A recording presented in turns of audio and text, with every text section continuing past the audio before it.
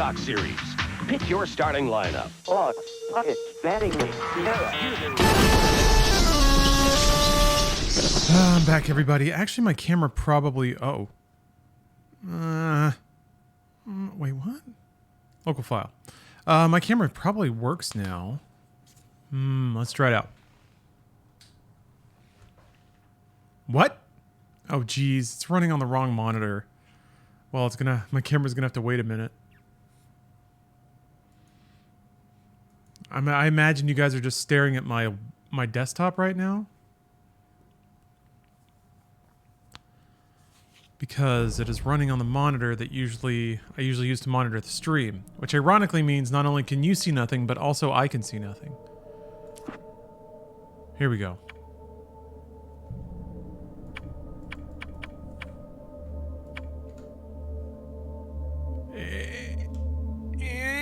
There we go. There we go. Graphics.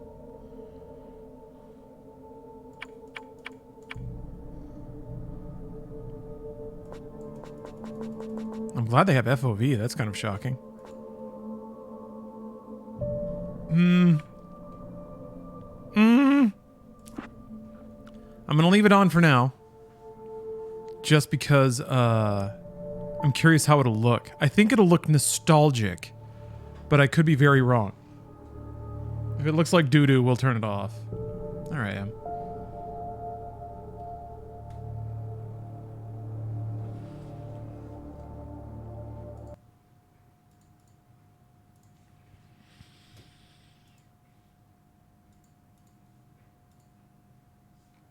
There we go.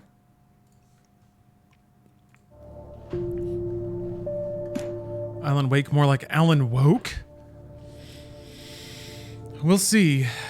I guess the Alan Wake 2 has not one but two, maybe even three, can you believe it, women in positions of authority and power. So, we might be looking at some outrageous wokeness. Yes. I think I played this a little bit when it came out. Is it a comedy? Alan Wake? No. There are comedic bits, but they're pretty sparing, and usually just there to relieve tension. It's a psychological thriller, Alan Wake. I could try to set it up, but it's just kind of best enjoyed as it comes, I suppose.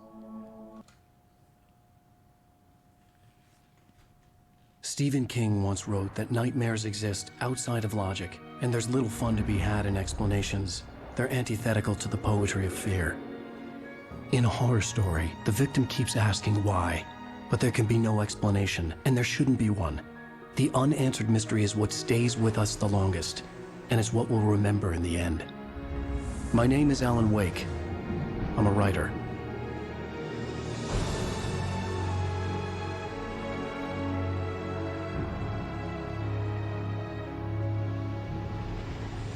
I've always had a vivid imagination, but this dream unsettled me. It was wild and dark and weird, even by my standards. So yes, it began with a dream. Following a typical nightmare pattern, I was late, desperately trying to reach my destination, a lighthouse. For some urgent reason, I couldn't remember.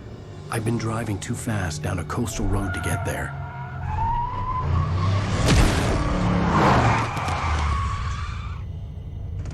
I'd seen the hitchhiker too late.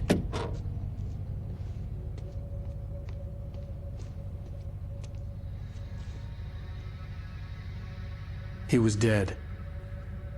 I was convinced they'd put me in jail and I would never see Alice again. I love how Y2K Alan's look is. The, like, hoodie. That's more like late aughts, never mind. Or early 2010s. Layers. Layers. Smart layers. Suddenly, his body was gone. The grizzle. I was in The shock stubble. from the crash. I could hardly stand my feet. Hello, Whoa. this is Sam Lake. Whoa. I'm the creative director of Remedy and the lead writer of original Alan Wake. Welcome to the commentary track of Alan Wake Remastered. I'm excited to talk about things that I kind of feel should not be talked about. You know, the unanswered mystery and all. I very much think that you own this now, this story, this experience, this game. You are free to find your own answers from it. Your own theories. You are free to love and hate the parts that you love and hate. Nothing I say makes any theory more official than another. It's just my theory, what I was thinking when I wrote it, but maybe I didn't see or know what it really was about. So, a spoiler alert is in order. I will talk about things here as if you had already gone on this journey. Okay. Also, potentially mentioning things of other Remedy games in similar way in the process. I will definitely say a couple of words about Control and how it ties to Alan Wake. So if you are playing for the first time, you might want to turn off this commentary from the option screen and come back to this later on. That was perfectly said. Yeah, I was thinking about, I was debating leaving it on, but he kind of... Video commentary. Wait, the original had commentary? Wow. All right. Well, given that this is a lower recap, I kind of want to experience the game without that. Because, like he already said, I don't really need to repeat him, but the game is by... hit the hitchhiker. The car wasn't going anywhere. Man, I need some kind of anti-aliasing. The game is by design kind of implicit and weird and has, like, fuzzy game logic. So it is, again, like he said, and I get just repeating him at this point, open to interpretation, and the interpretation is the fun part because it gives you ownership over it. And by design, since there is no right answer, then all interpretations are valid. That said, I have my own that is correct, so we'll be revealing that as we play the correct answer that is mine. Yeah, there's coffee over here. I think I picked it up in another playthrough already. The bridge had collapsed. I'd have to find another way to the lighthouse. I need to turn the sensitivity down.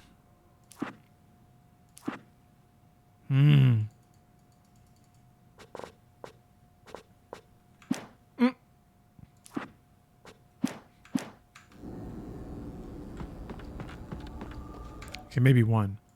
This is super designed for a controller with the way the camera moves.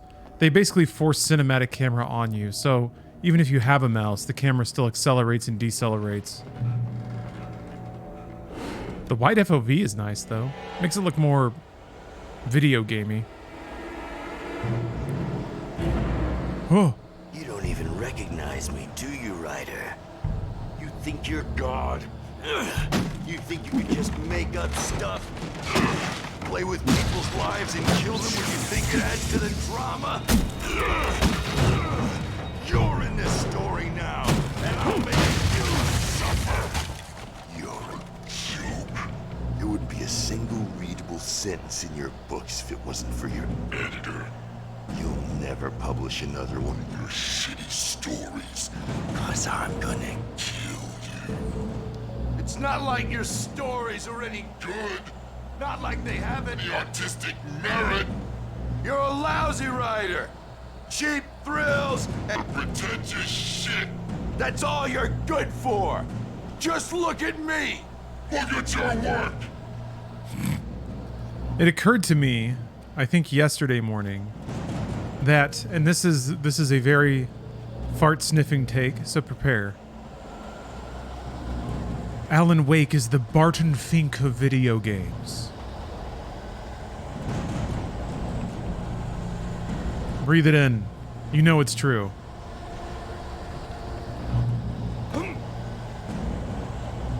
Oh, I remember scanning this before, but I can't remember where it goes. Hold on. YouTube video that phone did not properly do. Oh, visions. I was trapped here. Hold on. It's a YouTube video.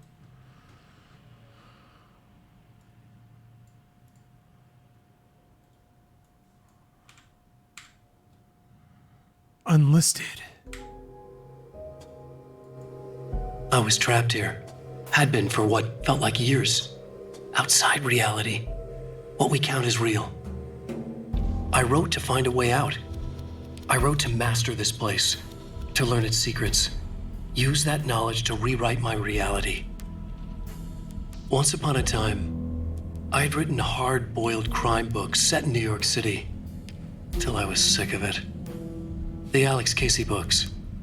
A detective solving cases of murder, corruption and madness in the Dark City. This place tapped into my unconscious mind, drew from there, twisting what it stole into a nightmare that took shape around me. A mystery. A detective story. I needed a detective to guide me. Echoes of Casey haunted me. So yeah, now Casey is just straight up in Alan Wake 2. So is it gonna be like Alex Casey is the specter of Max Payne looming over Sam Lake? He's tormented by his like greatest success, the character that he can't get away from. But it's just like a dumb action hero that he has no artistic respect for. Man.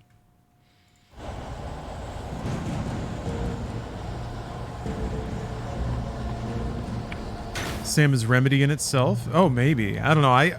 To me, it's like, I think it's just the story of a writer. Damn. With it's a write what you know situation. And certainly, Lake has written cool stories that are involve more than just writers, but still. Just seems very meta. Yeah, Papa Baloo. I realized that the hitchhiker was a character from the story I'd been working on. It's lore time. How does it feel to die by the hands of your own creation?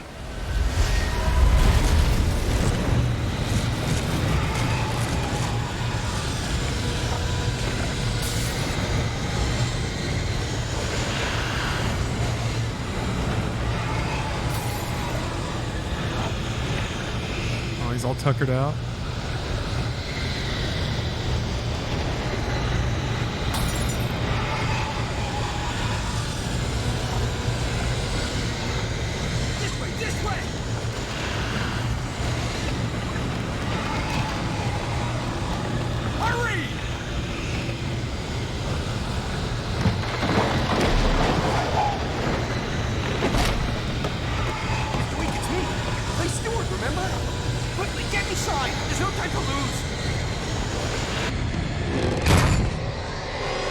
We all remember Clay Stewart. Oh no! Stop! No! Damn it, die! No! No! No! Ooh.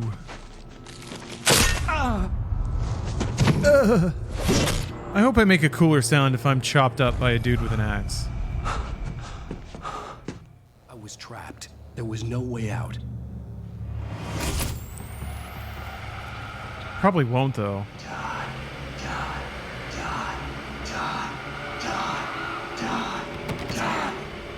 What's this? Same Alan Wake sound. Or sorry, Max Payne sound.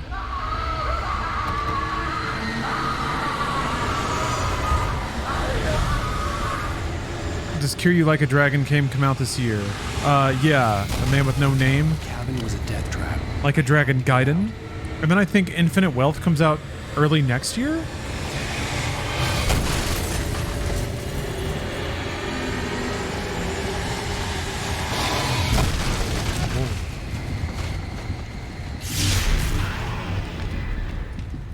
follow the light. I'm ever in a position where I'm about to be murdered on my dab. Make it weird for the cops. You should go into the light. You are only safe there. Why did he dab?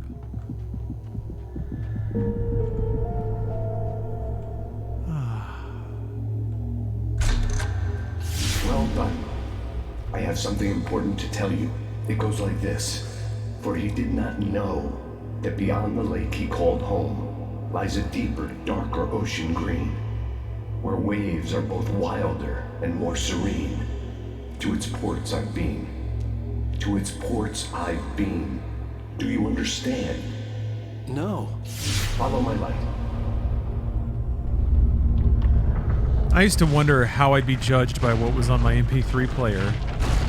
If I got hit by a car or something while I was out running.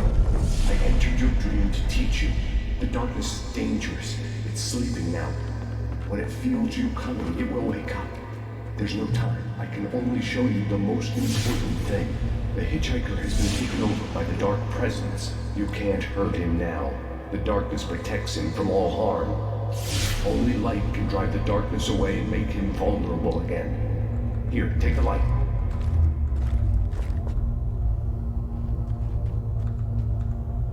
Turn your flashlight toward him and burn the darkness away.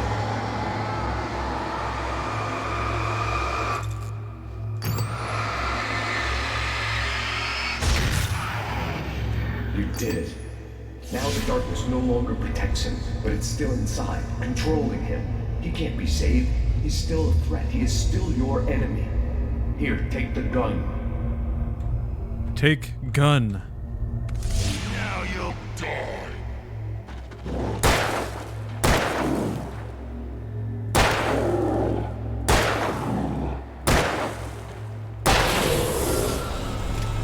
The greatest weapon I can give you. A gun.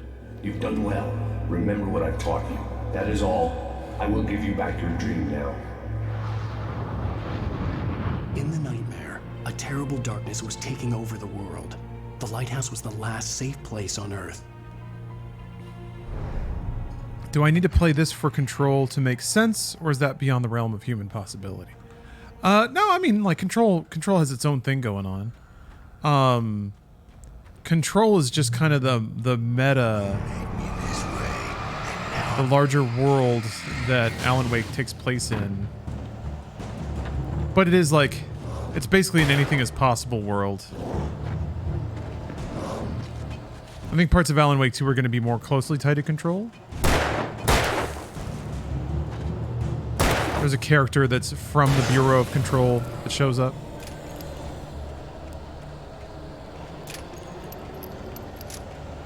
I forgot about that, mashing to reload. This is it, Bridge.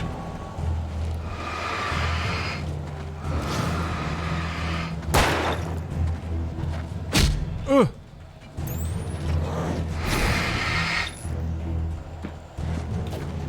Wait, what's the dodge button again? I thought it was space.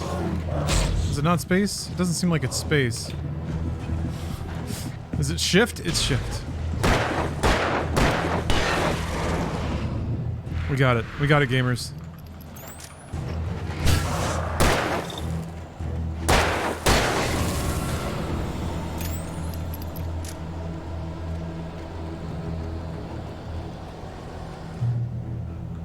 Boom. Use one. Okay.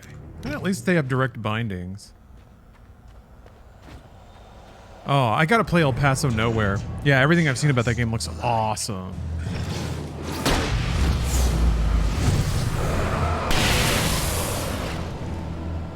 Cool.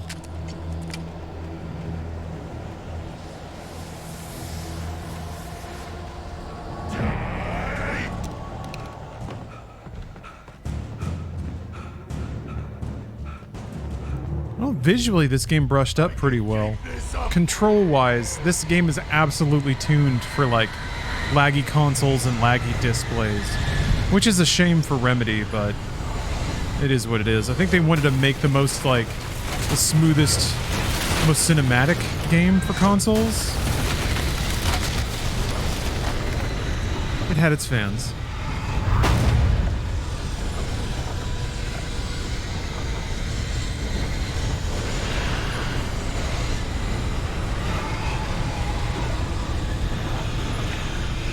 Yeah, Sean Ashmore is in Alan Wake 2, but not as his Quantum Break character. Even though Quantum Break is, I think, part of Controlaverse.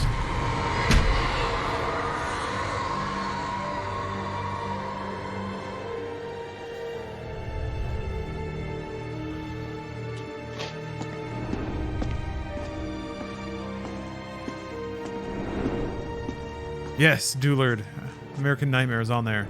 As I recall, there was one DLC and then American Nightmare, and then Control, and then 2 DLCs. Oh, they don't own the rights to Quantum Break. Oh, I didn't know that. He's here. Who does? Alan, wake up. Is that an Xbox thing? Shh, baby. Just another nightmare. Everything's fine. You dozed off. Right. And I guess it was an dozed off exclusive. would be news for everyone. Oh my god. Cheer up, handsome. All the aughts We're looks. I like how her smile is just a little too wide and thin.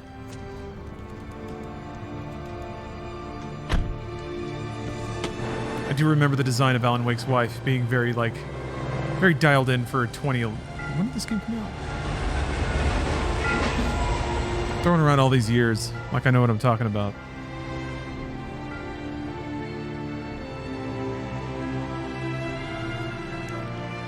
...2010. Wow, okay, so...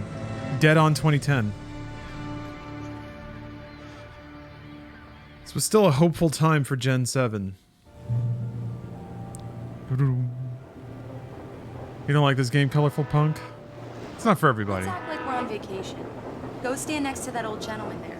I want a shot. Stupid jeans. Skinny jeans. I'll even give you a title for the shot. A city boy, moments before he got eaten by a bear.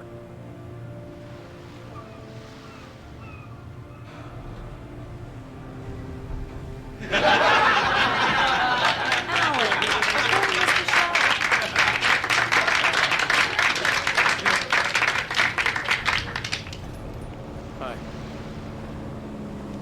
Hello there. You picked a good time to visit our town. Deerfest is just 2 weeks away. Deerfest, huh? Did you hear that, honey?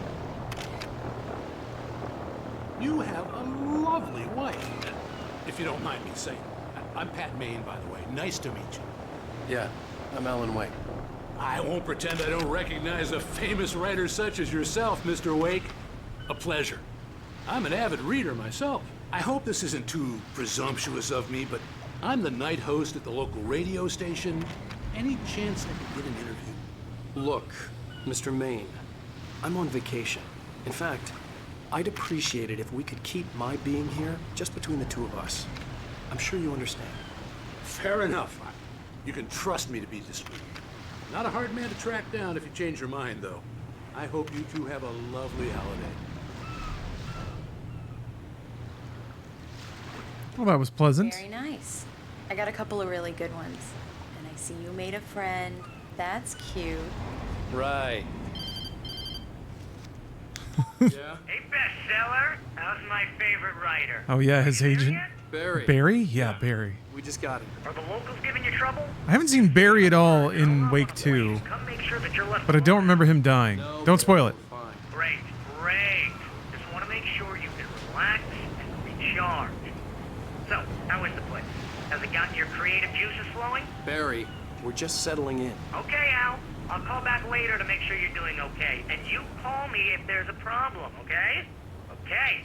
Just looking out for you, buddy. Talk to you later. I love you too, Barry. You know he's going to be calling you every 5 minutes. Barry is Barry. I can always turn off the phone. What did I tell you? God, I'm Text so nostalgic for like the flip phone era right now. Ugh, just these phone bloops are getting me. He says hi to you too. I gotta play GTA 4 again. That might be the most pre-iPhone cell phone integration into a Come on, let's game. get back to the car.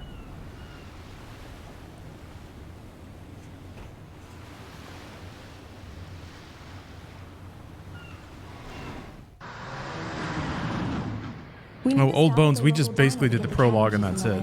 So, still at the very beginning. He's waiting for us. I'll go fill her up while you get the key. I'll pick you up here in, say, 15 minutes? Sure. Alan, thank you for coming here with me. I love you too. Go on. I'll promise to behave.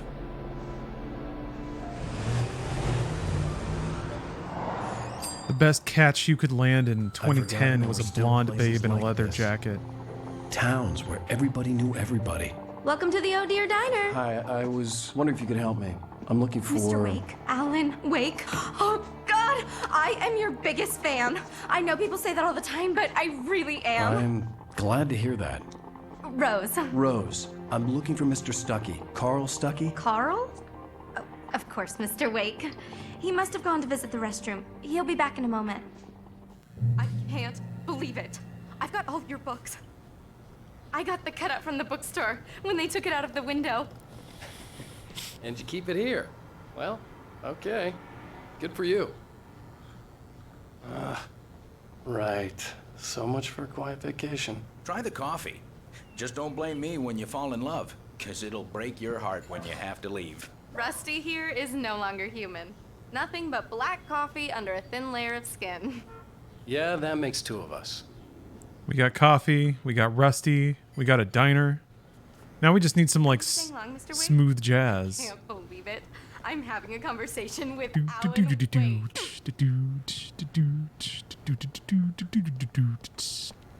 Do me a favor, Sonny. I could really use a tune right now. Coconut, number 6 in the jukebox. I'd do it myself, but both of my legs have gone to sleep. Bad circulation. Yeah. Are you serious? Coconut again? You disgust me. Call yourself a rocker. Unbelievable. Ha!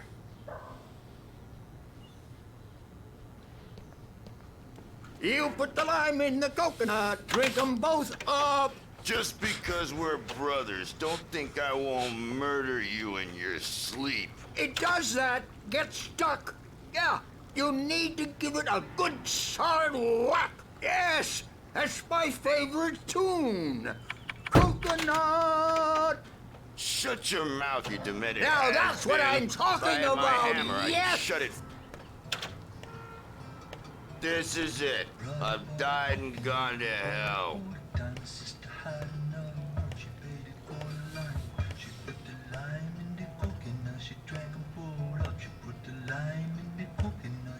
Wait, that's the log lady. Huh. She's even cradling something? Don't go in there, young man. You can hurt yourself in the dark.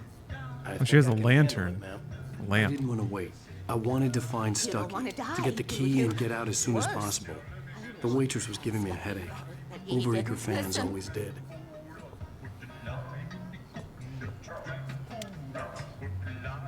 This is a vibe, though. I mean, I could crush a couple of cups of coffee here. Uh-oh.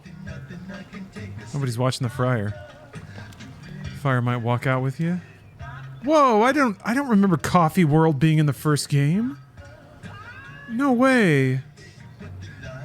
Brand new attraction coming to Watery. Look at them, they're all riding in a little percolator.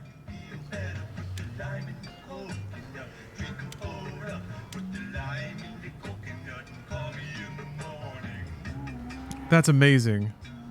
We finally get to go to Coffee World in the sequel. Change the bulb. This is what happens when you get sloppy.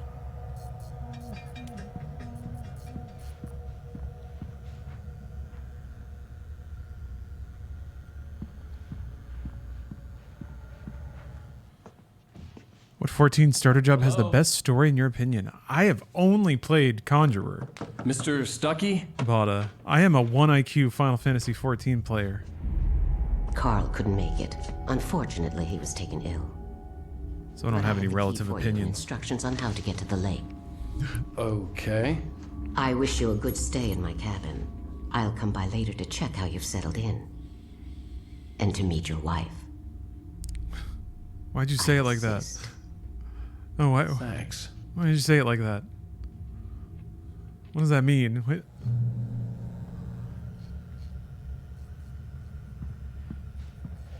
Cauldron Lake is a special place. Very inspiring.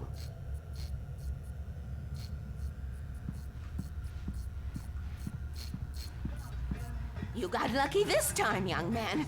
You can hurt yourself in the dark. This really ought to be fixed. And then I must remind Sarah to change the lights at the station. It's been too long already. Did Lancer? I told myself I was going to play them all one of these days. Even that sounds better than your singing. Are you all right? Splendid, splendid!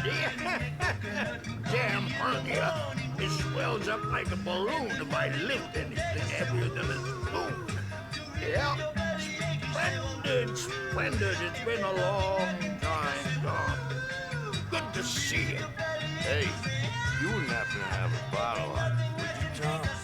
I wish.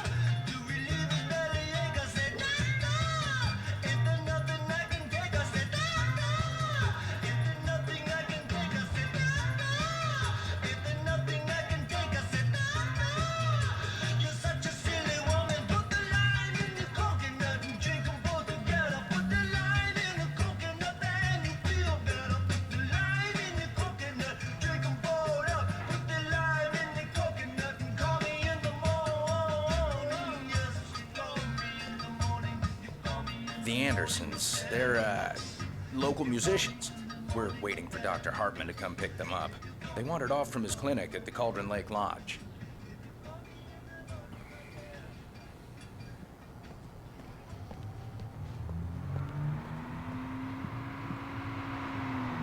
I'll be heading back to work. Bye, Mr. Wake. Meep, meep. Mission accomplished. The key and the directions. My hero. I got some flashlights, just in case. Hey, wait! Mrs. Wake! Your keys!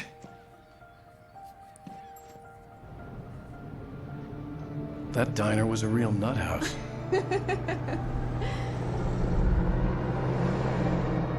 Can you believe this place? This would make a wonderful setting for a book. We're supposed to be on vacation, Alice. Like one of what we're doing right When we now. get back home. Okay? Okay. We can talk about this later.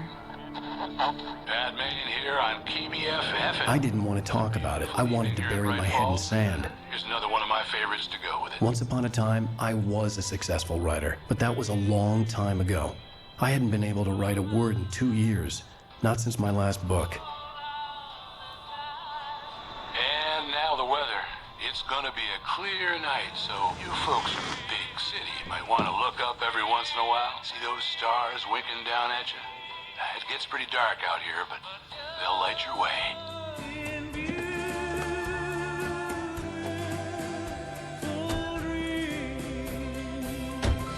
Typical Stephen King main character dilemma. Yeah. It's so on the nose, but it definitely, it's on purpose, right? The meta context of it. It's gorgeous. He's trapped in his own novel, so he's he's like tormented by all of his own tropes. I'll get you inside safe and sound before it gets dark. Yeah. And I've got the flashlight. I know. I'm okay. Alice had a phobia. The fear of darkness. I wanted to make sure we were inside with the lights on before sunset. That's not ominous. Oh! Are you sure? Fuck, that's loud. It's nothing like it for sure. It said near the lake, not on it. I cranked the sound because the game's pretty quiet. And that relatively made... Sorry, that was really loud. I'll be careful with that.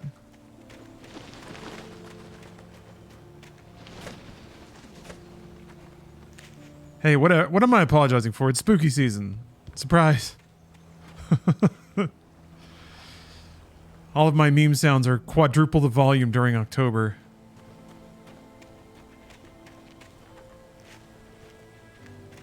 God, those pants. I can't even.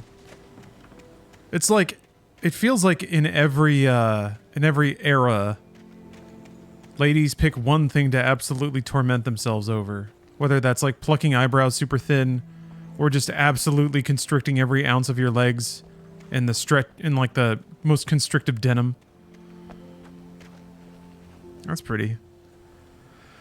Fire guy, I'm reading your messages. It's really interesting. You had to service the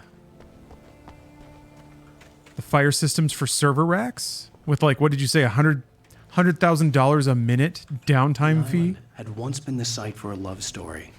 Maybe it would be that again.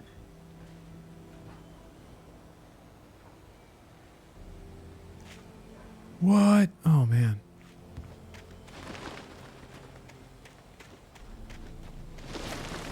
An old generator had been connected to the power cable.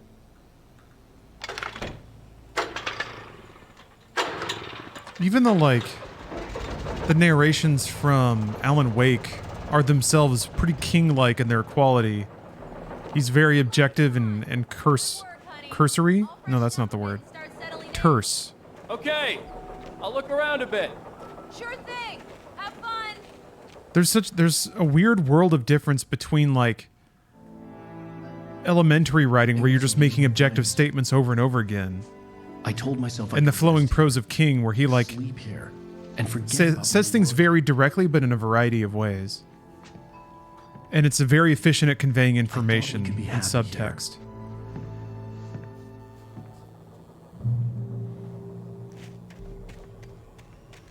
Even the like, my name is Stephen King and I'm a writer. Cauldron Lake Lodge. The old building used to be a hotel. It even has the same meter as like the first line of Dark Tower. Same kind of flow.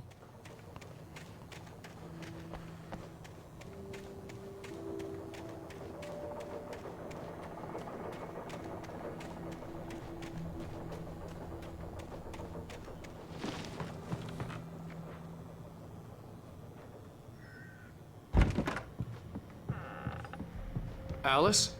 Honey? A shoebox filled with books by Thomas Zane sat on the shelf. I'd never heard of him before. Tom Zane. Who's that? Isn't he the Punisher? Alan, I'm upstairs.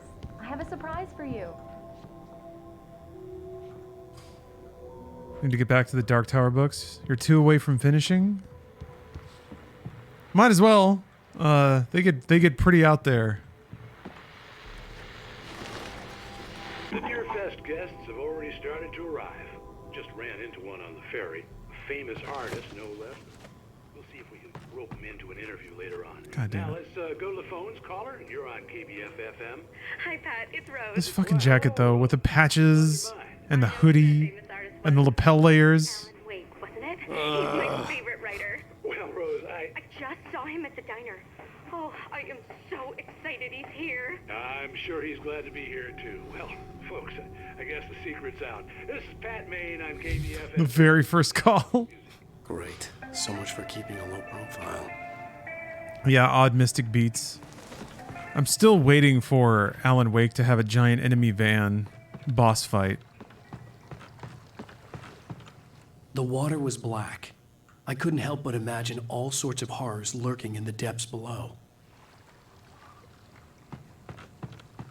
In my heart of hearts, I know that Sam Lake is too classy to do that. An evil train would be good too, yeah? A possessed mountain of cocaine.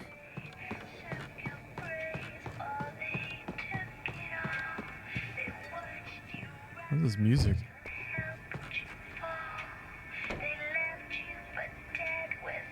Alan! Alan, where are you? Come inside, honey. I'm listening to the radio, babe. Trying to relax.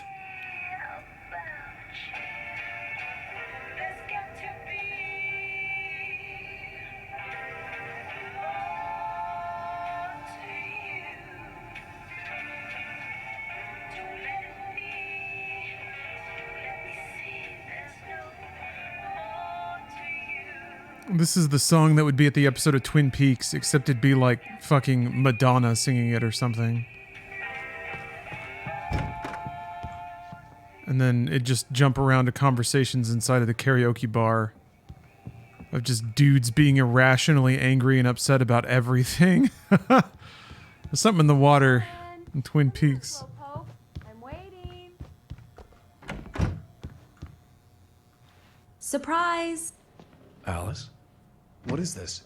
I guess I have a small confession to make. I thought maybe you could write These here. underwears. Scenery would get you Damn, past. Alice, everyone Hey, hey, just hear me out. There's a local doctor, Dr. Hartman. I read a book of his. He has a private clinic here. He specializes in helping artists. So now you want to get me committed? No, it's not like that. That's not... Alan? Alan? Just don't! I don't want to hear it! God damn it, Alice! God damn it! I knew she wouldn't follow me in the dark. I needed some time alone to think things through. Such a prick. Oh! Angry stomping down the dock. Did you get me diet soda again? God damn it, Alice! Damn it!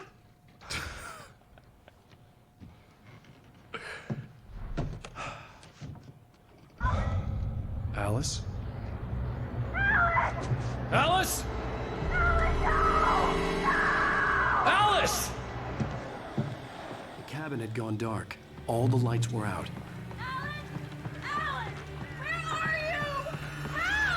Yeah. Alice, I'm coming! It's all right, I'm coming!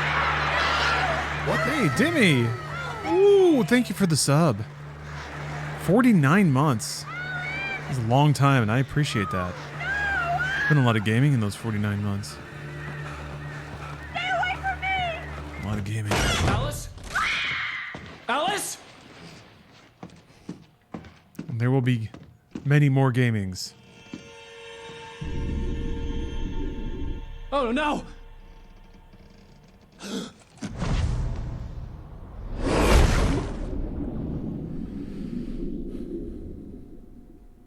Keep going, Alan. Wake up! Alice?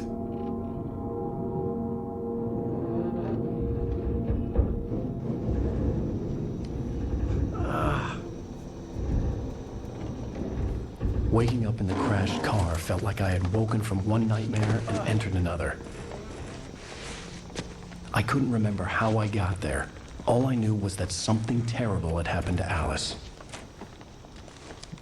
And it was definitely The phone not was my dead. fault. I'd have to find help on foot.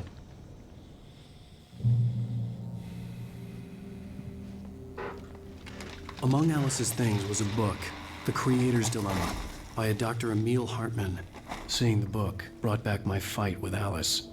I didn't like it, and I didn't like the guy's smug face on the cover either.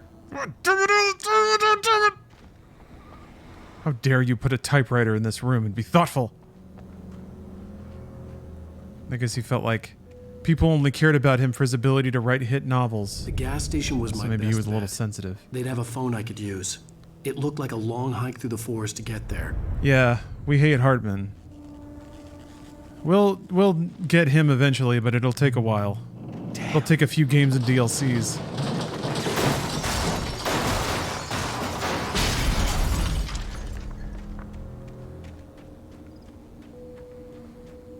Yeah, isn't there a new Alone in the Dark coming out soon?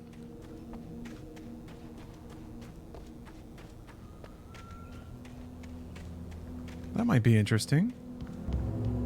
Hey, what's up, creative man? Hello?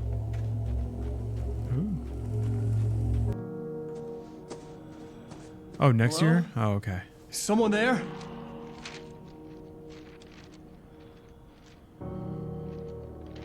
I tried watching Alone in the Dark again recently. Man, it's boring. Those sheets of paper were pages from a manuscript entitled Departure. But it is fun how explicitly I planned to use in the post-Matrix next it is. novel I had never gotten started. I was named the author. I hadn't written it. I couldn't remember writing it. This is gonna be loud. In the scene on the page, the hero was attacked by an axe murderer in the woods at night. It didn't seem as loud that time, but I was ready for it. Maybe my ears have already, like, swollen shut.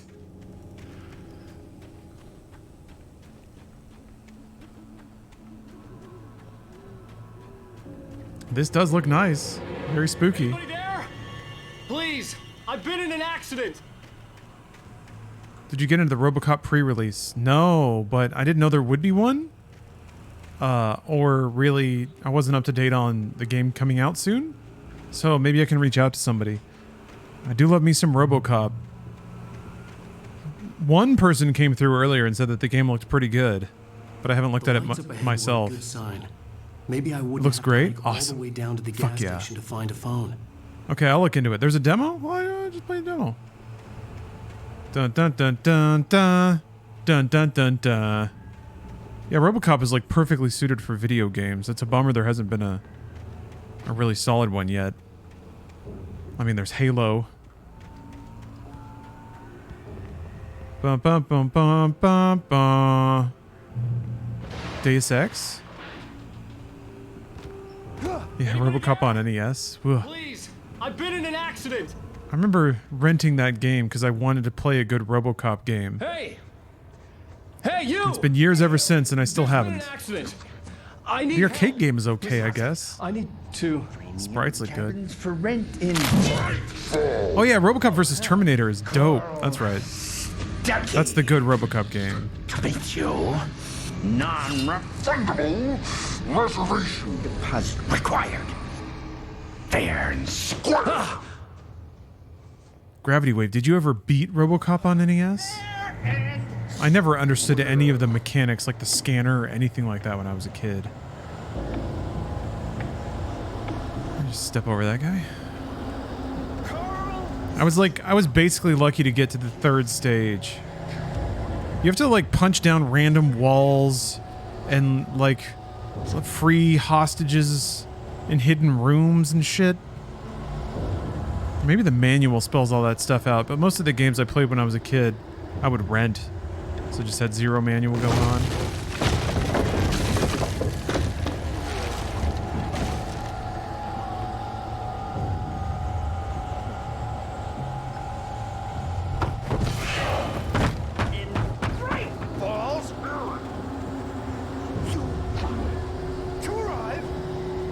No, I never played Go-Go. What, Go-Go 16? It's the latest thing! Two birds. I had to figure a way out of this.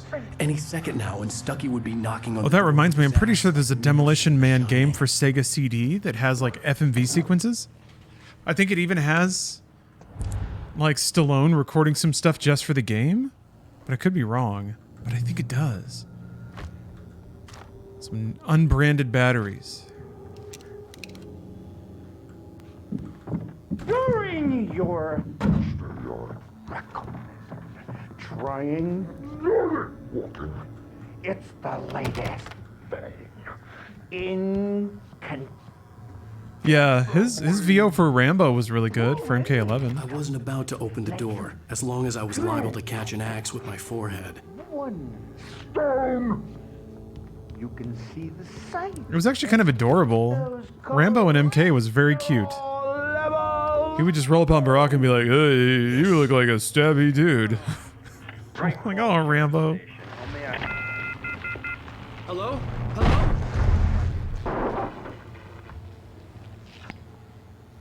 Sweet John Rambo. Heart of gold. This is bad. Yeah, he fits super well. Honestly, like any action heroes fit perfectly. Action heroes and horror villains. The rules just kind of make sense. I remember that sequence being really awesome on 360. There was just like a fascination with tilting levels and like set pieces that would move around. Portal had them. Uncharted 2 and 3. Graham, thanks for the sub. Striker. The bulldozer had gone over the cliff with the office. I hoped Stucky had suffered the same fate, but I wasn't planning on staying to find out. Not far in the game at all, Fire Guy Mike. It's really only just getting spooky for the first time right now. Played through the prologue and they did some like tonal establishment, but story-wise, all we know is that Alan Wake is a troubled writer. He has a series of kind of like, I mean, he's just straight up a parable or an analog for Stephen King. He writes kind of pulpy horror novels, but I think he's had writer's block for years. My head pounded. Came out to Bright Falls to Fired a gun outside a shooting. get away from it all. And now I just killed someone or something. There were no bodies. They just disappeared. If I was dreaming, it felt real enough to make me sick. His wife got sucked into a lake. He jumped in after her and woke up here, in this version of Bright Falls. Eerie hand-painted graffiti was revealed by my flashlight. Someone had hidden a chest of supplies near it.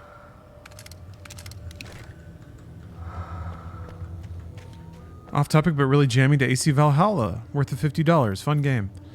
Yeah, people have said very positive things about it, and specifically the things that I got so bored of by the end of... Well, I didn't even finish Odyssey. I couldn't take it. But apparently Valhalla is quite a bit punched up from that in a lot of the ways that I got annoyed with, so... Maybe I'll check it out one of these days. We'll see if I finish Mirage. That'll be a good indication. The dark Mirage, my bad. the Okay. place I wanted to go, but I had no choice. Yeah, Mirage is fun. Get to the gas station. It's familiar, but it's fun. It's rabbit season. Aw.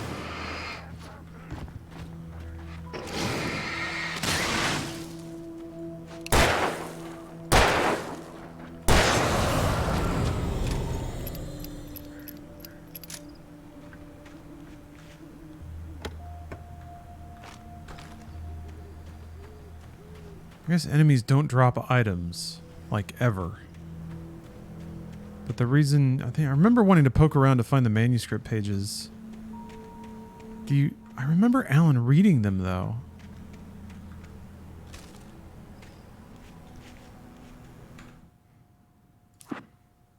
Ah.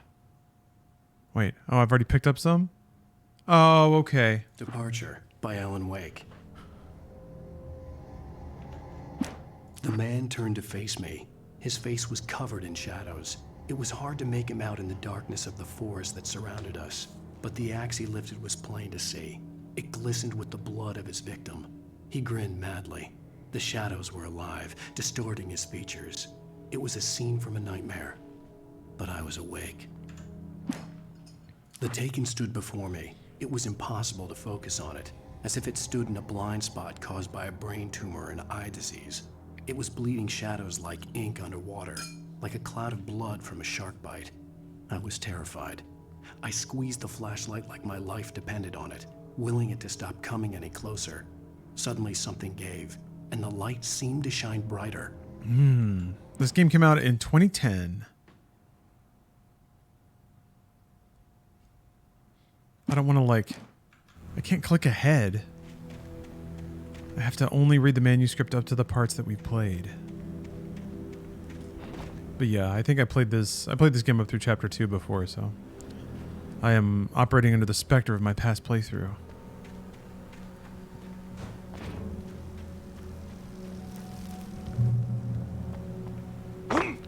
Is Alan Wake in Control set between Alan Wake 1 and 2? Yes. I think. Yes. What the hell was that?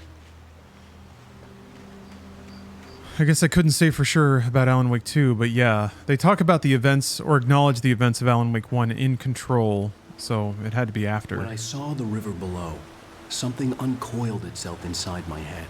I realized that I'd have to find a way across. I didn't even want to look at the water.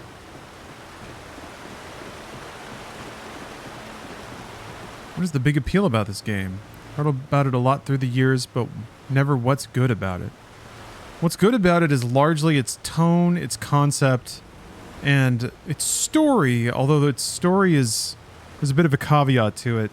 The story is really Twin Peaksy, which is to say it's super weird, and there could be connectivity or meaning or greater significance to the weirdness, or it could just be weirdness. That's kind of an acquired taste sort of thing. And it's not for everybody, for sure. Some people get annoyed at that stuff or just don't get into it. But yeah, there's charming characters. It's just kind of like more of a goofy energy beneath the self-seriousness of all the spookies. Yeah, gameplay-wise, there's not a ton going on. In Alan Wake specifically, Remedy games are usually have like some pretty wicked operative game mechanics, but this one was, in my opinion, intentionally made a little simpler for console audiences. That was just kind of what was going on all throughout the PS3 and Xbox 360 generation. A lot of existing games were kind of simplified and boiled down. So it's a pretty by-the-numbers, like, over-the-shoulder action game. He was still out there, in the dark, stalking me. It plays it pretty safe when it comes to game mechanics. Even if it's super weird with its story.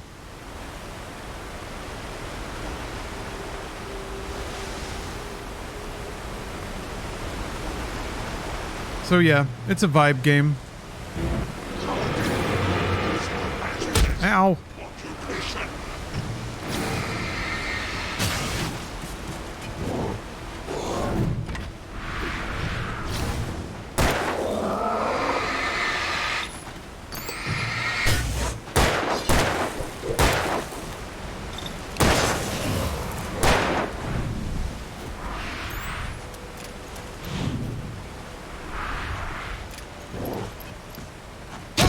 Hey!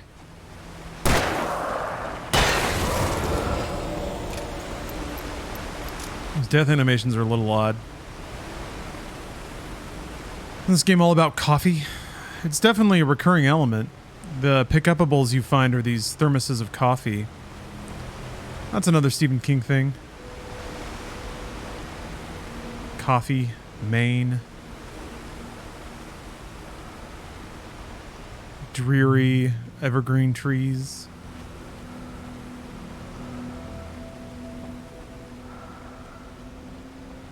And a fun fact that I will continually bring up. Finland is the highest per capita or per person consumption of coffee in the world. So I choose to believe that there's also a small amount of cultural exploitation going on with the coffee aspects. Also crosses over with Twin Peaks a lot. Twin Peaks also a very coffee-centric show.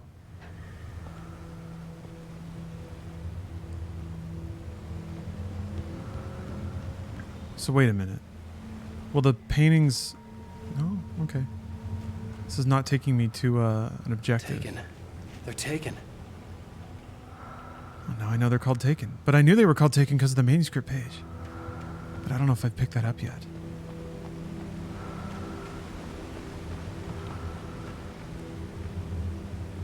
Coffee brandy is Maine's favorite drink? Yeah? I don't think I've ever had coffee and brandy. I do like me coffee cocktails, though. I will fuck with an espresso martini.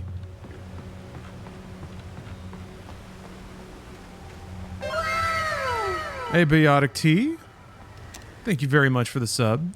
Took a dump today. Hope your BMs have been healthy. They have. They have. I'm glad you brought that up.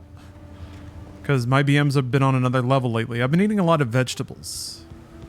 A lot of vegetables and olive oil. And let me tell you, my gears are turning like clockwork.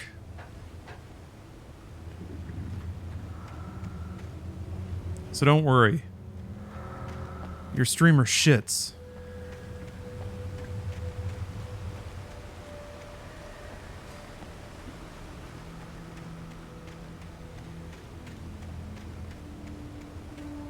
Olive oil is nature's BM lube. The staircase was broken. I had to make my way up some other way. Yeah, so I have a theory. You know, if you go to a really good Greek place, they always have that, like, garlic dip? That's pretty much just, like, whipped oil and garlic, right? Or is there something else going on with that? There was bound to be a generator. I need to look up how to make that. Site. Anyway. Steph had a lot of that stuff because she was delicious, and then she was like, oh my god. And I was like, mm-hmm. Mm-hmm. Yep. You got lubricated. I read online, and I wonder how true this is, but I read online that it's kind of like a party trick to talk someone into taking a shot of olive oil.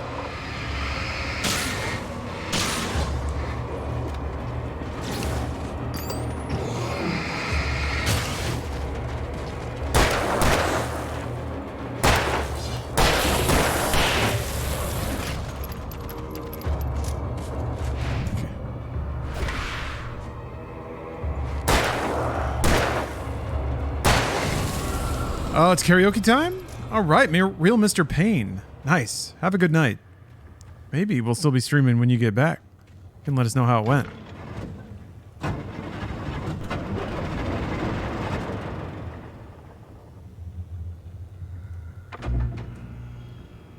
Wait, what? There's a video of a guy who drank olive oil and it started leaking out of him? Wait, what? Did he have a hole in his tummy or something? What's the party trick? I'm on the edge of my seat.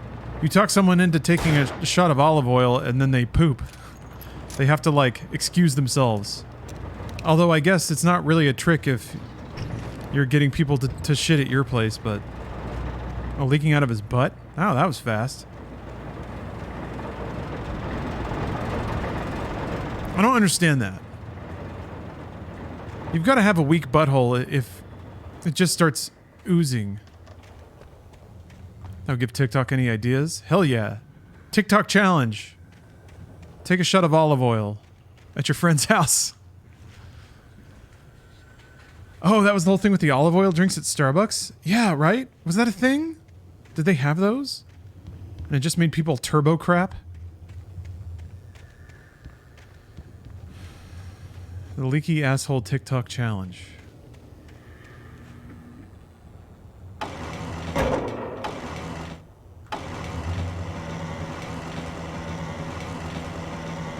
Olive oil is good for you. Yeah. No, this is a good TikTok challenge. It's good for the kids. It's got healthy fats. Good for your heart.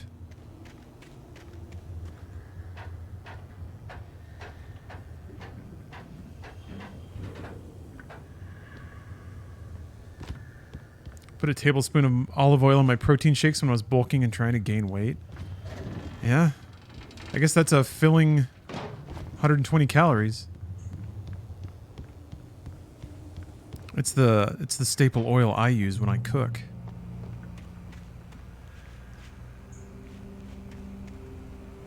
Olestra stopped the oil from being absorbed, so the food had to come with warnings about anal leakage. My anus never leaked with Olestra. And I think it's a food science that we unfortunately walked away from. Well, I want to eat more plastic. For a breath of fresh air, and what a night. I suspect, here's my theory about that, is that we got undone because some people were being maybe a little overconsumptive. Maybe some people thought that since there was no fat, you could just eat an entire bag in one sitting. And yeah, that's going to shotgun your guts out because you got a lot of particulate ramming through your lower intestine. So I don't know. I got my theories. It's kind of like the sugar-free gummies, you know? Like, yeah, it'll rumble your guts a little bit, but if you eat a normal amount. However, you know that there's somebody out there that's like sugar-free? Sugar-free? That means I can eat 15 pounds of gummy bears. Anyway, If you're still up and around, I gotta get me some sugar-free gummy bears. step outside for a spell. Maybe instead of like a drunk stream, I could do a gummy stream.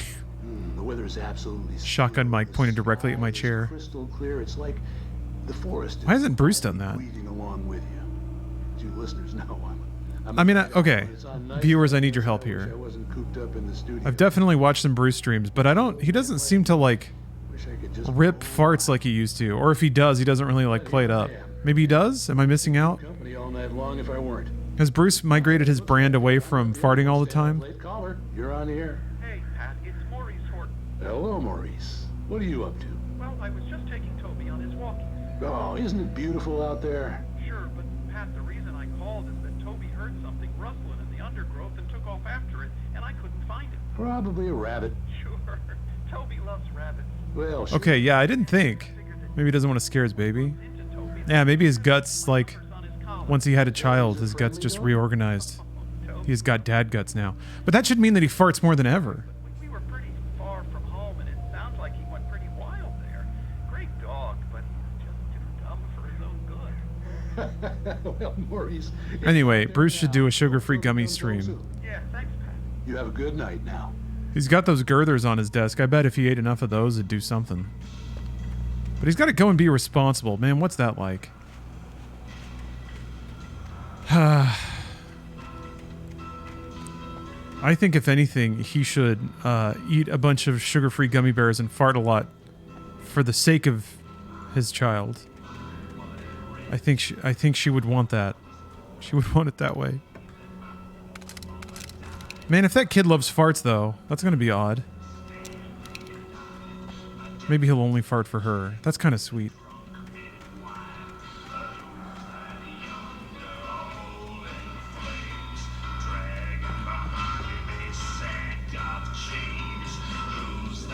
Do it for her.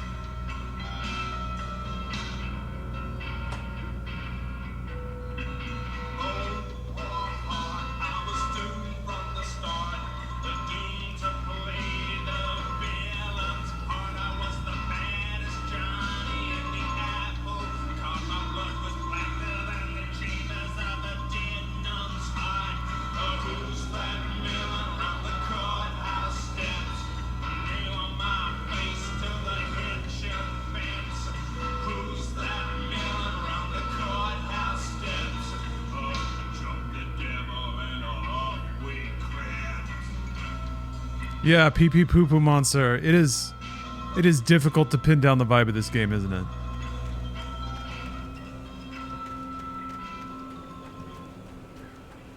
Jumps all over the place, keeps you guessing. Oh.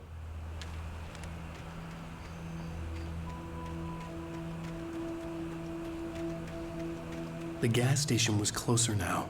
Its light welcoming in the darkness. Oh, wow. Those are the thermoses they gave away. Steph had the Alan Wake 1 thermos, but it doesn't look like the blue one in the game. But then they straight up made the blue ones. I was able to secure one for Stephanie. I was very, very happy about that. I've already had 2 glasses of coffee today. Ooh, dude, it's Bert. Has just redeemed the VIP or ban. We've already had 2 bans today. Okay? There's no way we can have a third. It's simply not possible. So let's find out.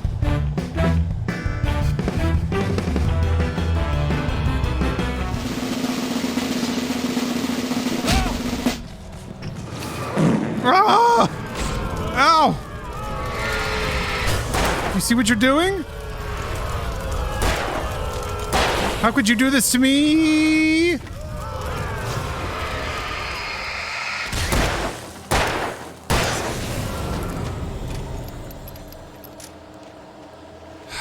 This is an exceptionally tragic moment. Now I have to ban Dude It's Bert from chat for an entire hour. And if I were like not as chill about it, I'd be really mad. I'd be really mad right now. You guys are really lucky that I'm not mad.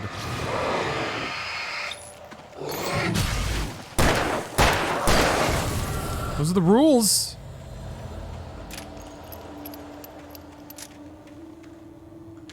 God, could you imagine if I were mad about it? It'd throw the vibes of the night completely off. So, luckily that's not the case. But instead I will be banning Dude It's Bert from chat. Handcuffed to bureaucracy, it's true, OJ dude. I'm glad you said it like that. Banned! Aw. He even posted a nice emote. Or they even posted a nice emote right before the tragic ban. Ugh. You hate to see it, but also you understand that it's completely necessary and even think better of me for doing it. Yeah. Yeah, the next one's gotta hit, right? It's ready to pay out.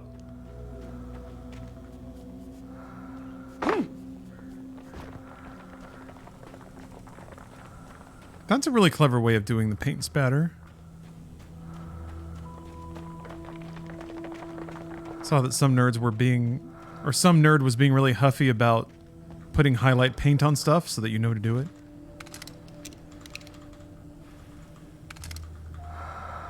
All part of the circle of life. Fresh gamers having played enough games to think that nobody in the world needs instruction on certain things anymore. Oh. Touch salad, though. A man like me needs a hefty meal. That's for today.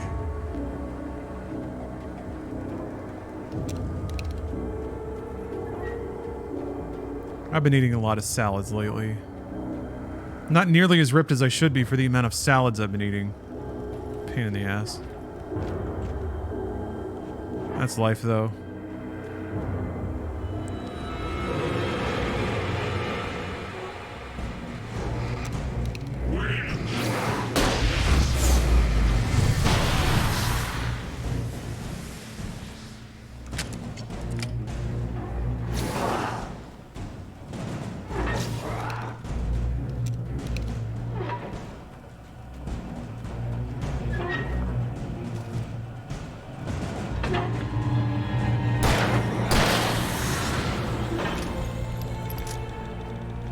Potato salad counts as salad. I mean, yeah, it's got vegetables and fats. Fits the description as far as I can tell.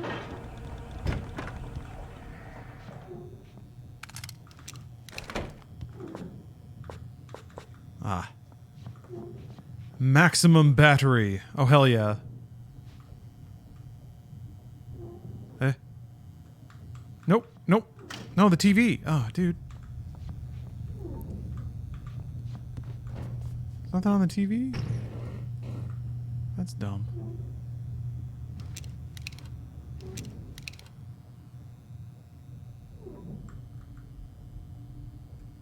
A Finnish style lager?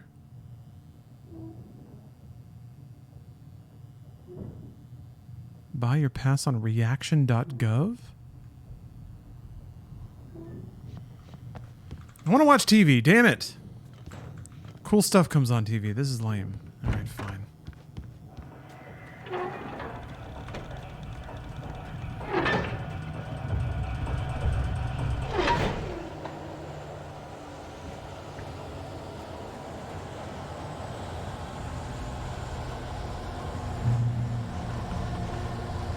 Man, I am thinking about making a drink, though. I'm trying to think of what could be thematic. I have like some dregs of a bottle of vodka I can use for something, so I want to make something clean. I was just talking about whining about salads not working, and this is why, but still. Cocaine and vodka. Now that is a Stephen King. Vodka with Coke? Ugh. I'm not a big fan of vodka Coke. If it's Coke, it's rum or nothing.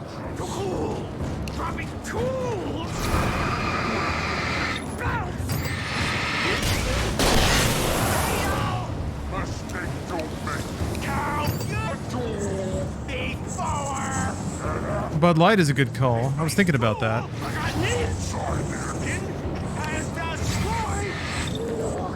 Walk into the corner store and getting me some mass-produced suds. I think I feel like a cocktail, though. Vodka, soda, water, and a lime. Yeah, that's the classic, isn't it? That's the cleanest drink you can make, really. I don't think I have any soda water, though. I have a variety of otherwise carbonated fluids. I'll have to check and see what's in the kitchen.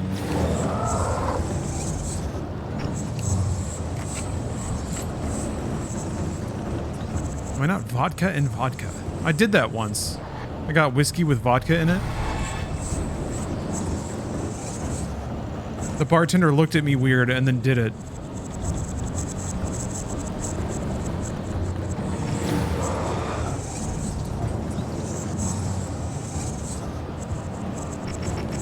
Sounds gross. It was kind of gross, yeah. Because it was just like more diluted whiskey but the dilution wasn't any kind of like flavor. It didn't help the flavor of the whiskey. It just the rest of it was just alcohol burn. So yeah, I wouldn't recommend it, shockingly. Stucky's body vanished, leaving behind only a lifetime of nightmares to come, assuming I'd reach the lights at the gas station alive. What if you put vodka in a soda stream? I do have a soda stream, but it shrieks every time I use it. I need to try to replace the thing. I'm afraid that some gasket bursts somewhere, so it just fires off soda carbonation into the world. Yeah, OJ dude. That's the appeal of vodka. It's the tofu of alcohol. It's interesting. I went to this panel at a tiki convention that I went to with Steph, and part of it was going over alcohol advertisements in magazines over the course of like from Prohibition basically to the end of the 60s. And in the 50s when vodka suddenly started being sold more in America, it was really pitched as the flavorless alcohol. Because I guess compared to whiskey, it was flavorless. But it was fun seeing all these like advertisements for like party planning and stuff. Like if you want a vivacious party, add a couple of glugs of vodka to the punch. No one will be able to tell, and everyone will be in a good mood. I recognized the parade float I had seen in Bright Falls when I first arrived with Alice. Deerfest. You're not wrong, I guess. Yeah. There's a lost art of like hosting. Not necessarily dinner parties sound so formal, but just like it's interesting to think about a time when there weren't 15 billion things to stream, you know? In the darkness, and you would welcome the opportunity to go over to somebody's house and eat something weird and just have some conversation and some drinks. My favorite vodkas are the ones with actual flavor. Oh, like the more higher end ones that have like maybe like a minerally flavor. I remember having a Polish vodka once, a Polish potato vodka that was very like savory and round. Like it didn't have the cutting burn of alcohol. It was like more of a smooth, like it was a smooth vodka. And I'm definitely not used to vodkas being smooth. Maybe it's because I always get cheap. But to me, vodkas are always like a little more cutting and minerally. Some kind of fight. All right. Here we go. Writing. Outside there's only darkness. Outside the cabin. Goose is pretty savory. I can feel a presence in the dark. Just now I could smell her perfume in the I still have some Polish vodka from when Steph went to Poland. I should just drink that. If I stop. I was saving it for some reason. I don't believe this. It'd been me on the TV, talking crazy. Was I losing my mind? There's a special vodka Polish drink that's like vodka and apple. Hold on.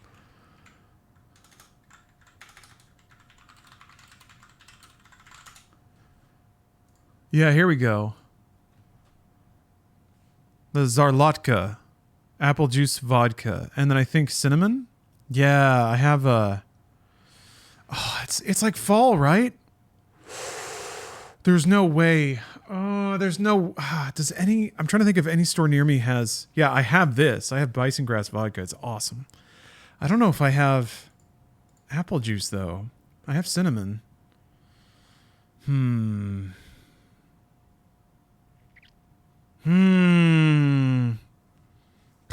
Commercial filtered apple juice. I guess it's really just fruit juice. Much to consider. Let me go peek in the. Let me go give a. Ooh. I'm gonna do some Nordic walking. For my birthday, Steph is planning a trip to Finland so I can see the Northern Lights. Sir Wizard Lar, hey, it's really good to see you. And 12 months of subs too. That's an anniversary. Love how punchy that is at this volume. But yeah, there's saunas. There's you can do a reindeer tour where a reindeer will pull a sled that you're in. How cool is that? I guess there's a Santa's village they can take you to. It's gonna be so cool. A winter wonderland. There's even a snow hotel we're gonna stay in. That's like literally made out of snow. I guess if you tap out, they can take you somewhere that has a heater, but fuck that. I'm gonna be I'm gonna be all, yeah, steamed hams, saunas. Okay, let me see if I can rustle up some fruit juice so I can have a traditional Polish cocktail. Maybe, wait, hold on. We're not playing Cyberpunk right now. What's a good Finnish cocktail? Long drink? Grapefruit, lemon, gin. Loncaro. Do I have gin?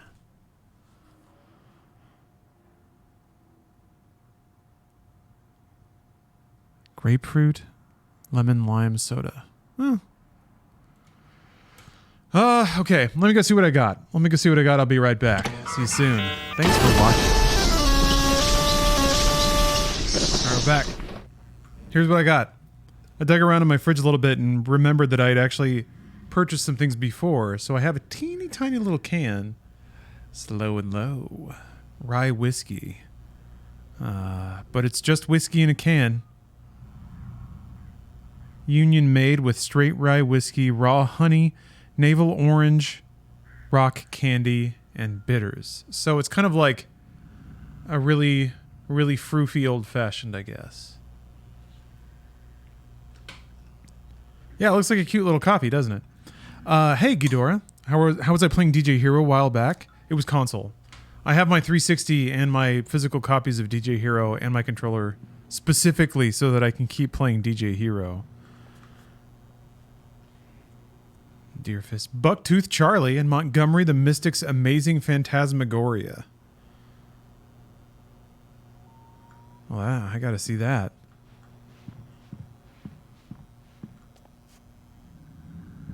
It could be you. Hell yeah, Comic Sans. Man, I can smell the whiskey from here. Let me take a little sip. Take a little sip. Whew. Yeah, that's a sippin' drink. Great Falls Sheriff Station. Oh, wow. That seems the economical way. Wow, that's kind of surprising. Picked up a Guitar Hero controller going through all the rhythm games of the era. That's Sheriff awesome. Sarah Breaker, you are... I'm Alan Wake, but listen. I was in a car crash. My wife, Alice, she's missing. Calm down, Mr. Wake. We were staying in a cabin on the island, on Cauldron Lake. There's no island. Luckily, Xbox peripherals are still supported by Rock Band 4. I don't know if PS5 Rock Band will. You look like you've I don't think it's out on PS5. to the head. Is it good? Yeah, it's good. It's a bit sweet for my tastes. Please get in the car. But most drinks are. And then we'll go to the station. If they're like pre-mixed and kind of made for a general public. I think also if you serve it on ice, it would dilute and probably be a little less sweet, so maybe I should do that. I realized I couldn't tell her what had happened in the forest. She wouldn't have believed. It's got a good flavor, though. And then she wouldn't have helped me with Alice.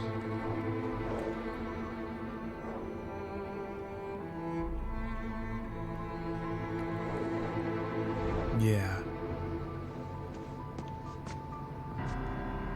I don't know if I've had a good canned cocktail. These are like artsy frou-frou canned cocktails. Most of the ones you get at like gas stations and grocery stores are, yeah, not good. Just packed to the brim with sugar to make them drinkable.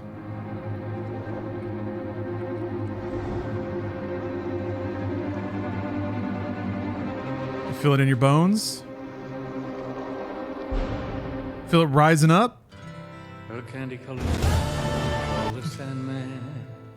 Of course they're going to use this song. Just a sprinkle stardust and a whisper.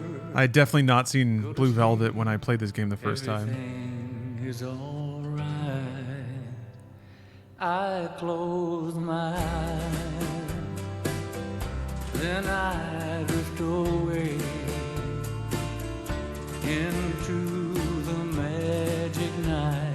Let's see here. Do you know where I can find or look for information on good tiki bars in an area? I no longer trust Google.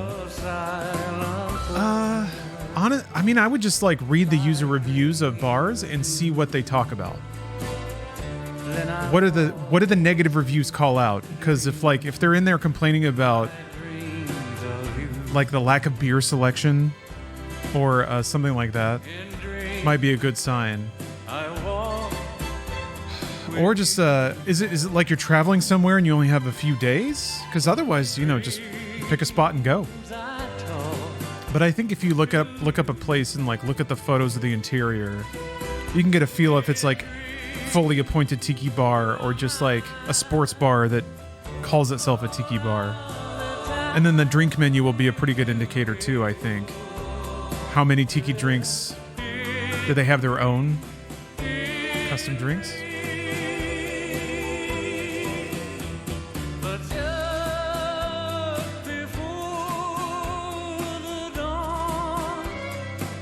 Oh, you're going to Miami. Okay. Last time I went in May, the well-reviewed place was a hotel poolside bar with like 3 drinks. Yeah, I would just like actually read some reviews and see like the people who rate it highly why. And if they talk about like the view or the pool, like things you don't care about. Yeah. Don't trust that like the high number is going to get you what you want.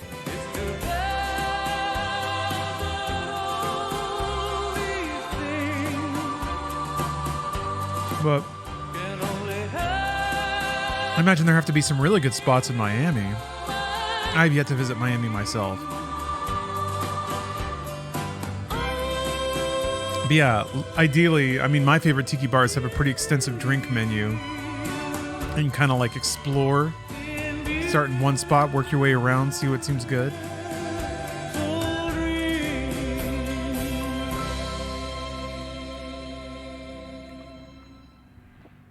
Love it. I think I had started Twin Peaks, but I had never watched the full series. Previously on Alan Wake. I came to Bright Falls with my wife, Alice. Thank you for coming here with me. I thought maybe you could write here. I don't want to hear it. God damn it, God Alice. damn it, Alice! Now, she's missing. Alice? Alice? I woke up behind the wheel of a crashed car. I'm missing a week. I was attacked by shadowy men straight from a nightmare. The sheriff took me to the lake Alice and I had stayed at, but the cabin had disappeared.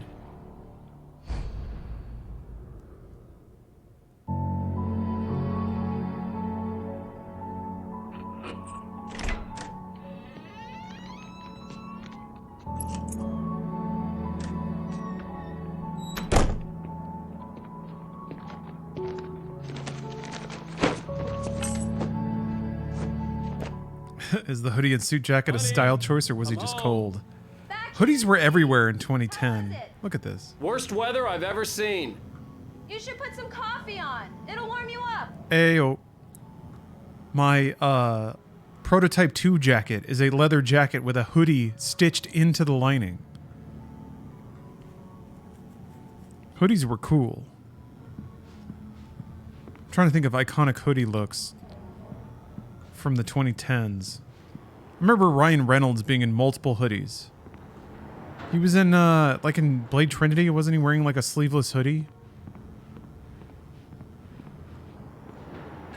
Coffee's on. Great, thanks. I'll need it if I'm gonna finish this by tomorrow. Oh yeah, Mr. Robot. Iconic hoodie look.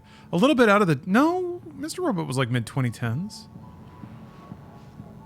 Second Son main character, yeah. Denim jacket hoodie. I actually really like that design. And the toque. The beanie. It was a really cool look, I thought. Like a hip Seattle look. I was into it. I like Second Son a lot. I could not stand Infamous, but Second Son was great. All the neon powers, that looks so sick. I don't know. PlayStation 4 opened so strong for me. And then it was all Sad Dads. Which had some positives. God of War is legendary.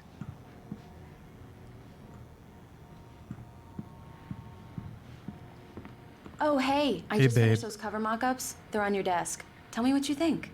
Your pants could be a little tighter. I didn't think you'd get them done this quickly. On occasion, I can perform all sorts of miracles, my dear. Oh, really? Well, you seemed to think so last night.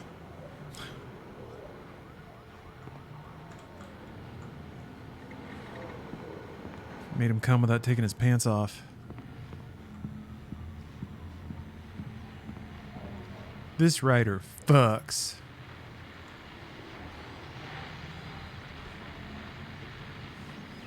Fall of Casey. Oh man, the fall of Max Payne. Are these all the Max Payne games we were supposed to get but got canceled? These look really good. Oh, sure, until Barry gets his hands on them. Oh, we got a new reflection? Way will happen over my dead body. The last time was the last time. Oh, and speaking of Barry, he called. Alan! Alan, please check the fuse box.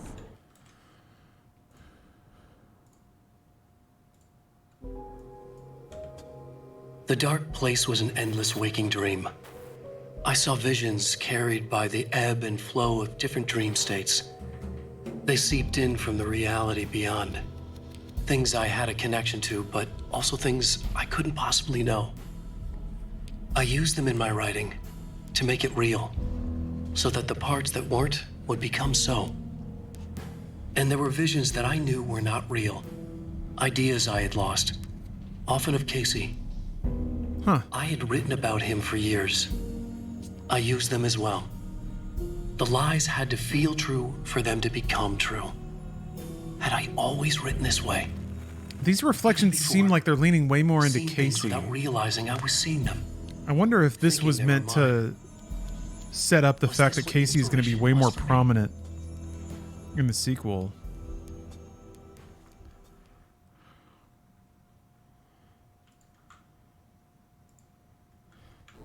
I'm right here. I'm on it, honey. Please hurry. Ready for Last of Us 2 Remastered? Oh, I can't wait to play Last of Us 2 again. Every day I wake up and I'm like, is today the day Honey, it's a power outage. when I can finally enjoy my favorite game, The Last of Us Part 2 again? And just see people shoving screwdrivers into each other's eyes in slow motion for 60 hours? You okay? Hey. I'm sorry. Hey. It just really spooked me. Don't worry. We'll just break out the candles. It's I know, scary. it's stupid, but it's just... Especially when I'm not prepared for it, you know? It gets to me. I love you. Tell me a story, writer. Okay. I used to have these nightmares when I was a kid. The dark really spooked me, too. When it got really bad, my mom gave me this old light switch. She called it the clicker. The clicker, huh? Yeah. If I ever got scared of the dark, I could just flip the switch and a magic light would scare the monsters away. Oh, sure. The clicker! Bruce talked about the clicker! Here it is. Alan. Maybe it'll help you, too. Yeah, nice story, writer boy. You made that up right now, didn't you? No. Seriously. I love you, even if you are a liar. Thanks for this. Are we playing Last of Us Part 2? Did Last of Us Part 2 even have clickers? Last of Us Part 2 is like taking the scary door part of Futurama and time ramping it out so that it's 40 hours long. How do you feel, Mr. Wick? Any nausea, disorientation, anything like that? Mr. Wick? Turns out it's man. I'm okay. My head's Hey, fine. Steph. I had to lie about my headache and memory loss. He'd send me to a hospital for tests. Playing Alan Wake over here. Leave without Alice. Alan Wake. I don't think you have a concussion, but you've obviously been through... Yeah, I heard Mr. Wick, too. You should take it easy for a couple of days. Thanks. Alan Wake's almost that cool. He just screams at his wife. Mr. Wick, we're done here. God damn it, Alan! If pain gets any worse or you experience any other symptoms, you should come see me. I'll let you get on with it then. Sarah, Sheriff Breaker, is waiting for you. She's very good at her job. I'm sure she can locate your wife in no time. Doc Nelson was the image of a small-town doctor. Sheriff Breaker had called him to the station to take a look at the cut in my head. I'm sorry you had to cut your morning fishing short for this, Doc. Oh, she's a beauty, ain't she? Not the biggest I ever caught, if you can believe that coming from an old fisherman like me, but she's right up there. Now, she's a largemouth bass, which is what you're after if you prefer a lure. Now, if you want either trout or salmon, on the other hand, then it's fly fishing for you. You a fishing man, Mr. Wake? Oh, doesn't really matter, I suppose. but it can be very relaxing out there. You can't get me off the water this time of year. Closest thing to heaven. I'll take your word for it, Doc. All right. Oh, manuscript? No. I'm gonna say hi to Steph real quick. I'll be right back.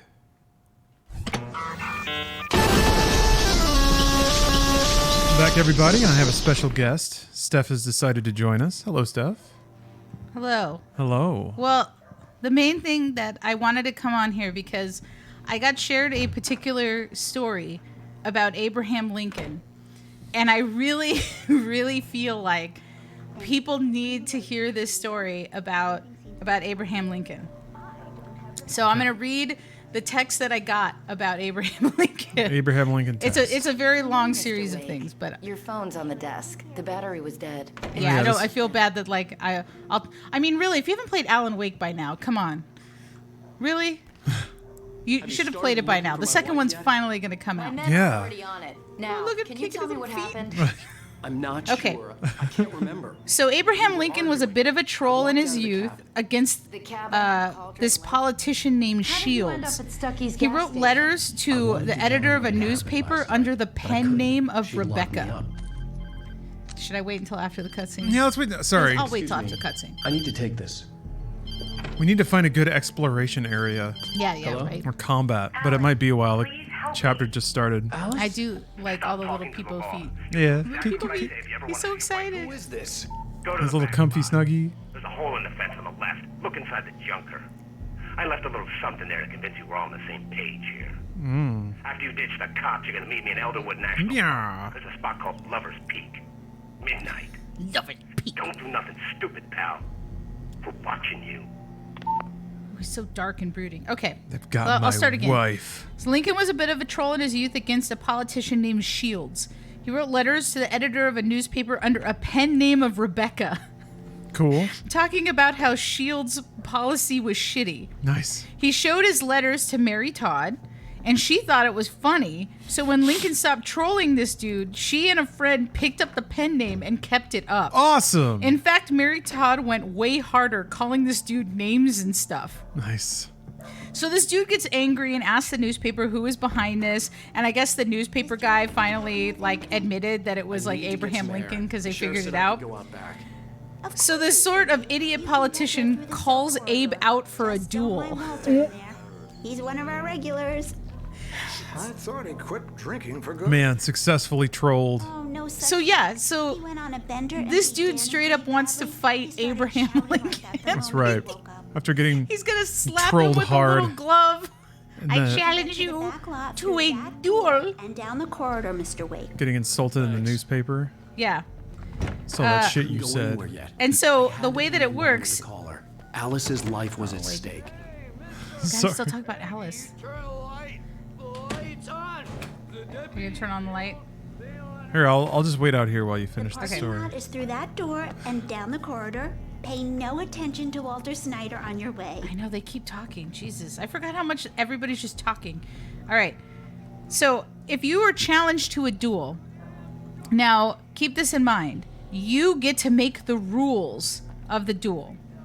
And at least that was definitely how it was in those days. So Lincoln makes 3 rules. They do it in a very public island. They do it with long broadswords. And they make a box on the ground which neither of us can cross or leave. Awesome. So this relatively short dude pulls up on Abe in this very public place and realizes that Abe is massive. Wasn't Abe Lincoln like 6'5"? He was a tall motherfucker. Okay? Mm-hmm. So this guy realizes, I may have made a mistake. I'm gonna get my ass beat. Abe is literally whacking away at tree branches to clear the area with a huge wingspan. And if he stands in this box with this goddamn sword, Abe can cut him up super fast. So the lesson is to only call a duel with someone you can see and hear Just go through the door there and know you can beat. Yeah. And also, you can get out of any problem if you make the rules. Okay. The end. That's a nice story. Good follow through. I truly was amused when I heard this. Abe is a clever one. I mean, he always did. I mean, even in like Civil War and stuff, he found pretty clever ways of provoking people into attacking in disadvantageous situations. Yeah, the dude backed out. Yeah, he backed out and was like, he stopped it. He just let it go. Man, what a baby. Yeah. Get in there and get your ass kicked. I like to think that he was like 5'2" and coming up against like 6'5" Stomping up all mad. and being like, yeah, sure, I'll be in this box where I have to fight you with a broadsword. Stop at the end. It's Max Payne. I'd lain here in the snow while the lurid. Okay, I forgot that. Man, I forgot this pairing happened in in Alan Wake 1. Private snuff movie, a memory of my corpse, alone at my own wake, thinking in metaphors again. The femme fatale was gone. Only a sour taste remained of the kiss that killed me. Oh man. Oh. Streamers should duel to resolve e-drama. Well, that's what Creator Clash is all about, right? This was a late goodbye. 13 years after I'd gotten my revenge, it had finally caught up with me. It had been a long time to bear the pain. My blood painted the snow red. A gruesome slushy dissolved all the scattered painkillers and leisurely dripped down to the sewer, mingling with the bile of the city, becoming one with it. I can see them now, my wife and my baby. Honey, I'm home. Nice. Max Payne.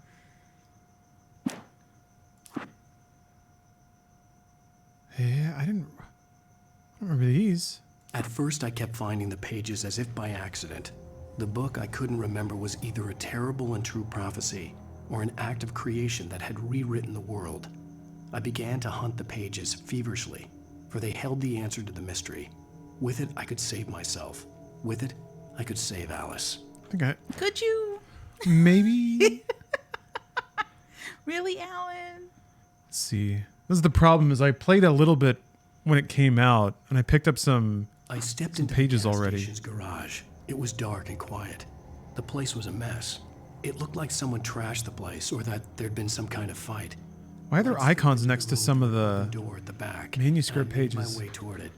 I was wondering that myself. I was Maybe they're blinded like by a bright bonus light. pages you An found? old Ooh, maybe. TV on the shelf had come alive by itself. Are we getting more peeks into game dev world today?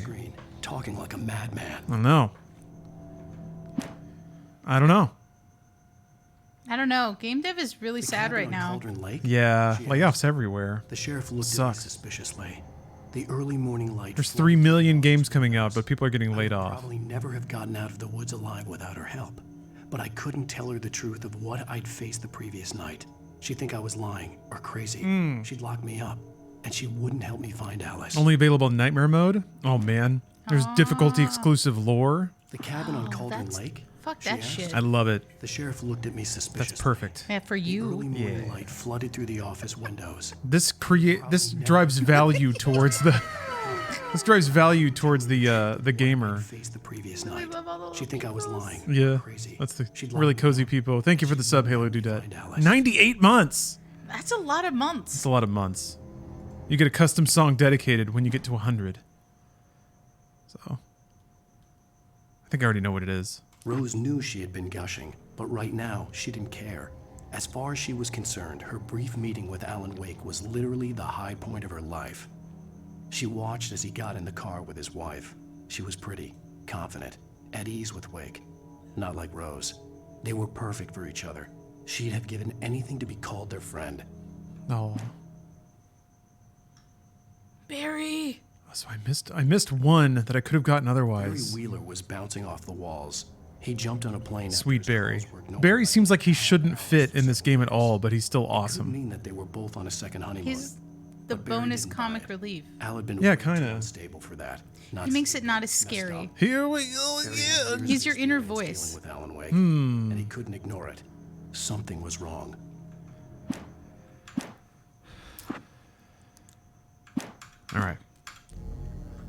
All right, now I'm gonna go talk to the dude in the cell. Hey, you! Can you help me?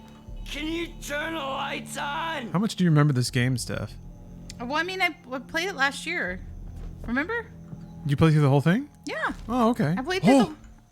Is that the one you missed? Well, no, it's not the one that I missed, but it is one that I In missed. spite of its human mask, to describe the dark presence as intelligent would have implied human qualities. I didn't know you finished it. Decidedly Yeah, of course. inhuman. Hell yeah. Of course I did. It found the one How spot dare in the you? diner that was dark enough. You got to give me the tips then. I'm not giving you any damn tips. What? You're... But it took the pain. Horrible as it was. You didn't give me any fucking tips. He would be coming to the one place where it still had power. Somebody's just like, it's like somebody closing a shed door or something. The window's open back there. Hello, I thought it was Clownzo. just trying to be spooky. Could be. It's spooky. Please help me, man! I hate this! I can't stand the dark anymore! Thank you, man, thank you. Hey, you're alright. You're a good guy. Don't let anybody tell you different. You know, I shouldn't even be. He's got a lot to say, alright. The cops, they got it. Oh! I love you. Sure, I beat him up, but I wasn't drunk. I mean, I wasn't drunk at the time. I only got drunk afterward. Okay, listen. Listen, you gotta listen carefully. Just listen. Shh. That wasn't Danny. No, sir. It only looked like him. You wanna know who it really was? I'll tell you who it really was. It was a goddamn space alien! The drunk would say, but believe me, I wasn't drunk then. No. I hate when he's the back. walls move. I was just standing here. That was a good read. My eyes and made my head. The man on the phone had said, "Go through the fence on the left." What if there's pages? Yeah, whenever they tell me you got to go do this thing, I'm like, oh, what's in this car? Yeah. What's over here? Oh, yeah, of course you got to turn that shit on. Steph's really good at finding all the things. God knows I need my beauty sleep. Very good at picking things up, scrounging. One more item before I go. That's why I want to see you play Zelda. It's such a scroungy game. Well, there was, yeah, because all I did was pick up lizards. and Yes, put them and in it was my great. pocket. You're so good at grabbing those lizards. It was wonderful. 1,000 lizards. Yeah. Pockets overflowing with lizards. I picture them all scrambling around. Rustling. Let's save it for the party. You could shove some bugs in there for them to eat. Ugh. No point in getting all worked I would rather give them cheeseburgers, but then I don't want cheeseburgers in my pocket. Well, you have to grab bugs too. Would you refuse to grab bugs? Well, as I just don't like bugs. The caller had told me to find a hole in the fence behind the police station. There was something for me in an abandoned car. So, I mean, this could be one of those things like that stupid conversation on Twitter about the yellow ladders. Oh, like, yeah. they keep Oh, yeah. telling you when you're just like roaming around, they're like, remember, they said to the left. Yeah. That was a big problem big problem. It was a pretty stark annoyance in God of War Ragnarok. You couldn't turn it off. And even when you picked like the longer timing for them to start hinting you, it was still pretty fast. So I don't know. I feel like there's something I made my peace with a while ago, and I think it's part of the painted ladder situation, is that if you're playing like mass market games, they're going to have that stuff. They're going to have everything that they can to make the most people enjoy it. And that means like it's probably not going to be that daring in terms of story. It's probably not going to be that intricate in terms of interface, and it's going to have a lot of like things to make it just a little bit easier, a little bit flowier. It's not even that it like. I don't consider it necessarily to truly make it easier. It's just really to make sure that you continue on a path, and that you don't get frustrated. Yeah. I guess. I mean, Don't experience that friction that makes people just do something Had else. been placed on the front seat. The caller meant business.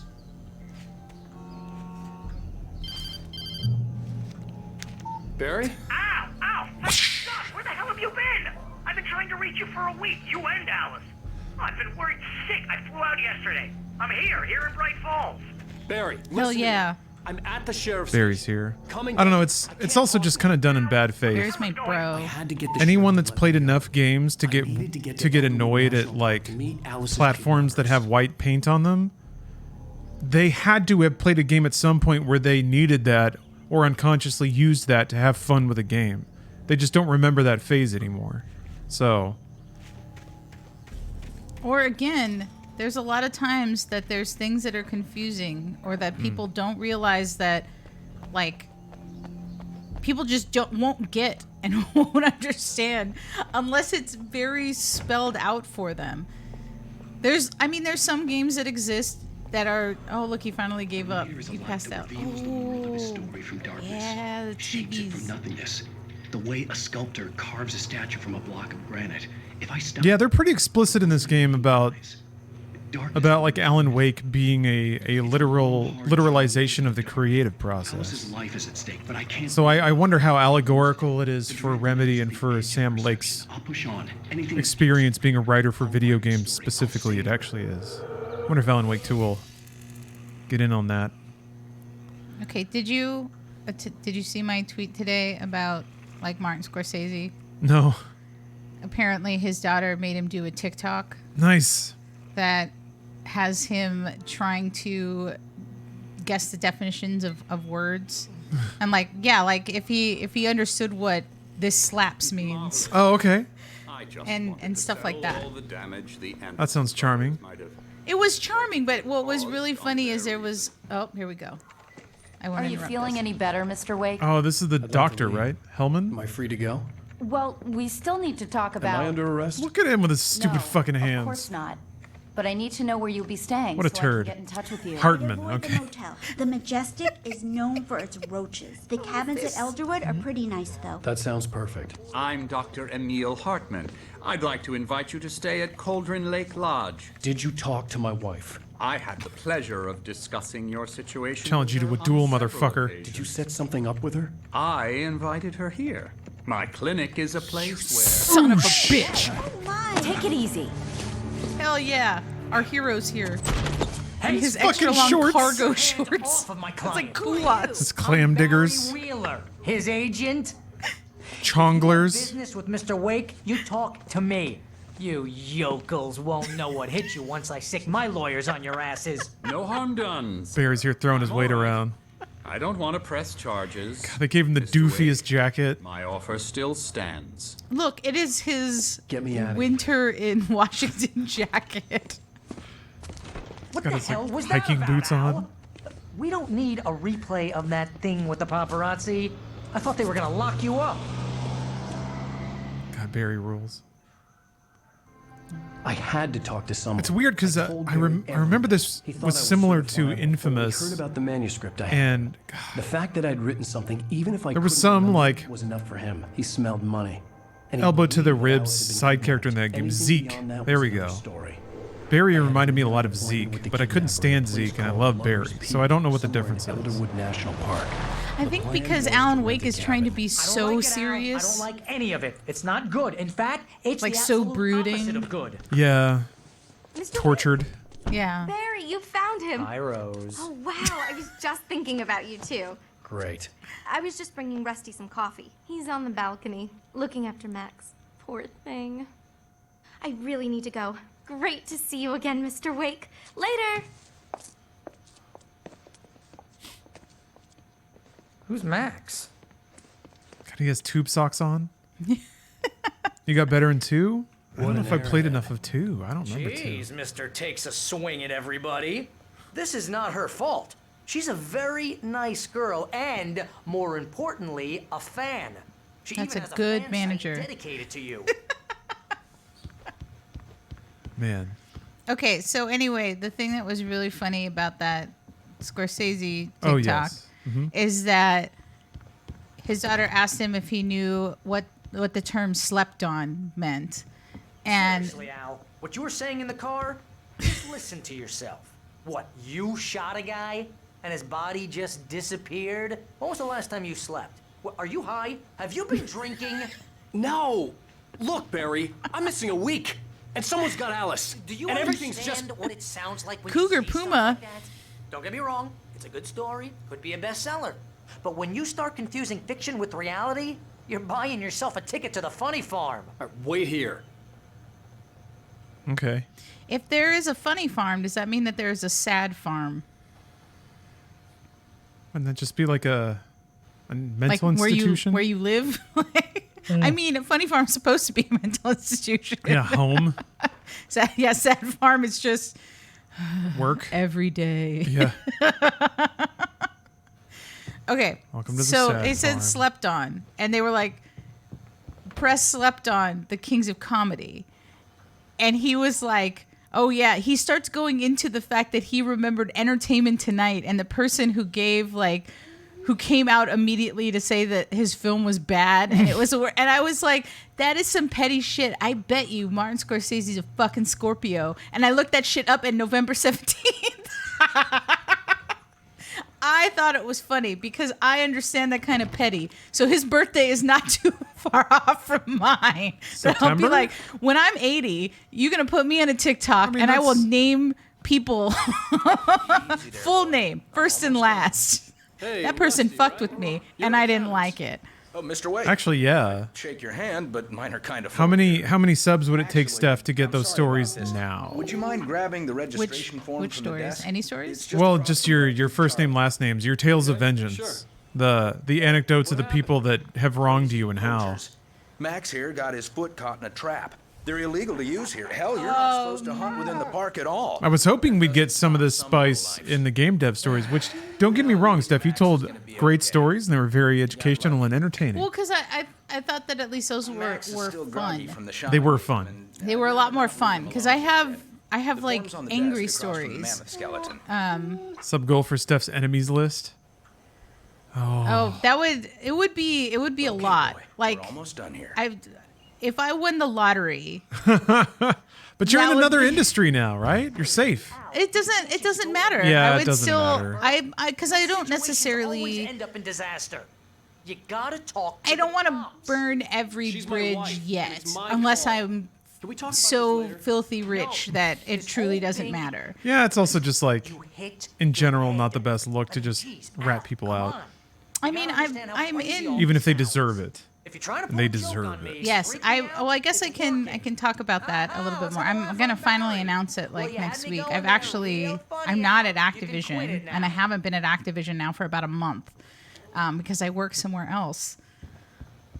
I work in Hollywood now, so who would have thought? In the film industry. Yeah, not necessarily in film production, but We're a real LA couple now. Yeah. Because I'm an international celebrity and you work in film. Yes. I actually now work for a Hollywood union. That's right.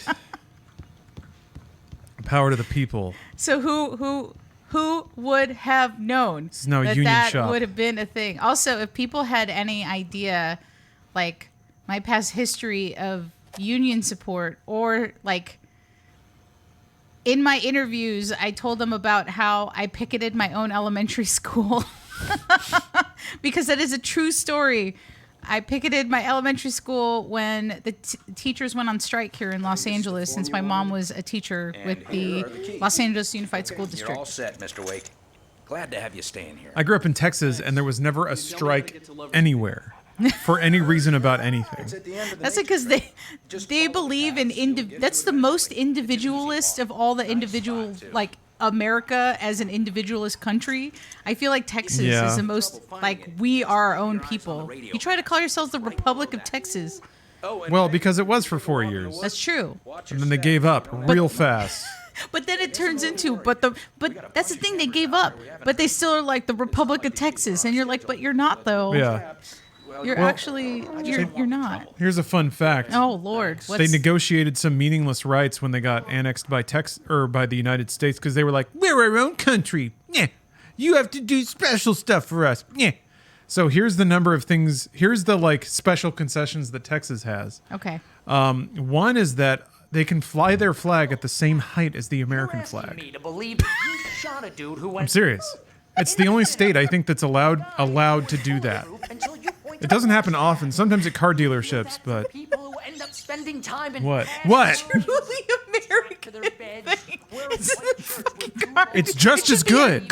If gun stores had flags above them, that would be the other place. You make cruel jokes about people who believe that kind of stuff. You're the skeptic. Good fucking Christ. You gave me an hour-long lecture on I've seen some big Texas flags. There was also like there was some bullshit about how Texas could divide itself into 5 states if it wanted to. But I think that actually got like removed a few years in because everybody's like, oh, then you'll just flip the Senate immediately. And Thanks for the heartfelt vote of confidence. that didn't. There was like one other thing. Saying is, you gotta throw me a bone here, bestseller. What would you think if it was me? There's no way you should be going out at midnight with a gun. Graham, No one asked we're allowed all the slavery. Also, car dealerships can fly their state flag at the same height. your choice. Sign it or we walk. Really? I didn't know that Vermont was a republic for 14 years. 14 years? Yes, that's a chat. Wow. 14 years, 100 years before Texas did it. I don't hear anything about Vermont except for Wow. maple syrup, which I'm fine with, actually. I'd rather hear about maple syrup than some of the policies that come out of Texas. Hmm. Oh, yes, Firefly, you're absolutely right about that. There's a lot of disingenuous re-education going on in Texas public schools. We had a Texas history course that was really just kind of focused on the tall tales. And I took this in high school. But they're tall. They would be talking about Davy Crockett and Like, shit. was it like part of a history course, or was it was its own part class. of like an English? No, it was just Texas. You Yeah. just took Texas 101. Yes, it was a class I had to go to. It was taught by the football coach, so he didn't care. I'm serious. Did he put on slides? Like little. Oh no, like, that would have been interesting. No, there was just a book, and it didn't mention slavery at all. It was just like Texas was and always has been and always will They be. didn't call it the War of Northern Aggression. No, Civil War was kind of glossed over. It was just kind of referred to in like grumble. Oh my God. Yeah, no, Texas sucks. I love that it was taught by the football coach. A lot of history was basically taught by the coaches. We should go to the ship. Every class they didn't give a fuck about, so history and art. Killer. This is not Yeah, a goddamn all the debate. art classes were taught by coaches. I'm going to Lover's Pier. He said to come alone. Okay then. What? I just pictured them trying, instead of like holding a paintbrush, just holding a football the whole time and just continually like holding on to it as they tell people, so everybody get your palettes, get your paints, Today you're gonna draw get a your football. paper. I need you to draw me a field, a football field. You're gonna help me make the playbooks this season. Everybody hates a tourist, or it'll be Deliverance all over again. Ooh. Bless you. He recovers from those sneezes really This fast. place is trying to kill me. I'll bet there's mold in here, spores, poison ivy, God knows Yeah, what. see, this is again relate to Barry. Barry is the everyman. Barry is the deep nerd who loves money inside of all of us. Because that nerd is allergic to things. That nerd is danger averse. Doesn't like the danger. Would prefer to just have snacks and like watch TV and make money and wear puffy jackets. Yeah, everybody needs a Barry. Someone to keep an eye on the numbers, keep the train on the tracks. Here's somebody singing. I don't hear any singing. Real funny. Yeah. Thank you. I'll just sit here and See, exactly. He's the voice that is inside of you, being like, "This is some fucked up shit. Why does Alan want to go do this shit?" He just referenced Zork. Oh yeah, that's right. That was some deep I shit. told you he's the inner nerd. Yeah, I guess you're right. Yeah, with those shorts. I remember there was one point, the last time that I wore tube socks, I was. Oh, let me think about this. Learning about the state of Texas. I had already You saw learned an about armadillo. Texas. I was in college, which is bad. Okay. A little late, very late. Headed for the arcade, put on my tallest socks, and stuffed my feet into like sneakers. And then I think I was wearing shorts too, so. Yeah, it was a bad time. I remember my friend at the time was like, "Hey, I was like, how do I look?" And he He pointed at my head and was like, good, good, good, nerd. When he got to my socks. I remember that being a very instructional way to tell me, if you're gonna wear socks, you gotta squish the neck down a little bit. I think that was the last time I bought like high-necked tube socks too.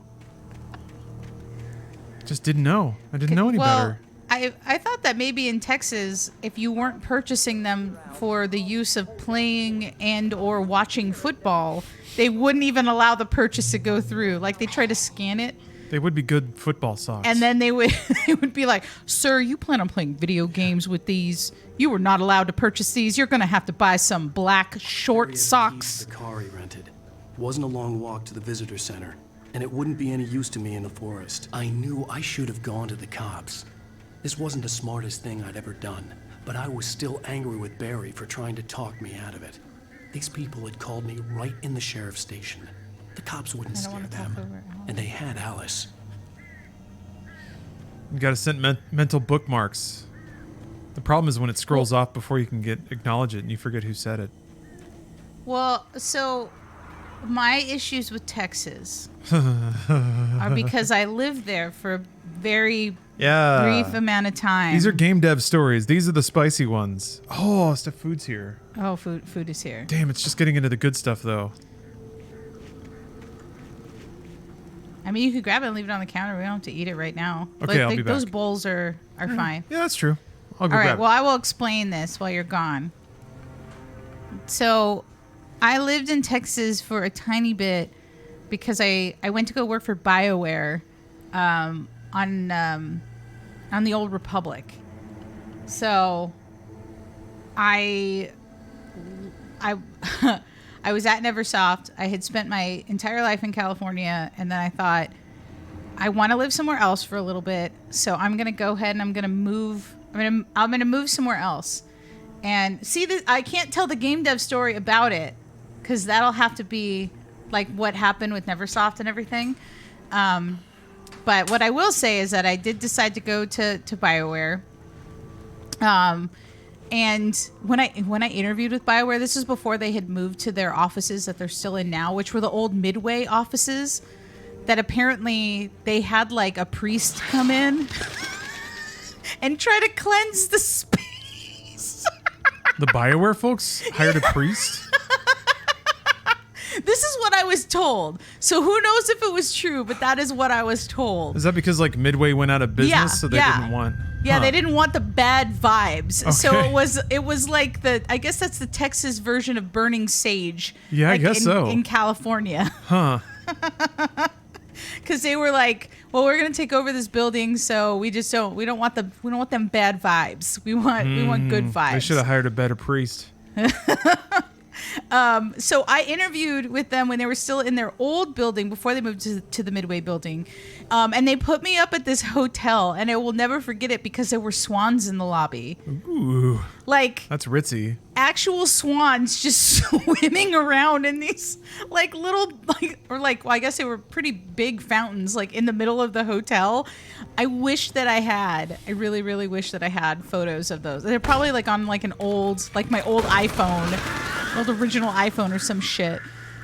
Because it was the weirdest fucking thing. But anyway, that TV's gonna turn on. We're gonna have to watch this. Yeah. Oh, okay. The first one that I didn't turn on right. Okay. I'm glad this one works. Cure of civilization.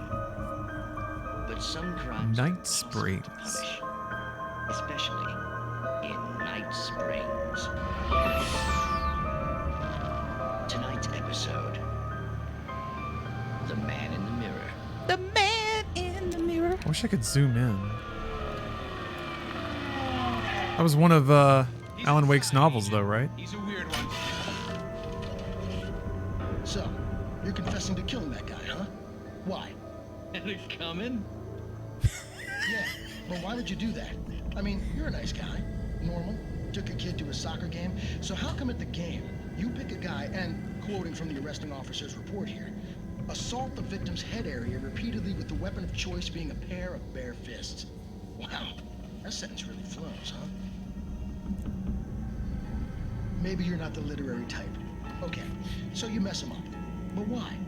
Who was that guy? We couldn't ID him. Why would a guy like you do him like that? I didn't like his face. Well, you must have hated it, because you really went to town there. I mean, there's no way to tell what he looked like. No ID on him either. That must be difficult. But then we ran the fingerprints. Got a match. Your prints. Identical. Huh, how about that? Your son said you were wearing a white shirt when you took him to the game. But the white shirt is on the dead guy. It's plenty red now. You won't get away with this. Do you really think that's in any way relevant to me? I had plenty of time to talk to my boy before the cops arrived, you know? He won't stop screaming, am I right? Oh. You think he's ever gonna be okay? I left my mark. Believe me. Oh, shit. What? You gonna shoot me? What's the point? I'm going to prison. You got me. I don't understand any of this. And you never will. Maybe you'll see me again, Agent. Maybe in the mirror. Oh, fuck! So loud.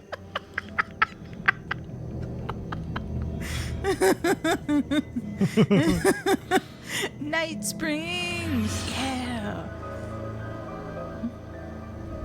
Tune in to the next thrilling episode of Night Springs. Man, this game rules. It's got it all. God, that door. I feel like that's the same. They have to be the same door sound effects from Max Payne. They just sound too familiar. That sounds like a... Oh, it's the birds. Birds. Oh yeah, Boyd's. Birds. Okay, well, I'll get back to Texas. Yes.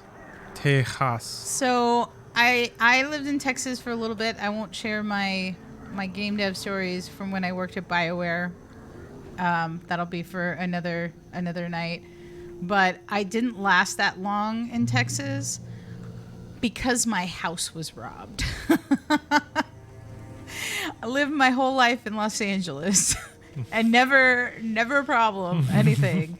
I live a few months in Texas and they break into my house and they stole, actually, this is related to Alan Wake. They stole my first 6 hours of playthrough of Alan Wake on my brand new Xbox. I had bought the Splinter Cell Xbox because when I got to Texas, my original Xbox red ringed. So Texas claimed your Xbox first. Yes. And then the one you bought to replace it got stolen. Yeah.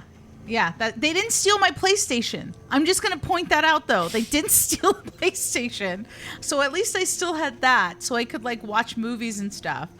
But they stole my Xbox and my game save for Alan Wake, which I was super pissed about because I was trying to like collect everything. All right, I'll wait. Oh. The vision left me weak.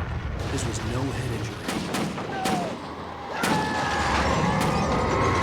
Oh, it's gonna get real. Holy shit. Hang on! I'm coming! Please, help me! Just doing a little trot. Yeah, just gonna run toward. See, where's Barry? He's back up at the Yeah, launch. he's chilling at the cabin. Totally safe. Totally fine. Kicking his feet around. Not doing any of this bullshit. Making some cocoa. Maybe he burns his tongue. He's like, ah. God damn it, Alan. Leaving me here on my own. Oh. This hot chocolate could be even better. This looks pretty good. Oh. Yes, they stole my Xbox, they stole my laptop, they stole my iPod, they stole my camera, and they stole my plasma TV. All right, I'm gonna have a tender scene with Rusty. Mr. Wake? How far in are we? Just chapter 2, pretty early on, actually. Oh, hell. Things are only just starting to get spooky. Just the way it was on that page. I found. Came true. It knew. So dark. It'll come back for me. So dark. The lights. In the office. Steph, did you ever play Deadly Premonition? Okay, Rusty. I never did. Hang on. I'll be right back. You might be into that. Whoever did this couldn't be far. Rusty had found a page from the manuscript. It was understand what had happened. a lot of stuff. That really sucks. It was, and apparently what they did was they threw a brick through my window, and I was actually at E3. I was in Los Angeles, and the morning that I was coming home, my neighbor called me and said, "Hey, it looks like your window's broken. Oh, it looks like your stuff is stolen." The only way to make sure that Rusty was safe. So I got to sit on an airplane. Because I was at the airport when he texted me. And so I got to sit on the entire flight back thinking, I'm going to have to go home, and people stole my shit, and I don't know what my house looks like. And when I got to the house, the window was completely broken. I had to have a piece of wood nailed up because I was renting the house. So the owner couldn't replace the window until at least a couple days. So I had to sleep in a house by myself with just a piece of wood hammered into the wall after somebody had stole all my shit. And they damaged my, I had a cabinet that was by that window and stuff, and the brick hit it. So yeah, so it's there was collateral damage outside of that. Plus I was just pfft. I always kind of wondered if maybe it was the neighbor, because I lived in a cul-de-sac. I picked this cul-de-sac in Austin that had 4 new houses, and I rented one of the houses in this little newer construction cul-de-sac. But that shit, it didn't matter. I don't know. It was just really weird. And you know what else was shitty? Is that later that week, once I was getting back from E3, is when I was going to get an alarm on my house. So I already had the schedule. So they came out with me having the wood on my window still to put in the fucking alarm on my house. Yeah. Wow. Jeez. Alice looked through the viewfinder, lining up the shot. Cauldron Lake was breathtaking. Yeah. Steph's on the mic. A figure standing in the shadows behind the cabin. Getting her to share her life experiences. She rolled the camera and looked again. But not the spiciest game dev stories. No, no, no. Vaguely human-shaped. No, I can. She shook her head and laughed. I have terrible BioWare stories. Oh God. Oh Lord. Larry had never gotten along with Alice, but he knew. No, we're gonna extort those. Frightening intensity. Have to tease those out over the course of years. Armed with a gun and saying harvesting maximum subscribers. It was as if his friend had experienced a massive psychotic episode and was now totally disconnected from reality. It scared the shit out of Barry. My first game dev, or my first gaming job, was THQ as a QA tester. So a long time ago. The visitor center was heavy with an awful smell, as if some rotten drowned thing had crawled up from its grave. Rusty kept coughing blood. My eyes were drawn to the twisted shape of his broken leg. The attack had been vicious. Max whined in his cage. Rusty's eyes were wild with fear and terror. He gasped. Mr. Wake, it happened just the way it was on that page. It's true.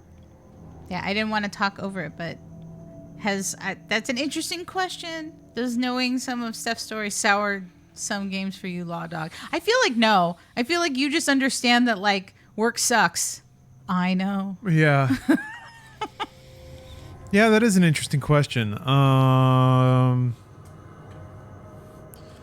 It's really just having jobs myself did that. When I would just going into software development in general made it pretty clear to me that human issues are everywhere. And just because you're working on a technical product, it doesn't mean that even if you have a technical affinity that you'll suddenly get along with everyone. Stephen Milmore, thank you very much for the sub. So yeah, it was like having my first job, and really the interpersonal conflicts that happened there opened my eyes a lot. I kind of deferred my naivete to games media at that point, thinking surely if I get a job in games media, I'll be surrounded by people I get along with because I love games so much. It's impossible to not. But yeah, No. there was a similar kind of cinefication. Oh. Yeah, we'll go with that. I got more cynical once I got the job and kind of looked around and realized I wasn't really surrounded by the Blue Angels of games players. It was just like, same old thing. It was just all human systems. I like that word, sinification. It also doesn't seem like it should be spelled C-Y-N, but S-I-N. I want it to be a sexy word. I see. It's the sinification. Let's get cinified. Yeah. I like that. My awakening. The ground was covered with oily patches that looked like liquid darkness. Ooh. I guess the good thing for me is that despite knowing those things and despite the moral conflict of knowing that some less than savory human conditions were endured and inflicted to create a lot of games, still really like them, so...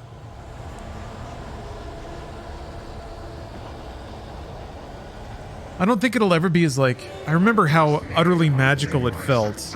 How completely mind-blowing as like a kid to play a game. Look at these fuckers. Yeah, right? Oh, and search your batteries. Oh, shit. I didn't know that could happen. Oh, yeah, neither did I. Oh!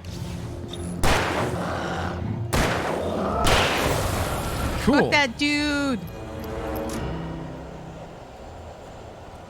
How to get paid to be surrounded by true gamers.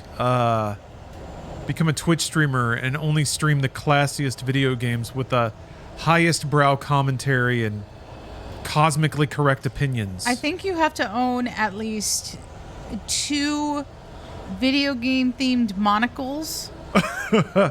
One looks like a Sonic ring and the other looks like a Triforce. Oh, God.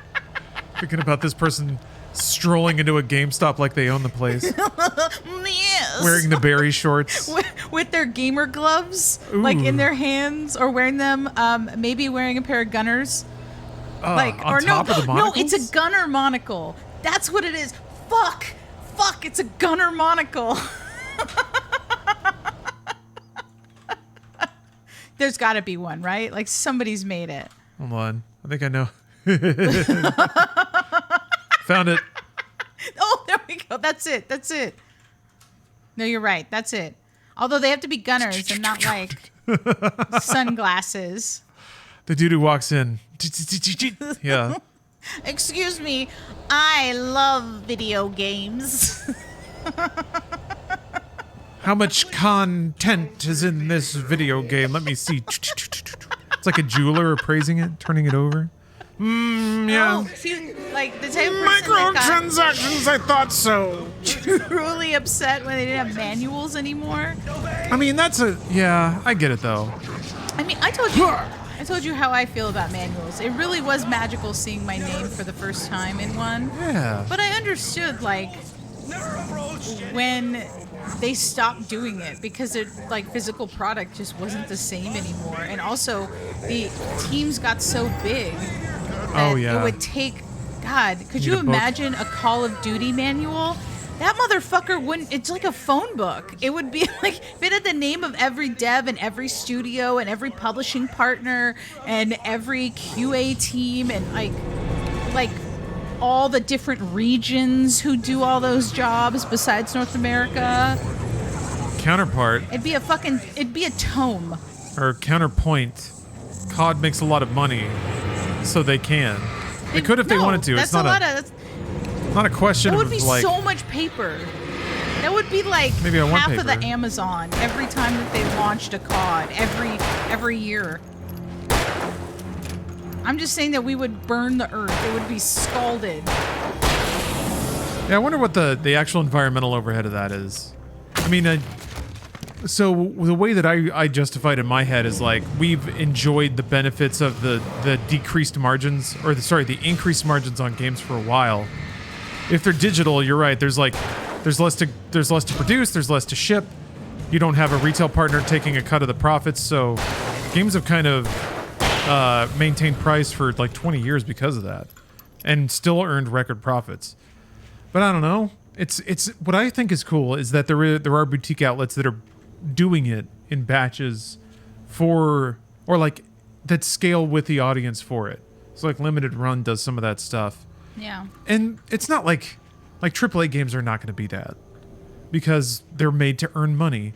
But some of the more boutique-y shit, the vinyl album of video games. Yeah. Those will get like releases with kits that the appropriate amount of people will be willing to pay a lot more for. I truly love that autosave noise. Dun-dun-dun. Yeah, that like timpani. It's so comforting, but also, yeah. It's a little ominous though. Yeah. I think it's because it just keeps ringing. Like it goes a little bit longer, so it like, I don't know, you just feel it a little more. Like you're just happy to hear the noise at first because it's a save point.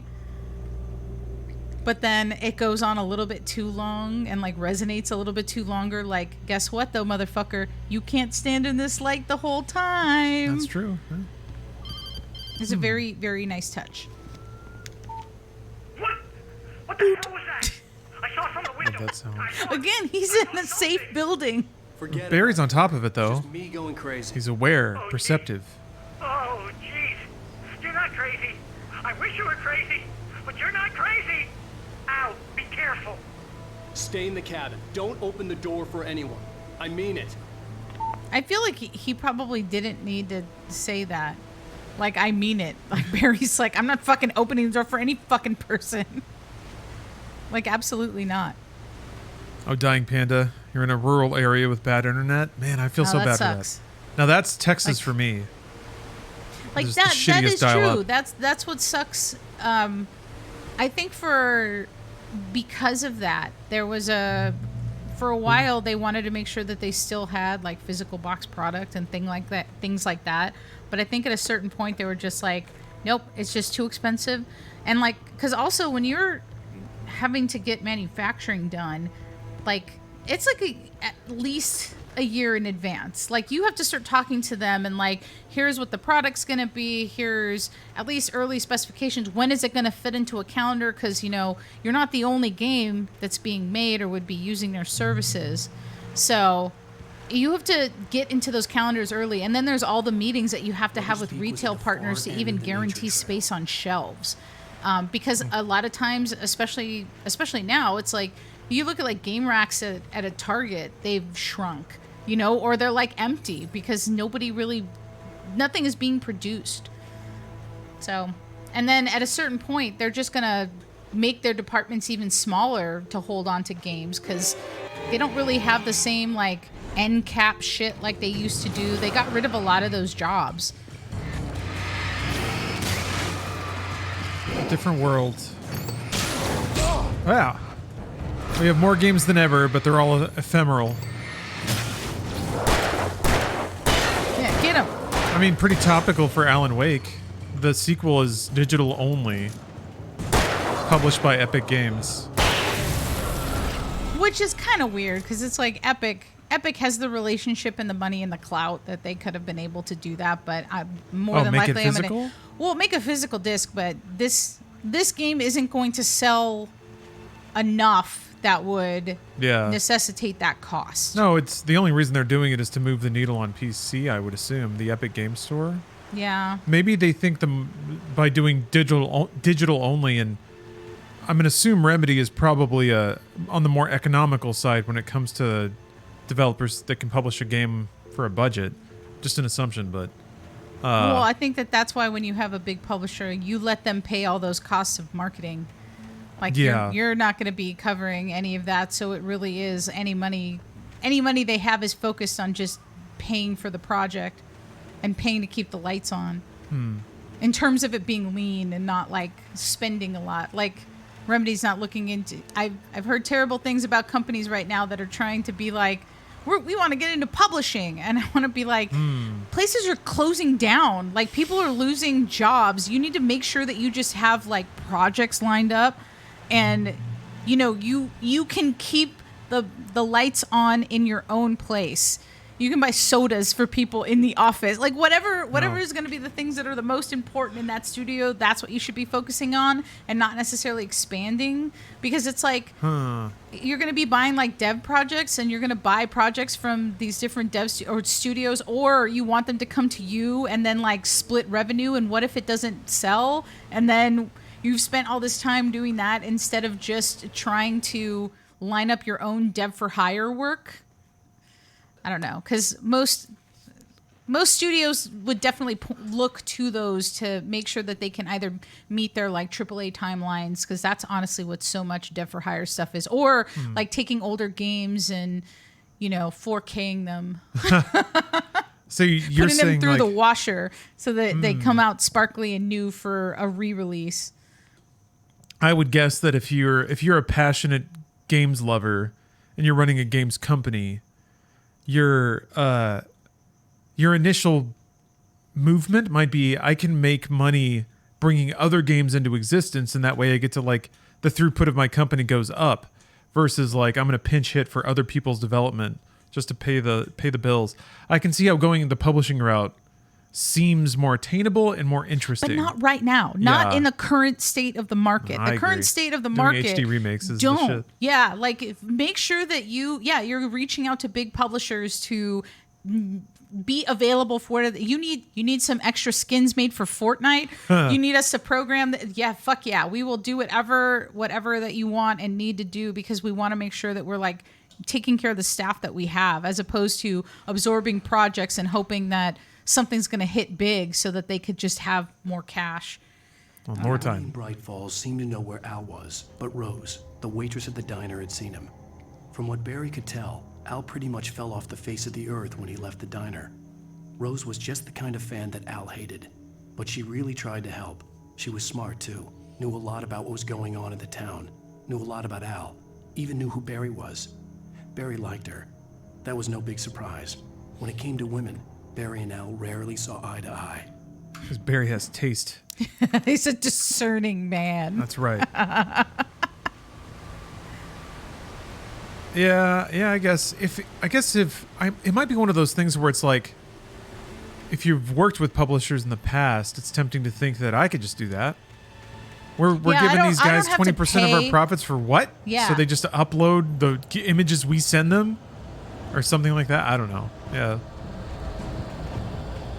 It's like a weird wanting to they're wanting to expand when it's just not a good time to do that. And especially any sort of like trying to start a new studio right now is really difficult, because it's all the venture capital money.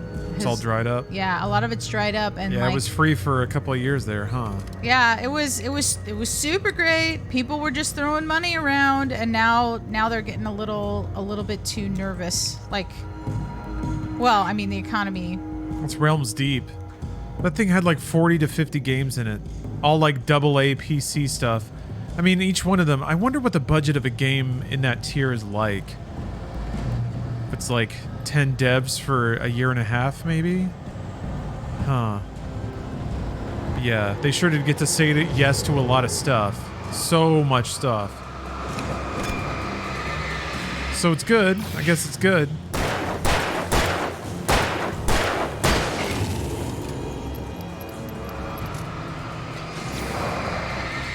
I guess the way I think about it is kind of like the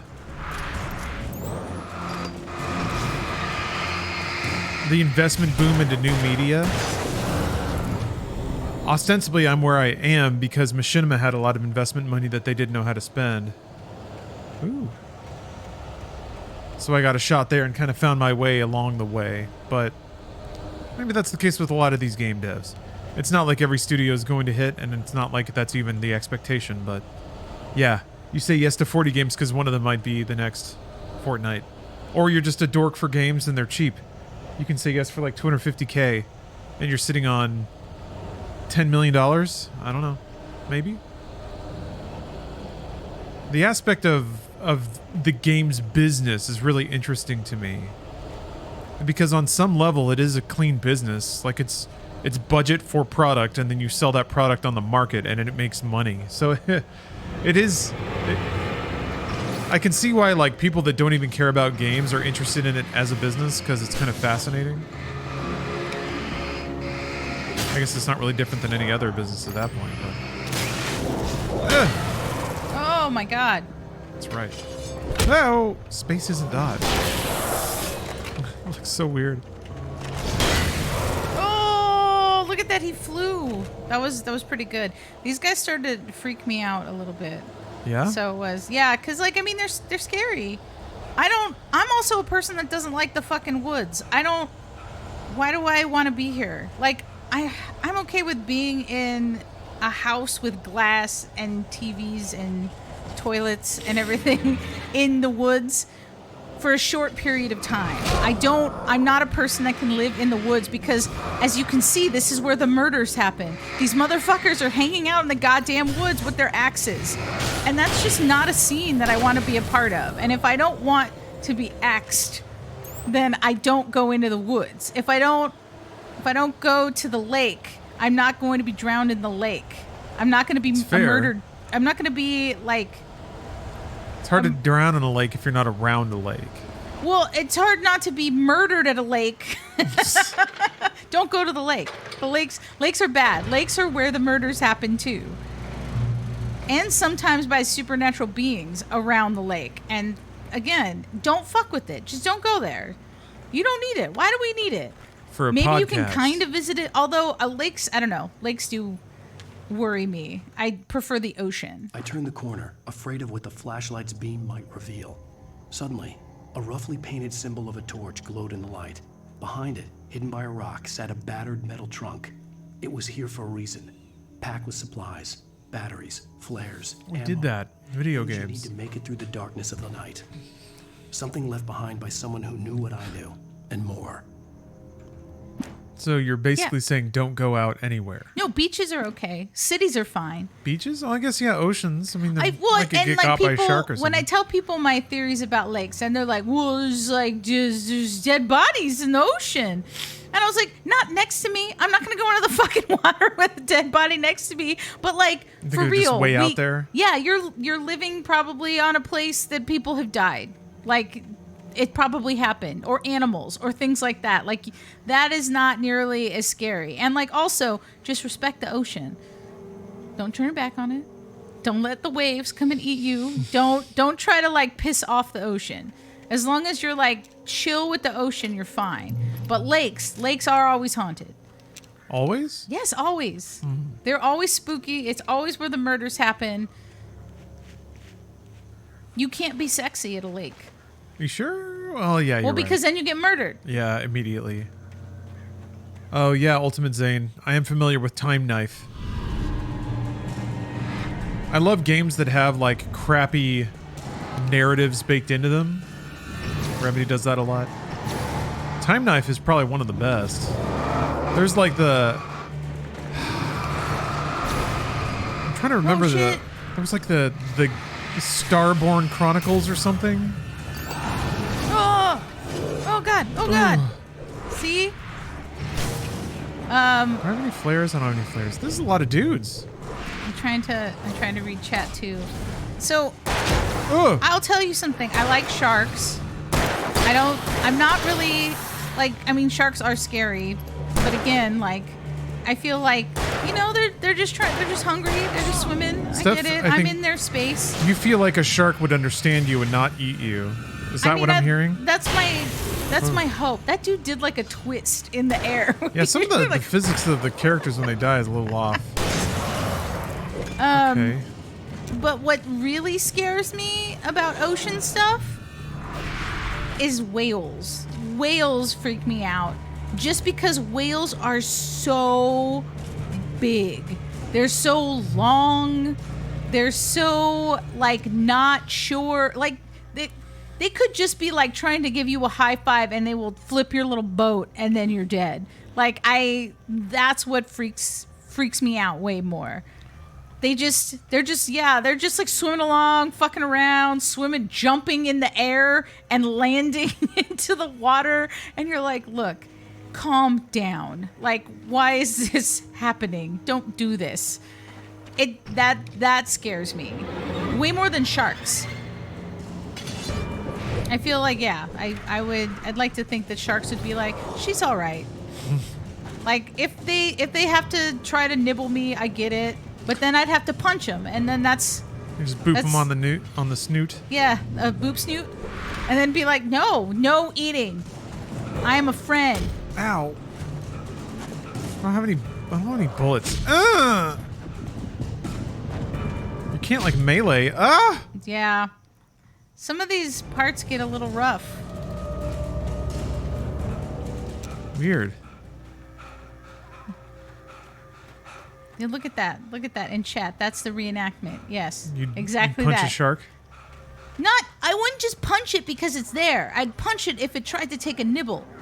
Like if there was a little chomping action, then you have to do what you got to do, and sharks got to understand.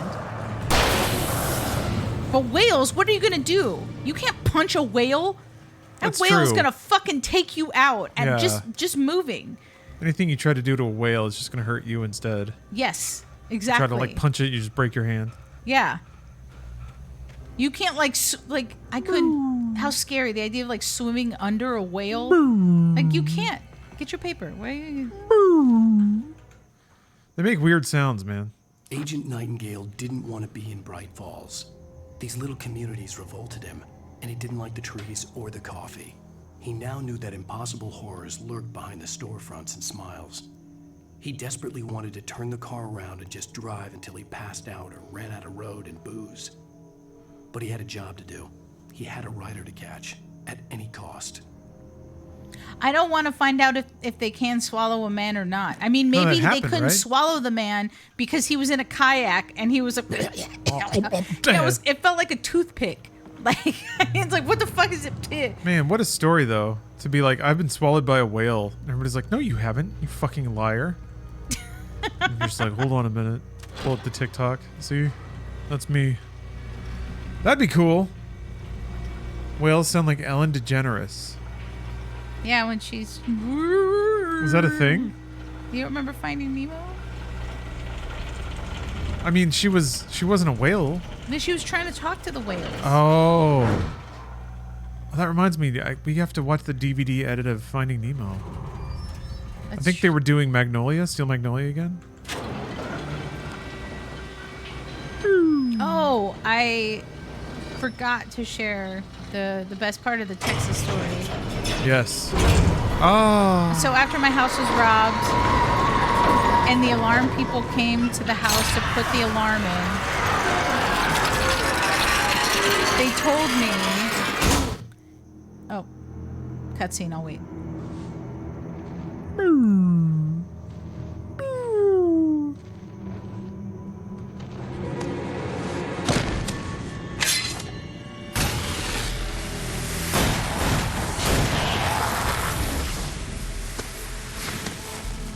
Come on, we gotta get moving. More of them coming. I'm your bro. Yeah. Look at that, I love it. They only do that like bro hand move. Stuff. Hi, I'm Carl. I'm your bro for this video game.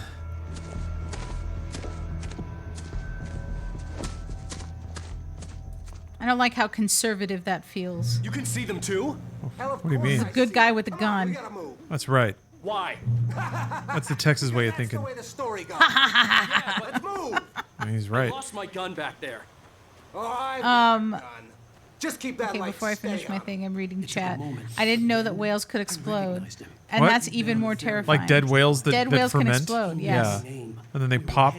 That's, see, again, fucking terrifying. How That's cool is that? way more terrifying. Wouldn't you want to know before covered you in go? whale No. I'm saying, as from the whale's perspective, isn't it awesome thinking that your dead body will just like roll onto the shore of someone else and then eventually explode and just be a giant mess and a problem? I would like that. I mean, wasn't there somebody that had their didn't Orson Welles have his body shipped to the White House or something? He understands. Champagne. Nah. We haven't seen that pop up on MediaTek in a minute. Where is I Bald mess? Oh, Ah. champagne. It's one of my favorite drunk sounds. A Is master. drunk Orson Welles. Artistic master Orson Welles. I mean, you know what? He was, but also they did him dirty. Yeah, of course. They did him dirty with Citizen Kane. He should have been applauded for it, but also he definitely was. They feared him. He was a bit of a dick about But it. he didn't. Yeah, he didn't kiss any rings. Yeah, he didn't kiss any rings, and so they tried to really make sure that Citizen Kane didn't do well in the theaters and sharing all this shit. And then also, I mean, it didn't help that it was supposedly based off of Hearst, and Hearst did not want this to be part of his legacy, and was very, very upset. And so, but like Hearst, the newspaper tycoon, do you think that's gonna go well? When it comes to movie reviews or people hearing about your film, you think you're getting a lot of favorable coverage in like wide readership Hearst publications? Pardon my soul. Oh yeah, I remember when they tried to blow up the whale carcass and it just fucked. Yeah, that was stupid. Hell yeah. Oh! What are we gonna do with this whale carcass? Use the flares from the emergency box. Modern problems, modern solutions. Give me the gun. Yeah, no can do, Wick. Are you kidding? Give me the gun. No time for back talk. Pull him off, damn it. See, I told you couldn't trust him. He's captive to the plot just like the rest of us. Oh, fuck. How cool is this? Man, 2010, huh? 2010. What a year. Everyone was listening to The Killers.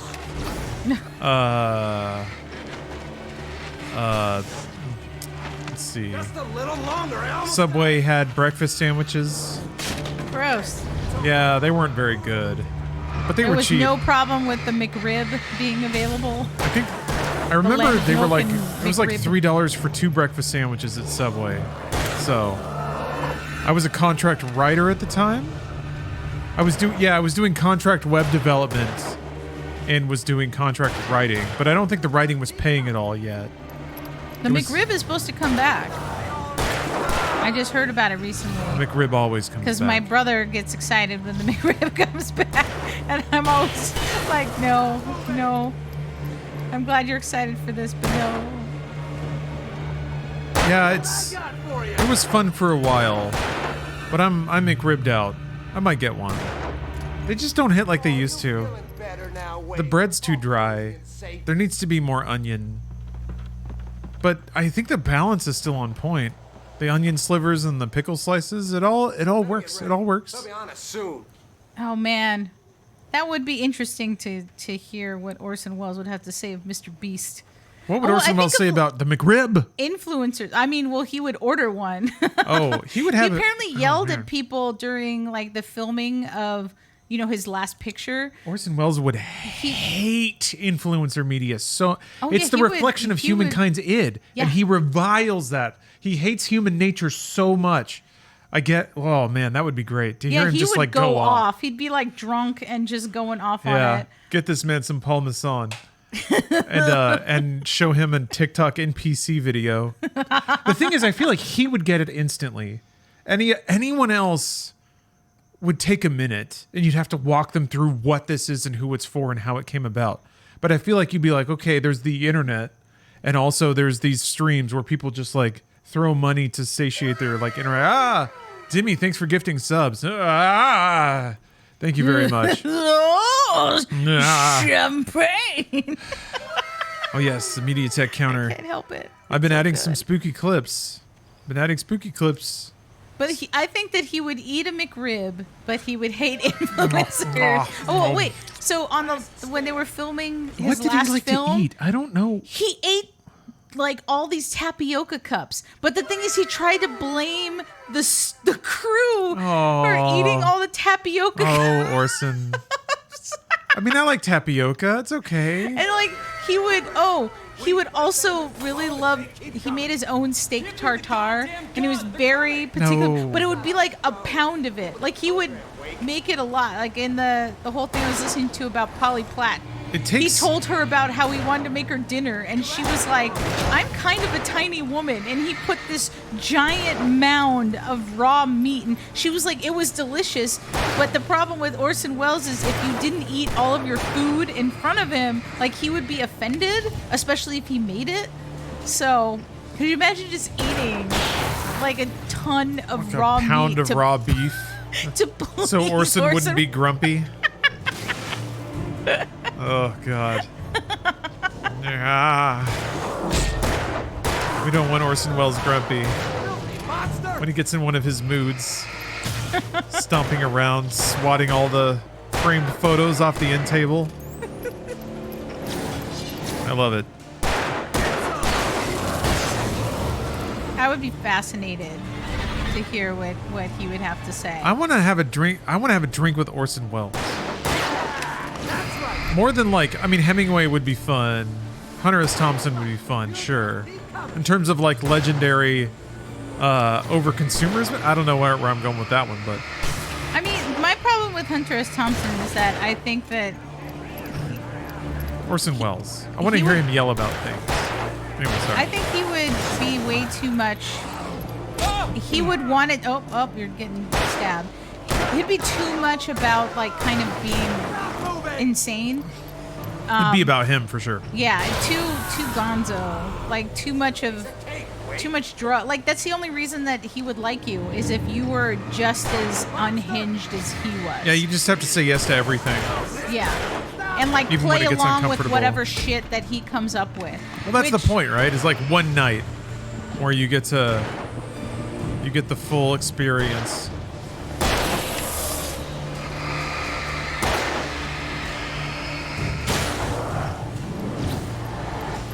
Behind you, buddy. Isn't there a way to like overboost the flashlight? Maybe I can't do that yet. Oh, that's a big boy. That's a big axe man. Well, I wish I could shoot him, but I gotta rely on this unnamed hero.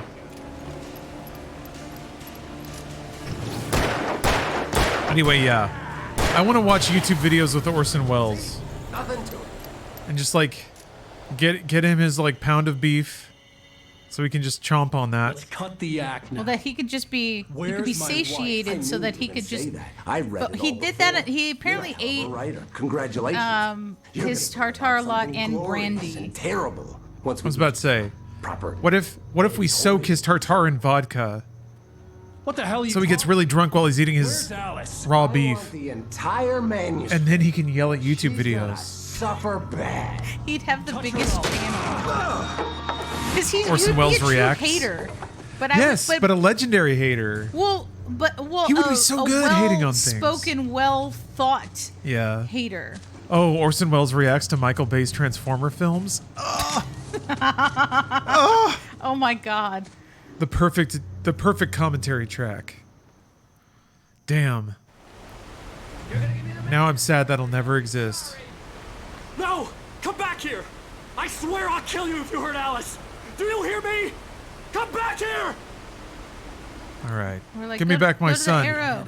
Go to the arrow. Why aren't you going to the arrow? Because there's going to be a goodie the other way, right? There's No. another Oh. arrow. See that? But there's probably something special up there too. And figure out my next move. We got a real problem on our hands then. Which arrow did we go to first? They're both, I mean, all arrows are optional paths, right? I think that's the kind of... Isn't like I thought that the arrows are. Look, there's shit on the ground too. Look at all the shit you're missing. Look, I bet you there's a treasure. I haven't missed it. I just haven't gotten it yet. You didn't fucking come. You were gonna go down a path, and then you were not even gonna be here. I was peeking. You Look at all the shit that you missed. Look at how much stuff I found for you. Alice had tried to explain to me how it felt. I'm gonna get another soda thing. I want a drink. Simply the Bring absence me a of drink, light, please. but something more tangible than that. It was something just you a could cherry touch and vanilla is fine. feel. Worse than that, it was something with a mind of its own, something malicious and malign. For her, things changed when they were wrapped in darkness. They turned into something else, something foreign, and nothing was safe or innocent anymore.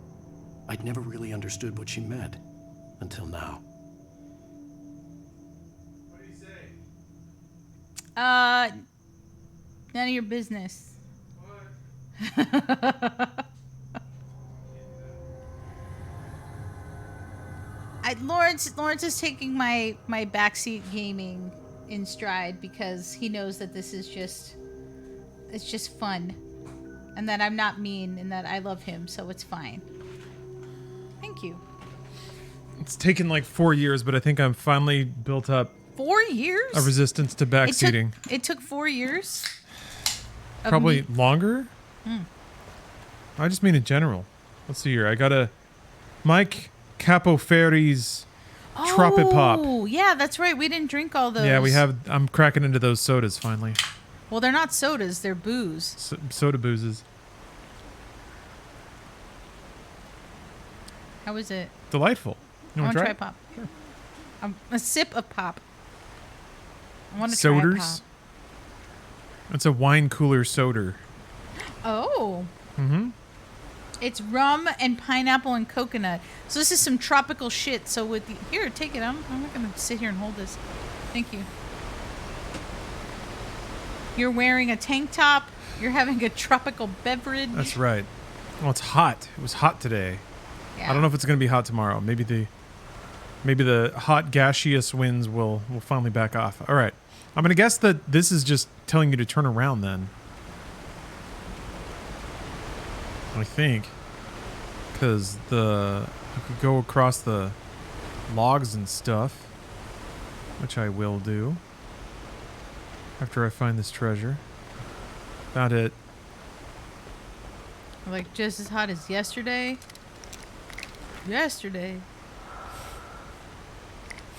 I have to call Sears. I'll call now. I need that stapler. I'm thinking about all my to-do tasks. It's coming, Jesus. Yeah. I ordered it last night, okay? Your stapler is coming. Call now. Oh! I need a stapler so that I can send in my passport renewal so that I can go to Finland. Yeah, because I didn't realize that Lawrence's passport's gonna expire, and then he wouldn't be able to go to Finland. Yeah, we got time. Got my nice new photo. I'll call today. You'll call now. Imagine it being the 90s and you're just some fucking schmuck sitting in the kitchen flipping through a magazine or newspaper or whatever the hell. What else have you got going on, man? It's the 90s. And that shrew of a wife comes in and disturbs it's on your ass. Your chill breakfast time. Should get a PNG stuff for when she's with you. Oh, I would love that. That's I a good actually idea. would love that. Because I use PNG Lawrence like for everything. Like that's still when he calls me on my phone, it is the PNG of Lawrence because it makes me happy every time I see it. Yeah. Oh, What the hell? Jesus Christ. That was a trap. Quick, hurry. Wait, hurry. Bongo, passport renewals take 3 months? What?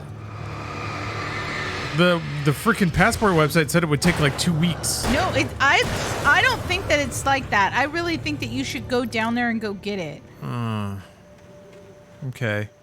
Well, I guess I have all the forms and shit, so maybe I can just make an appointment. It takes a bit. I mean, if it's just like it can take a bit. That's fine. A bit is okay. Well, but it can't take 3 months. I don't trust it. I still think that you should. No, expedited is faster than that. Expedited is like a week. Hold on. It seems. Yes, Suspect. Lawrence going to go to Finland because he is celebrating a milestone birthday. Yeah. So I'm taking him to Finland, and we are hoping to see Northern Lights. Steamed hams. It's a bucket list thing. I can't tell if they're traps or sorry, if they're bear traps or manuscript pages. Turning the big 6-9. Nice. Nice. 50th birthday. Ooh. I live in LA. We have an office that prints passports in the city. If you expedite it, you get it back within 2 weeks tops. I got mine back in 4 business days in 2018-ish to go to Rome. Okay. All right. So what if you don't expedite it? It could take up to who Solo. knows whenever they fucking do it. That's what I'm worried There's zero about. expectation about time? I don't trust anything. We have months. That was 2018. Well, because now, you know how I have global entry? Now, if you want to try to actually get global entry, I think there's like a 5-year appointment waiting list now. And like, I am so grateful that I got it years ago, and now I just renew it. And I don't have to do, because there's people that I know that have flown to other cities' airports, like not in their state, just to get out, go do their interview for their passport for global entry, and then get on a plane like an hour later and go back home.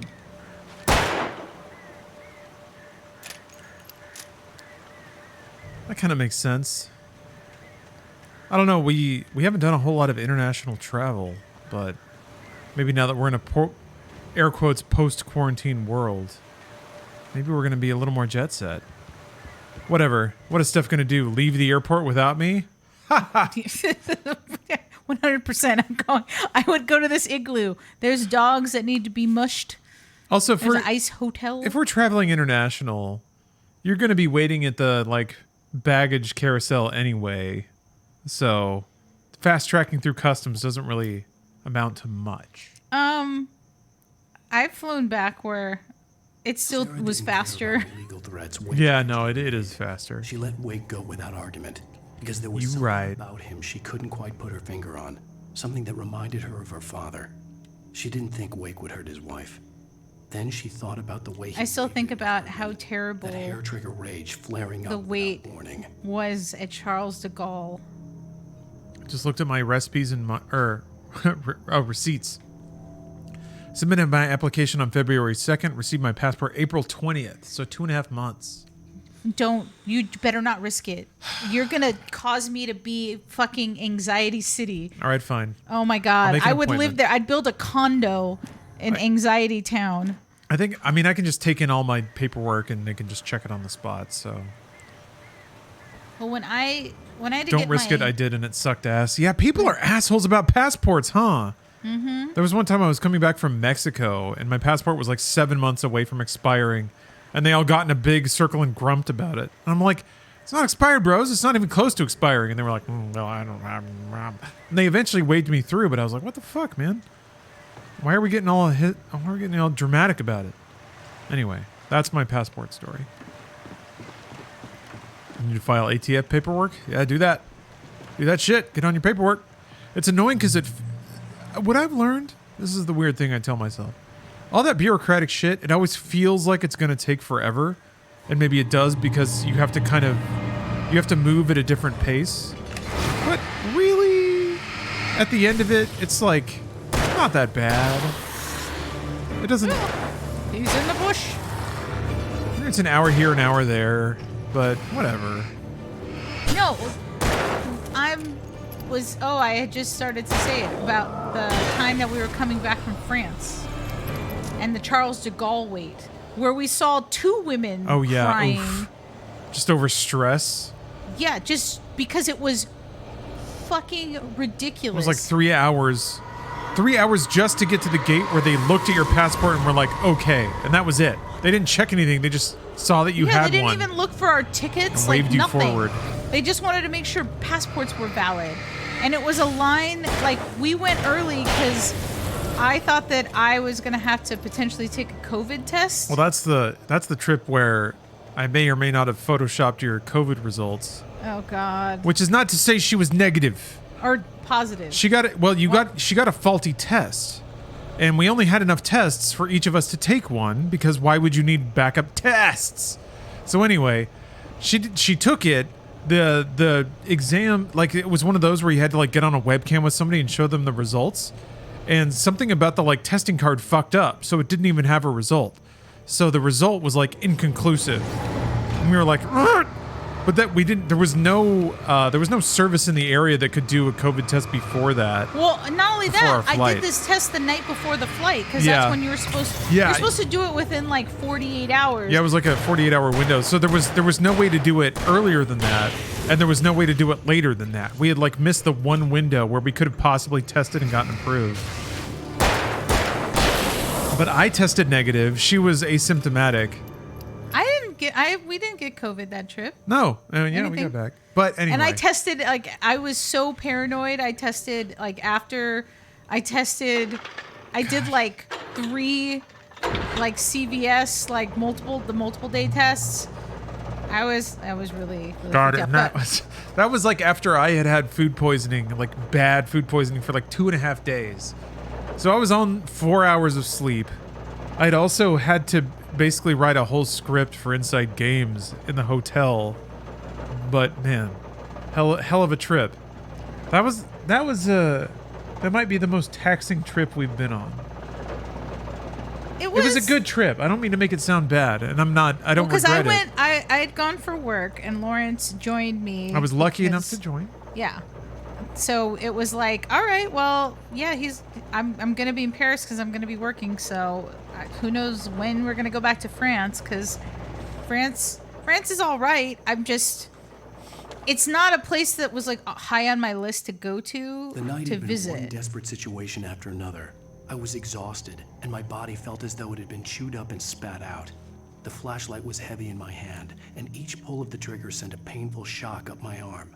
But I was finally out of the woods, and things were looking up. That's when I heard the chainsaw. It's gonna be a chainsaw. All right. But it was still fun, and I got to go to Disneyland Paris because I wasn't going all the way to France and not going to Disneyland Paris.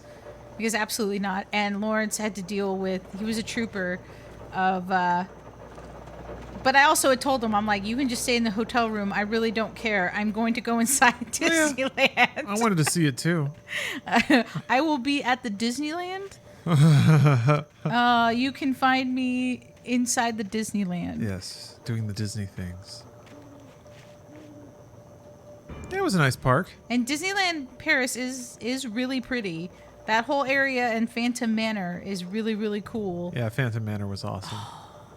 I loved that. That I loved. But boy, we just had really bad luck with food. Heard the plane fall. It made no sense. It was clear Like that nothing was super great. Yeah. And then Lawrence got the food poisoning. He got the food poisoning so bad he didn't get to go up the Eiffel Tower with me. Yeah, we had an appointment. And I was excited.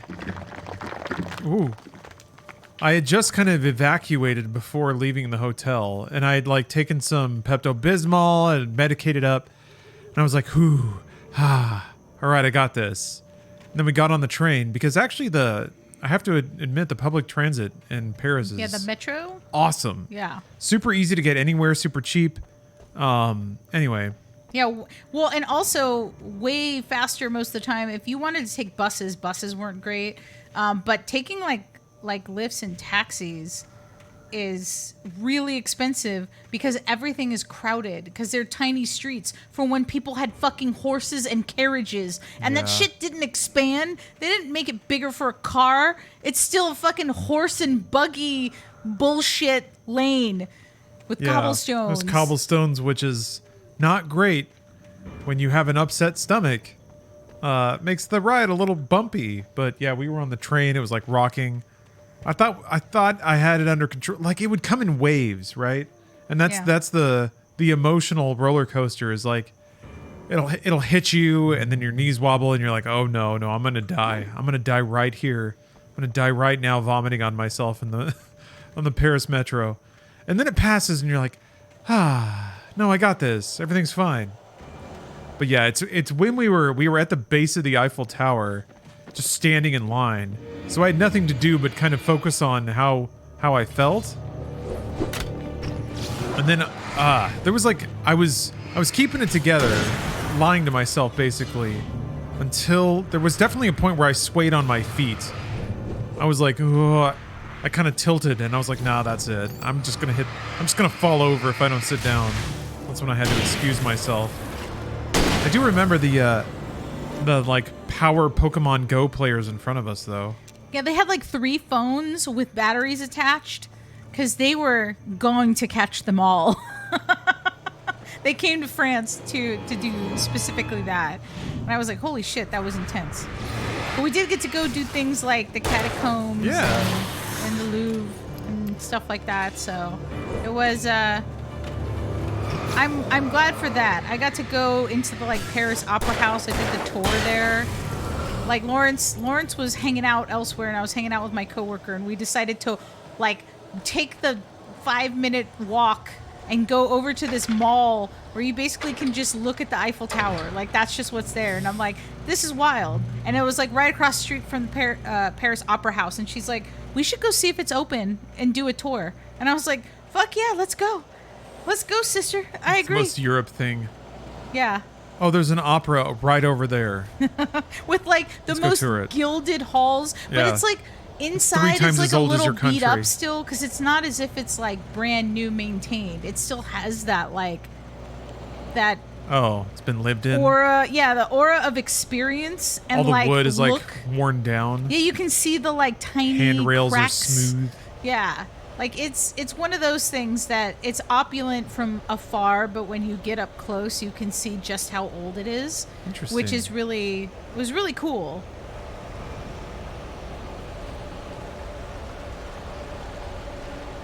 I got so scared when we were in Italy because of how narrow and tiny the streets were.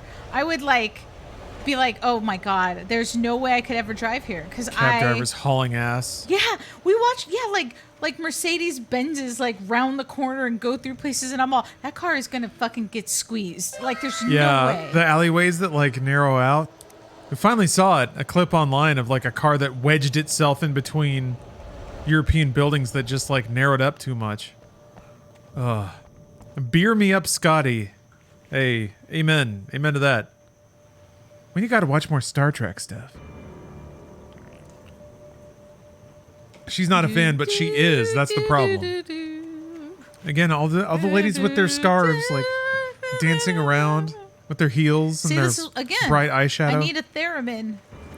You do. I need a theremin. I need there to be a theremin so I can learn how to make spooky sci-fi sounds and maybe play the Star Trek theme on it. We'll get Steph a theremin.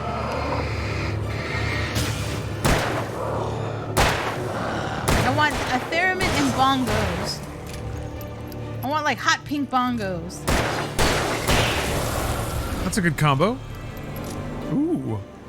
Now submitted my ATF paperwork to take my rifle to a competition in November. Thank you for reminding me to talk, or by talking about other government paperwork. Hey, that's yeah. See, you provide a service on this stream. Hell yeah.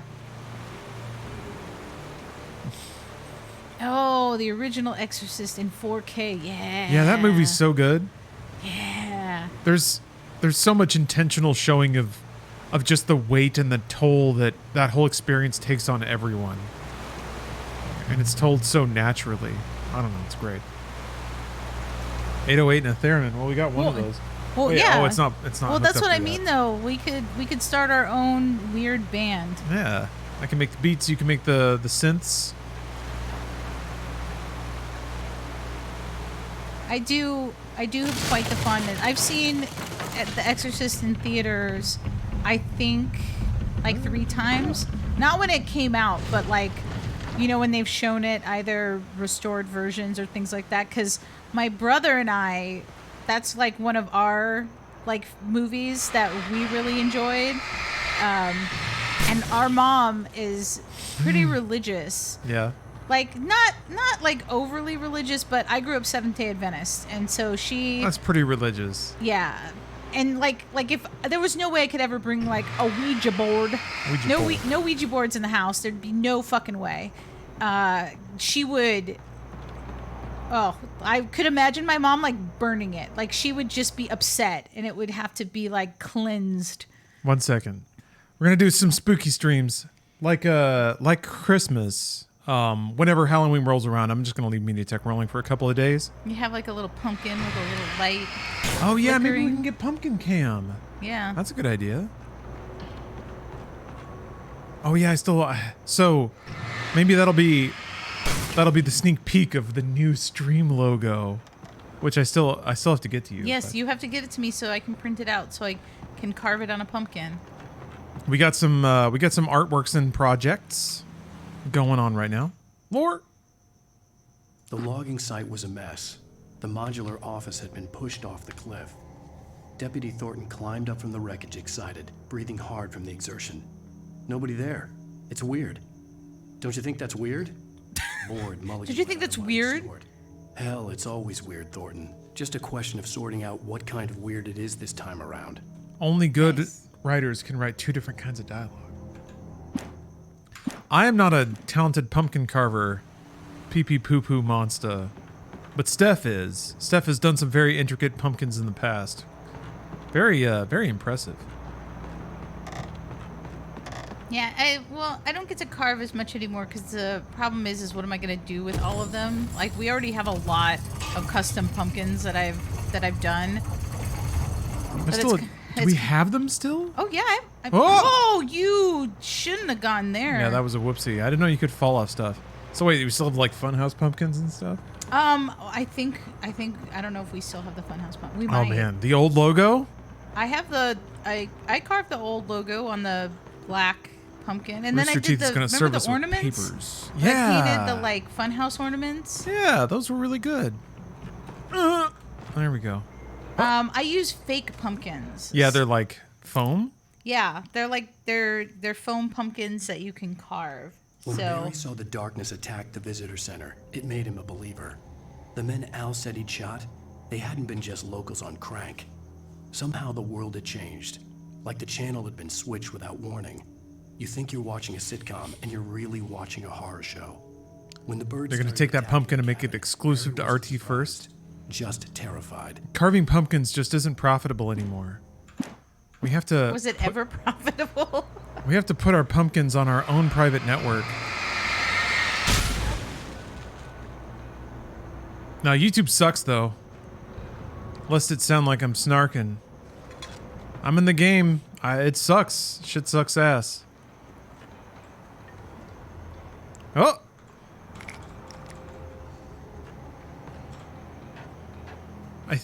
I wonder if the DJ mix I made is still hosted on roosterteeth.com.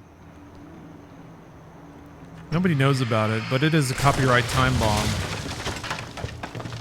That's fine.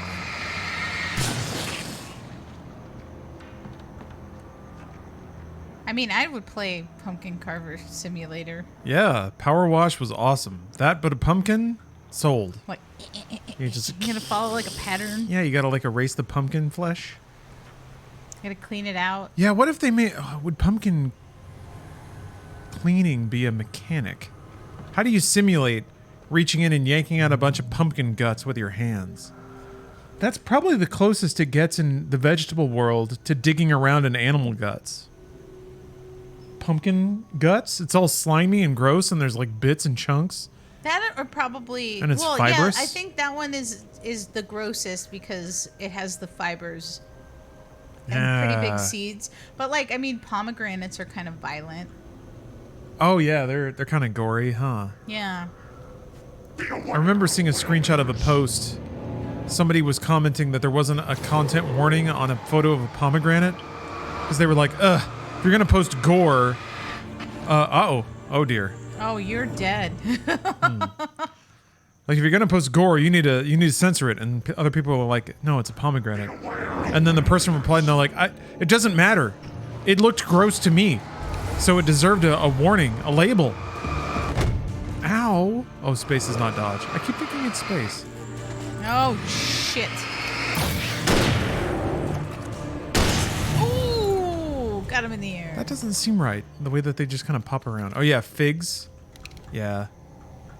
I have there's some clips that I've debated adding to MediaTek. Whoa! Oh my! Digital Melancholy's just gifted 10 subs. Hey, Guyanese Gooner caught one. Nice job. I'm glad you're still around, Guyanese Gooner. What was I? Oh yeah. So there's some clips that I've debated adding to MediaTek on the grounds that they might just be a little vibe wrecking. And there is a clip that I have of a man eating a fig, but he's doing it sexually. Yeah, sensually. But he's like really getting in there, and there's some sounds. Fig is beautiful. It's a beautiful fig. So it's like it's a sexy fig. I have a pretty high tolerance for internet stuff, and that even disturbs me. So that might be a little much. We need more gay MediaTek. I agree. Well, Donna Summer's in there a little bit. Do you mean like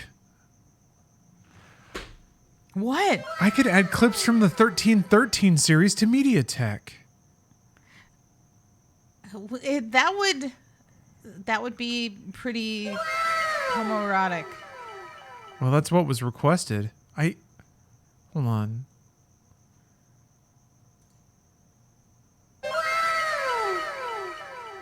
I don't know if... So I downloaded a few of them. Let's just see. Oh, Whoa, Jesus. that's really loud. Yeah, that's really Just loud. going to avoid any of your critical points. Cool.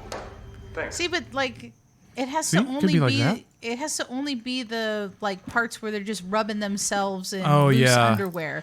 But then I know there's no lead up to it, but Yeah. those scenes are so long of them doing nothing. But the guys are always topless and or pantsless, but no nudity. And they'll have like a shower scene that's like 10 minutes long. It's of only just water. with no soap, And rubbing. And camera up, camera down. Camera up, camera down. but never a dick. Juarez Gorgeous, never. No, Juarez Gorgeous, thanks for gifting out 5 subs. Yes, always tasteful, Bongo. I'm glad you He appreciate that. never crosses the line. It just The problem is if I include one of those in penis-lates instead of MediaTek, titillates. people won't like, they'll think I edited it. But the point is I didn't. But maybe that's the point, is the conversation. I did it for the conversation. I'm thinking about it. I'm thinking. Shadows stirred and the wind picked up as I ran through the forest. I felt the dark presence turning its gaze. Oh, Poetica. Thanks for the sub. Blotted out by dark shadows that raced violently across the ground, moving too swiftly to... I don't know that I'm qualified to discern what good gay MediaTek material would be. Feel the taken. No natural path had brought them here. There's some Tim Curry. You should put in Joe Bob. Yeah, I should. Classic mean- Joe Bob. Like old Joe Bob Briggs. There's got to be segments of his like Oh, yeah, 'cause he editorials. rambles. Well, he But rambles, it's but it's beautiful. op-eds. He seems like he's an old school writer. That's what you do when you have to like fill a features He's an page. old school Texan writer. Yeah, where you just That's a Dallas boy. you live your life and you seize upon any random foible that happens in your week to build a whole thing about. Yeah. Oh, Anthony Carboni just raided. One of my favorite people. The only person I've known to get ejected from the Alamo. Yeah, from Alamo. Yeah. That still was hilarious. I can't believe he actually did get kicked out. Of all the movies to get kicked out of, it's the best one. Cats. He got kicked out of Cats. I'll do it again. And by that you mean enjoy the film Cats, because I believe you. I actually need to watch it again. I only saw it the one time. Think about all the significance and meaning. Yeah, he got kicked out. Oh, it was Morbius. My bad. I'm sorry. Oh, was it Morbius? It was Oh, Morbius. shit. Yeah, people were talking about Morbin earlier. Thank you. Yeah, Thank you that's for even correcting. better. That's right. That's even better. Yeah, he was laughing too much. He was having too good of a time. Too much Morbin. He was almost going to OD on Morbin, so they said, "Sir, you must leave the theater." And what a thing. What a thing to say to a patron who's clearly having the time of their life. I've seen Cats 9 times and I've never been kicked out. I take it too Is seriously. it only going to be 9 because of the 9 lives? I'm just saying. We saw the butthole cut, didn't we? No, I think we saw it. I don't think they had it.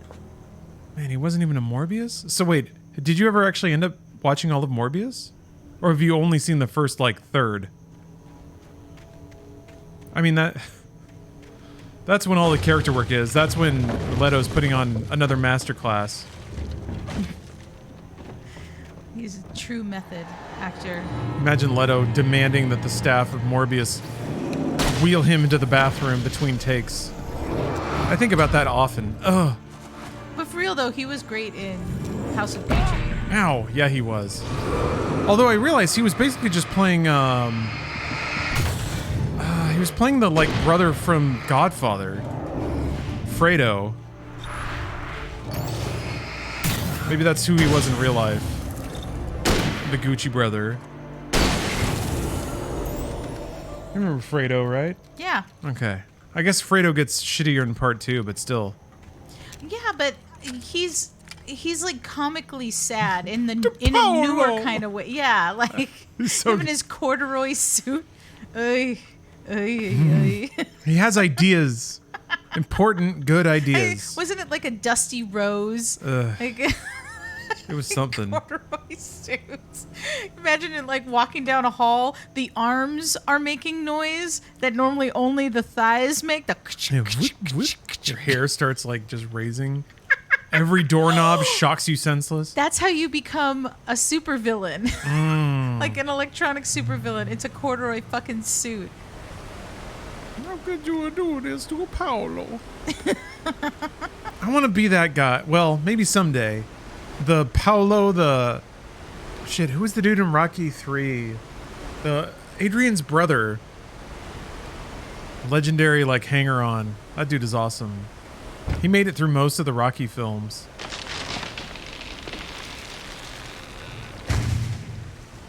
Paulie, yeah, there it is. Yeah, he had poly energy. Always hated him. I feel like Paulie. Well, he's not supposed to be liked. Yeah. Although, see, I guess no, I take that back. It wasn't poly energy that Jared Leto had, because you kind of felt sorry for him. Most of the time with Paulie, you were like, ugh. Well, sort of. I mean, Paulie was the same thing. He was like he was a little grosser. He was a little bit too 70s man gross. He was 70s man gross. I am very like misogynist. I'm very racist. Definitely couldn't cut it in the world and blames everybody else for it. Yeah. It's different when you're like, there's expectations on you and you're part of a family and you feel like you have to prove yourself. I feel like my headcanon is that Paulie is just Stallone writing in his brother, especially when it comes to like, you owe me shit in the beginning of Rocky 3. Paulie like drinking alcohol and throwing bottles at Rocky pinball tables. Is that what you think that happens to Frank Stallone when he's not? Yes. When he's not guitar and he's not just playing. That shit had to be real. Frank Stallone getting drunk. And then he cries and then he plays it again.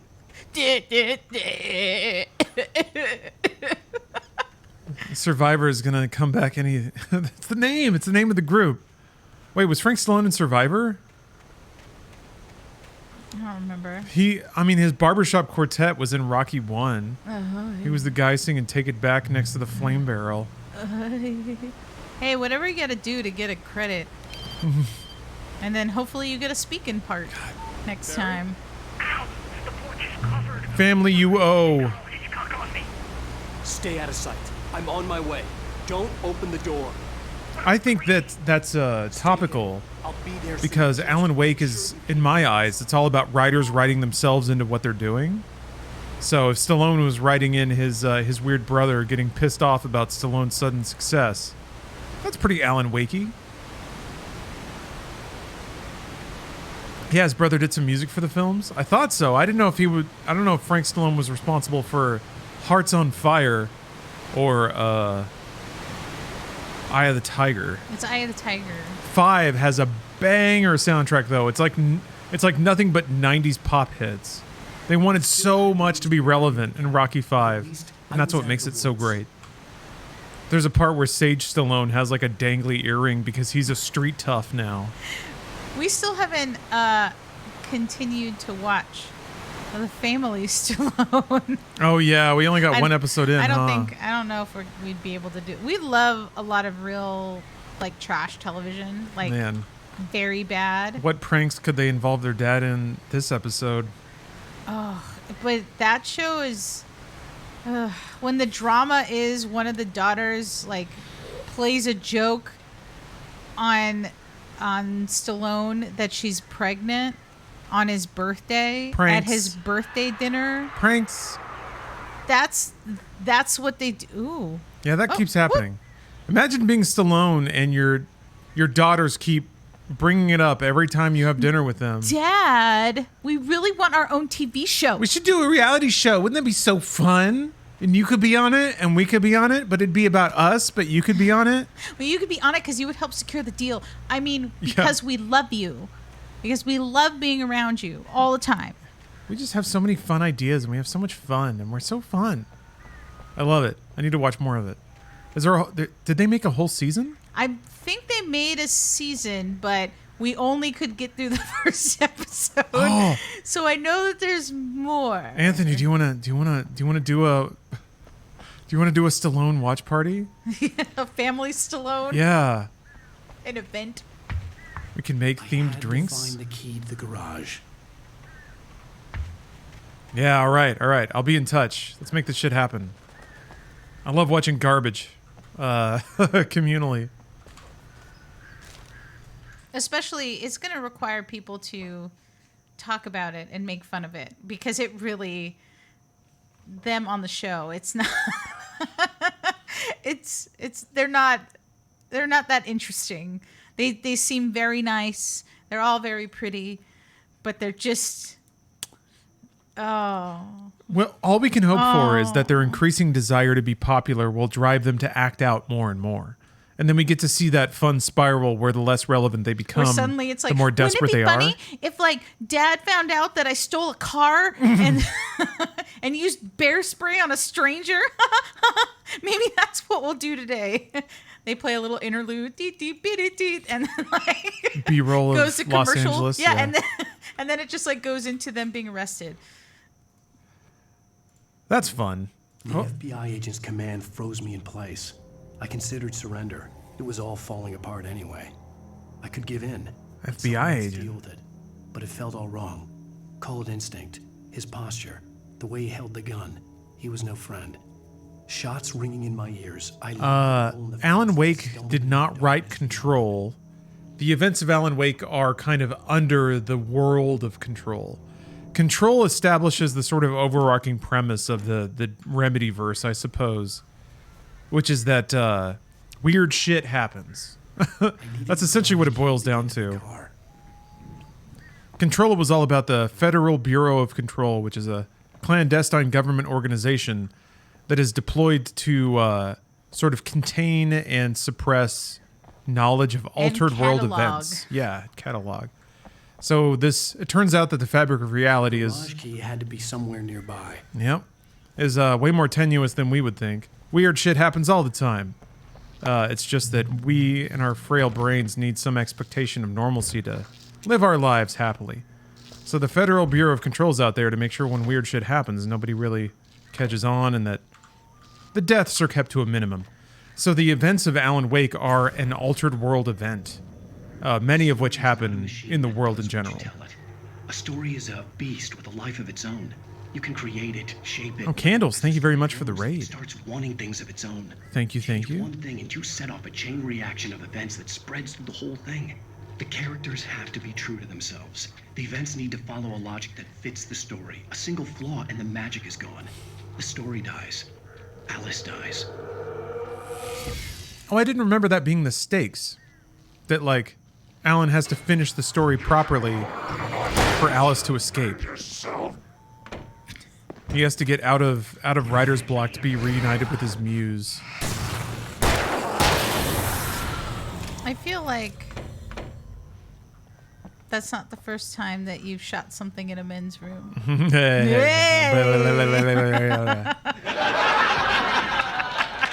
Oh, that was so bad. Thank you. Sly, look at the camera. Wink. Oh, yeah. Anthony, did you play the AWE DLC? That was pretty exciting, even though some of the stuff I was a little fuzzy on. Return to Barry.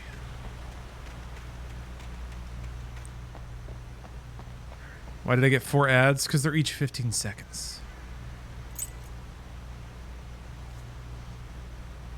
Should just be a minute long. Oh. But that number seems big. Man, this truck seems so small by today's standards. Oh, I forgot, there's driving. Weird. Yeah, take that fucker out. Couldn't be fully open world yet. Oh, wait, gotta brake. There we go. Cool. I bet you missed something in that car. Oh, did I? Probably. Can you get out of the car once you're in it? You can. Yeah, but don't do it now. Oh, yeah, okay. Jesus. What are you doing? So I remember the original concept for this game being more similar to what actually. Oh, see, look. Oh, look yeah, at you're how right. many You're right. You're people right. are all there now. Now you can't. I can do it. Oh my god. I remember my God. it was described to be more like The what. car's to the left. I know there's dudes here. They're gonna kill me. Oh my god, look, no, because everyone's gonna kill you. There's too many. That's all right. Ow. Nope, Ow. nope, see? He's hitting me twice. That's weird. Why is he doing that? It was supposed to be like open world and have a day-night cycle, and all the various residents of the town would have like a routine, and there'd be quests, and you'd have to like go around and talk to I think you went to people. the wrong car. There was one with a red light on. Oh, there was a good car? Okay. Yeah. Yeah, exactly. Yeah, open world, persistent time. Some of that stuff you ended up seeing in Deadly Premonition, which is why I don't know. There's only so many like Twin Peaks games. So wait, where's this other car? No, it was further back. What? Yeah. All right. Yeah, what are you gonna do? All right. See, I think they had a lot of technical ambition and desire to create like a living Twin Peaks world. But then when it came to squishing that all on a 360, maybe that got tempered a bit. But I think things like this, and especially maybe the technical ability to drive through a lot of areas without loading. Okay. There we go. I see what you mean. Yeah, that one has a light on.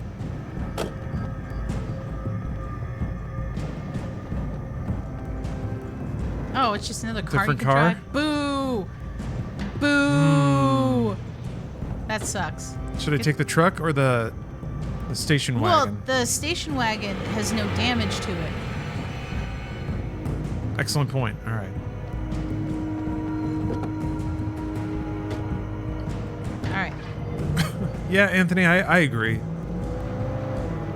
I think for what they were doing, and especially like, it would have been such a tall order to try to tell the story that they told through an open world system. That's the kind of game that very few people would actually be able to play through and finish, especially when it's all like weird and disjointed.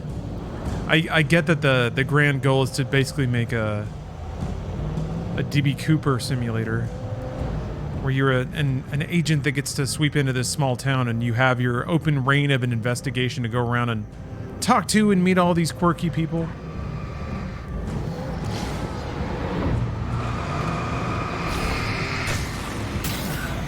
Look at them all. Do weird quests for get them. 'em. Get them.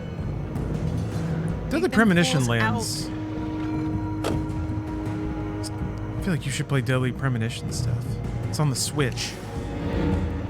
Yeah. I thought about it. Yeah? I knew of the game. I just never played it. Yeah. Ooh. I will be playing Alan Wake 2, though. Hell yeah. The moment that shit comes out. I didn't know that Coffee Land, or what's the name of it? The coffee theme park was actually hinted at in this game. How did I not know about that? Really? Yeah, it's in there. It's all in there. Not only is it in there, but there are like, the thing that blows my mind is that there are Alex Casey sections that are voiced by McCaffrey. I always get the first name wrong. James or Ryan? One of them is an IGN writer and the other one is the voice Ryan. of Max Payne. That's Ryan McCaffrey. Is the voice actor? Oh, no. I think that's the IGN. guy. Okay, then James McCaffrey. Yeah, I didn't know they made that link this early on. It's pretty explicit. Ketchup. Where are you, Barry?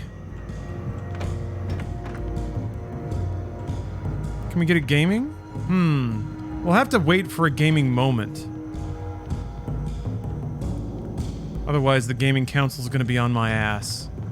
I mean, I make the rules there, so they have to do what I say, but it's just easier, you know. But you always like pushing the envelope. I do, yeah, for the sake of performance art. I'm a bit of a bad boy in that regard. Oh.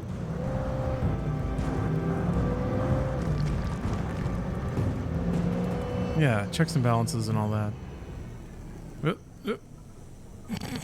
Yep.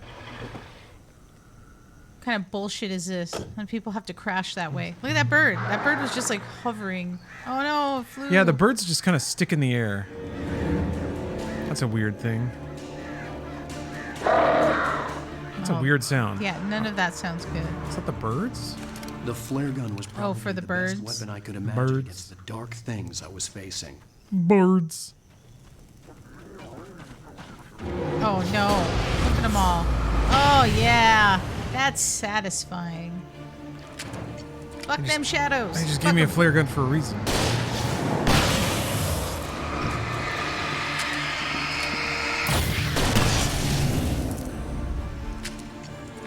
Man, that's pretty.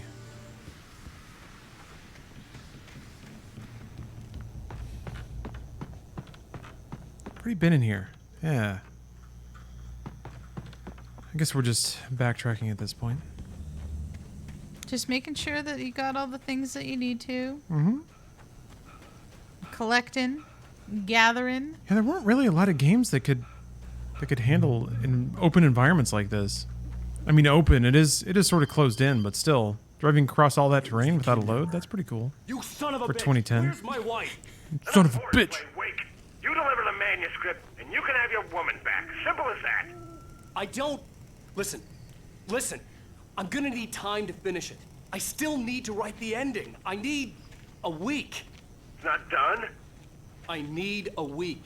2 days. The old Never coal mine is nearby. meet You can find it their easy, deadlines. boy. Never. Main True building there in artistes. You bring the manuscript, you'll get your wife. If not, They can't be harnessed. Yes. Saddled. I get you.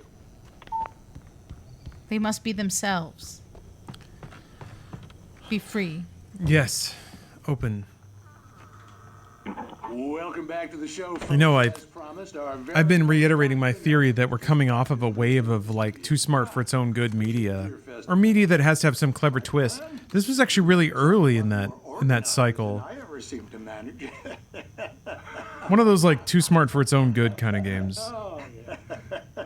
When did Inception come out? Taking the atmosphere. I'm getting a little too rickety to do much more than that, you know. 2011? 2010. Sack race for us older gentlemen. Same year. Yes, exactly, Pat. But I'm going to check Everything out the parade, was of course. not what it seemed. Be one of the pie contest judges too. The 2010s That takes a different kind of constitution. were a smart decade. Everyone was trying to be smart. It's my kind of exercise. Now, Doc, seriously, you're in pretty good shape, though. You're the outdoors type. I know for a fact you're an avid fisherman. That's right. Matter of fact, just caught a heck of a largemouth We saw that. early this morning. But you're not taking Interactivity. part in a fishing contest? A real live breathing world. Here. See, Pat, I'm just not that competitive anymore. Now I just like to take my time and enjoy the piece of it. It's no fun if I need to worry about what I'm catching, you know? Well, considering your track record, the participants are probably pretty happy you feel that way. Well, Pat, that's kind of you to say. A reaction to Dumb and Dumber, Happy Gilmore, etc. Yeah, I agree. Eisenbisse. It's also my theory that aughts media was hyper dumb. Perhaps A lot of college antics. prompted by Films. 9/11.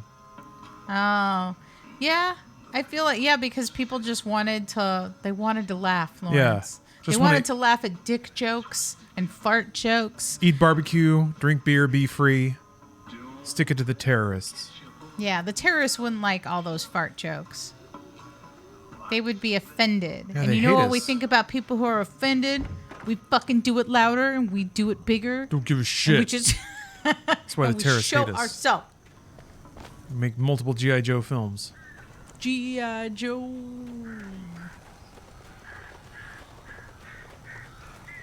The second one was okay.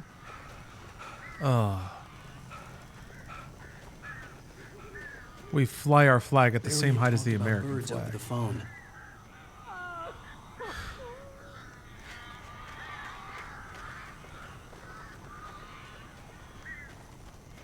Oh yeah, there's a new Scream? Hold on. No. Chat, tell me about this. There's a 2022 movie called Scream. It's just called Scream. Did they remake Scream? I think that they remade Scream and then made another sequel. But then there's also Scream 6, but that's just called Scream because the 6 is like baked into the logo. It's fine. It's not a remake. I was so confused. I kept. It's just a new movie called Scream. It's just About Ghostface is just everywhere. How can they do that? They can't just make a new movie called Scream and it has nothing to do. That's not allowed, right? Ow! I was so confused. Yeah, I saw the one that had like Jenna Ortega, and I was like, oh, okay, all right. But again, I'm guessing this means it's like new. But then there was like a sequel. They're like Ghostface is out in the city, and I was like, what? When did he get to the city? Did he go on vacation? What's happening? Ghostface in the city. There's a country Ghostface, and then there's a city Ghostface. Defeat the birds. That is so confusing. It's a new reboot. Oh. The first one with Jenna got a sequel. So wait a minute. There's a reboot series called Scream and a original series called Scream. A requel. Oy. Is that a thing? Requels? I feel so tired. I just want to lay down now. I feel like almost, how can it be a requel when it's trying to connect to things, like it's a whole new audience generation at this point, because it was in the 90s that film happened. Yeah. So unless, parents are showing it to their kids as a rite of passage, it's not necessarily the type of movie that, well, I guess is popular now. Every generation loves to get stabbed. But it's like you have to like seek it out. Like it's not everywhere. Like I remember when Scream came out, like yeah, it was everywhere. But like this Scream isn't. I found this Scream randomly while scrolling through the like myriad of titles on Amazon. So I don't know. It's just a little weird. It's weird to be in both generations to see that happen. Is kind of more of the point. They keep the story of the first Scream, but all the other sequels are erased. Requel. Okay. Again, that sounds like the most tiring shit. I just... Kind of like Superman Returns or something. Even though that didn't really matter. Why? So Scream 1, yes. All the other Screams, no. You can open the door now. They're gone. Why? They've done it with all the Friday the 13th films? Wait, what? Hey, Al. Yeah, Halloween did that. That's we have to watch all the stupid Amityville films because there's like 25 of them. We don't have to do that. They're all, and like we've only seen a couple of the really terrible ones. Isn't that what the new Exorcist is that, right? It's a sequel to the first movie. Yes. Anything about But the island yeah, and the and I mean, cabin God, that that's an disappeared. even bigger although I'm not hearing super The man hot wanted a reviews on it, manuscript. but I had to try to write it's it really when hard to Alice live up to the fact that the original film is so good. It's so spooky. No, Dimmy. No, do that, Dimmy. Why you do this? For me, the supernatural had always been nothing but a metaphor for the human psyche, a tool to use in writing fiction. Now, it was happening for real, and I couldn't put a single word Okay, Odd Mystic.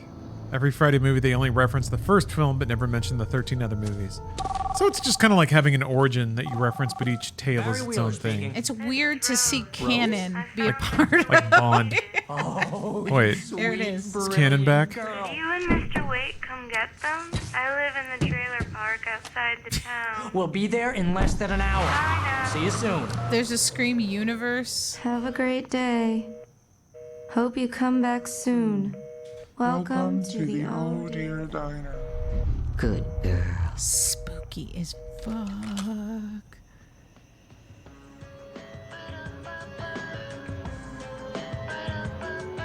And just like that, dear readers, another chapter has concluded in Lawrence's gameplay of Alan Wake.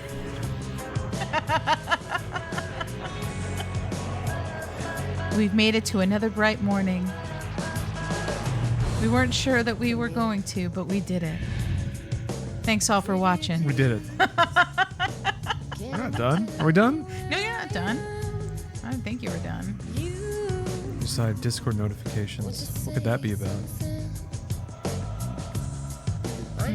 This bass is walking all over the place. Love it.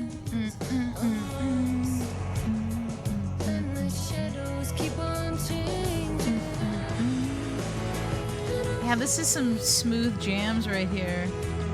You'd have this on like background at a dinner party. Well, yeah, everybody's just kind of chatting.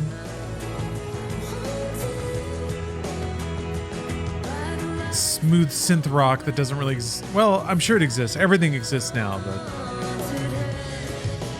I definitely don't run across this music in my day-to-day. White wine and string lights kind of place. Yeah.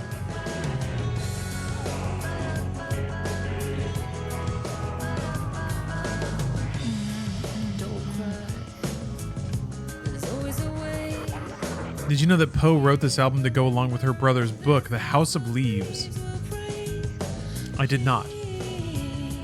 This is nice. This is like a establishing shot music. You only hear it for about 15 seconds to establish a mood. This is driving through the woods music. Yeah, like a drone, windy kind of roads, like looking at light filtering through trees as they pass by you. But it's still bright. It's not ominous. You're not going to darkness. You're going towards light.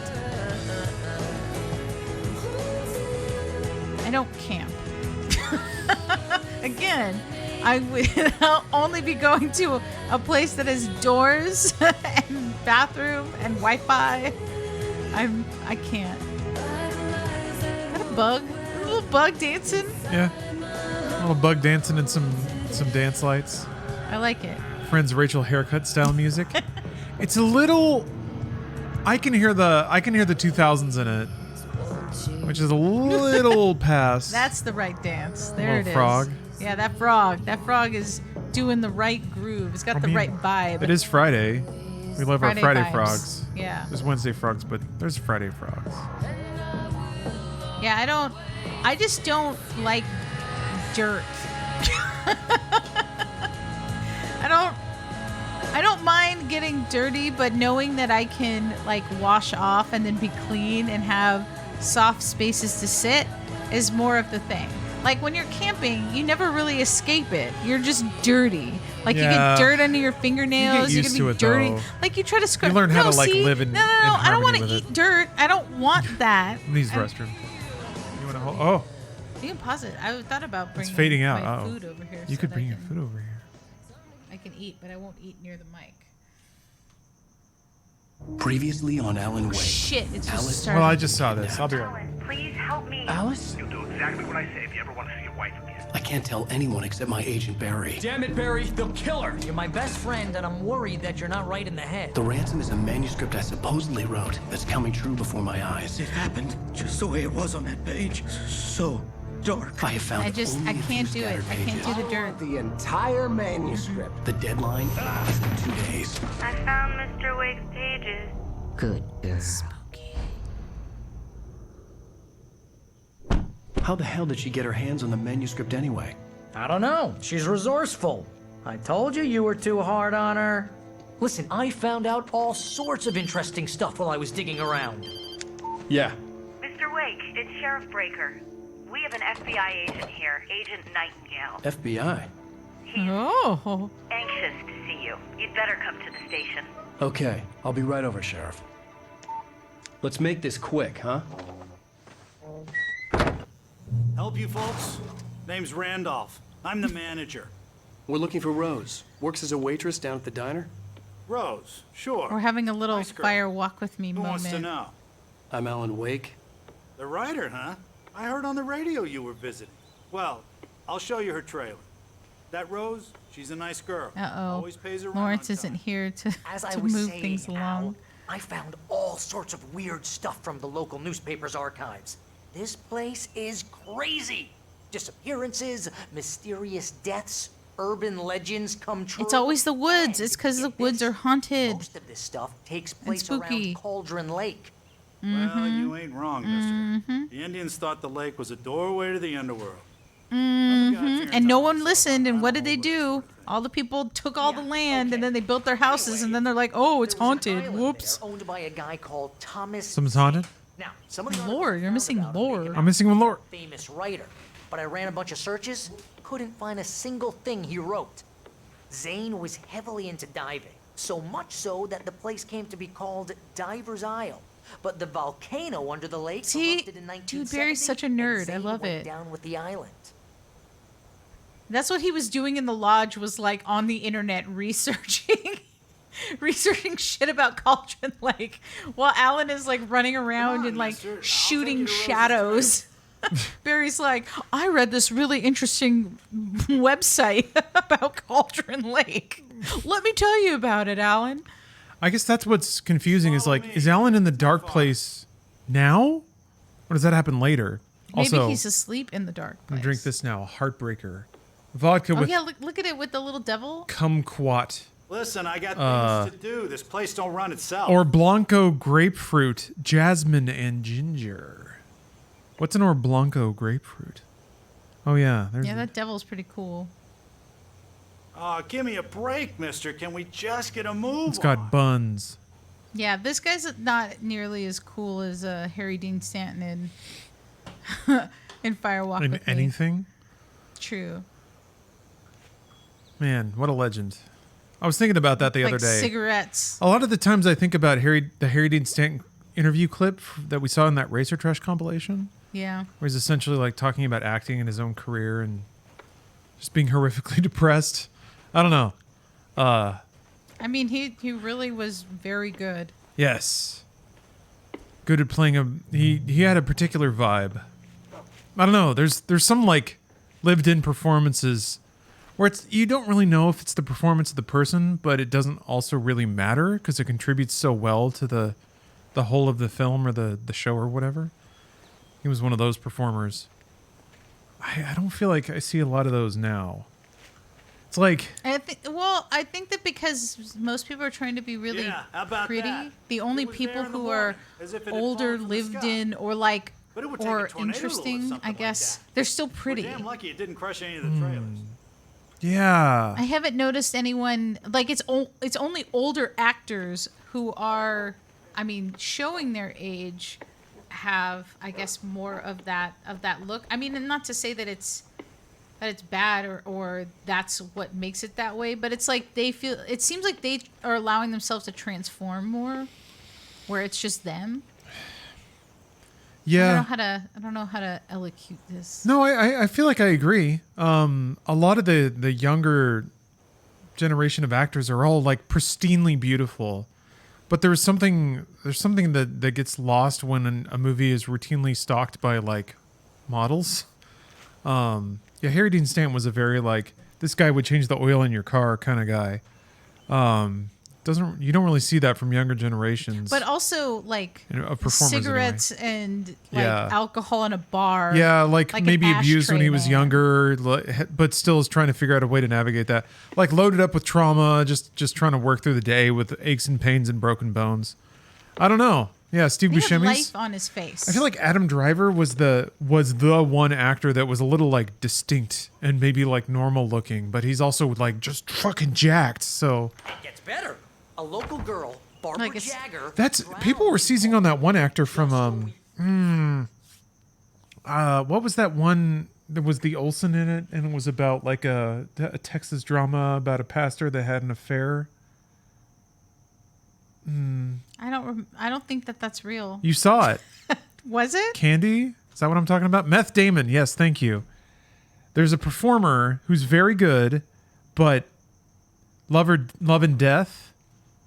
Does that sound familiar? Oh, I mean, yeah, that's the. We got to find Meth Damon. Fat Yeah. Damon. Okay. I thought you were talking about Adam Driver doing that. Oh, sorry, and I'm no. like, what are you talking about? No, Fat Damon. Jesse Plemons. But he still looks a little pretty. He's still not. Whoops. Do you think?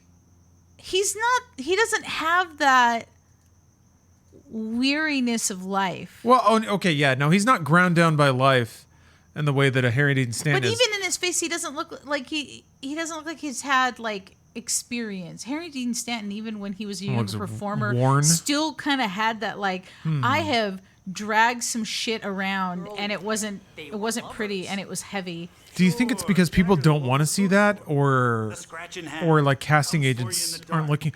Something tells me that like when it comes to the internet, and you can see everyone, then you pick the hottest person, or which is being very reductive. Of course, performance has something to do with it, and I'm not saying. In addition to being hot, I think a lot of younger performers are also insanely talented. So I'm not saying that like if you're hot, you're bad at acting or anything like that. Just in terms of not seeing that visual anymore of the road weary individual, I do think it has something to do with just like if you can digitally sort like hundreds of people and just like no, yes, no, you can kind of like naturally select your way up the aesthetic food chain a little bit. Anyway, just a theory. I don't know.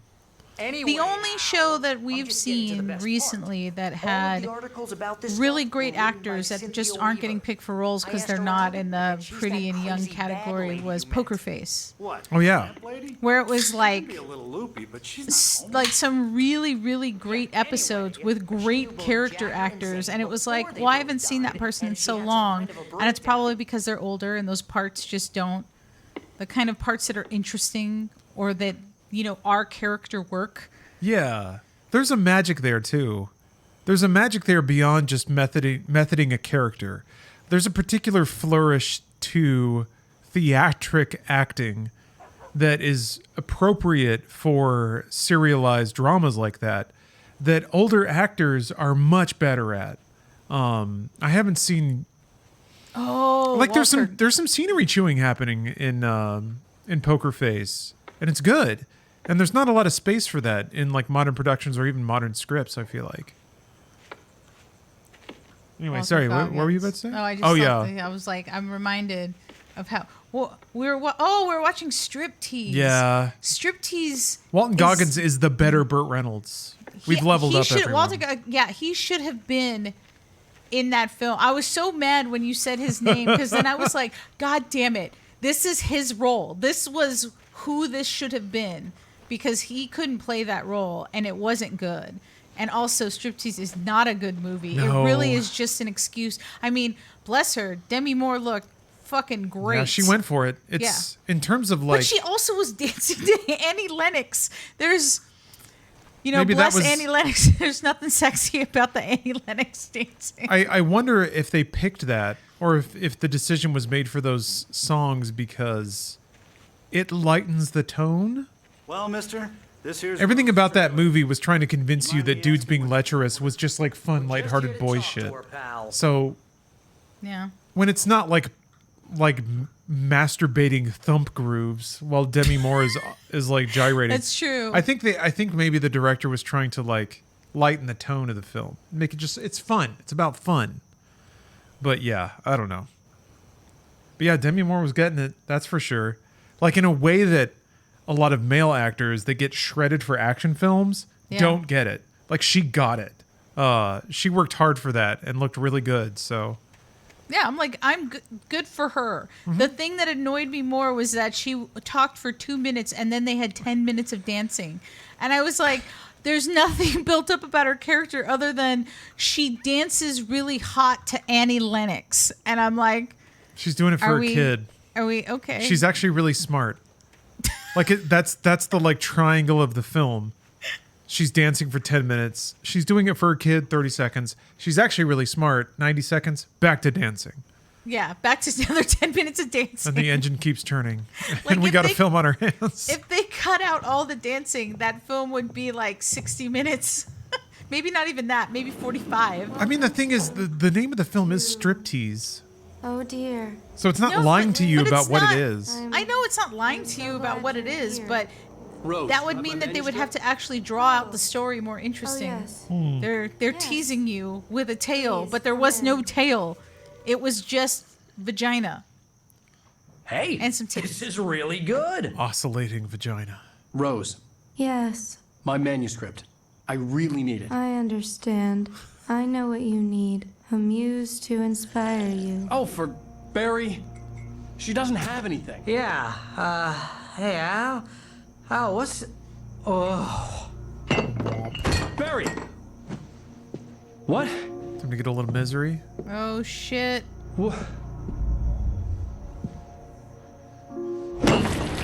I want there to be a game where you, the player, are in some nightmare where it's an allegory for like the gamers just wanting violent gameplay from you.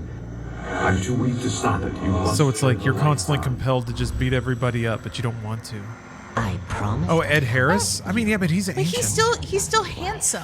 You must finish. He's got a great voice.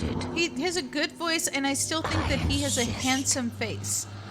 Harry Dean Stanton, I think when he was, it might be one of those things where someone would say he's a looker because it was like right after WW2 kind of thing. Like that was when it's so far out of the realm that even in the 80s, he still looked kind of like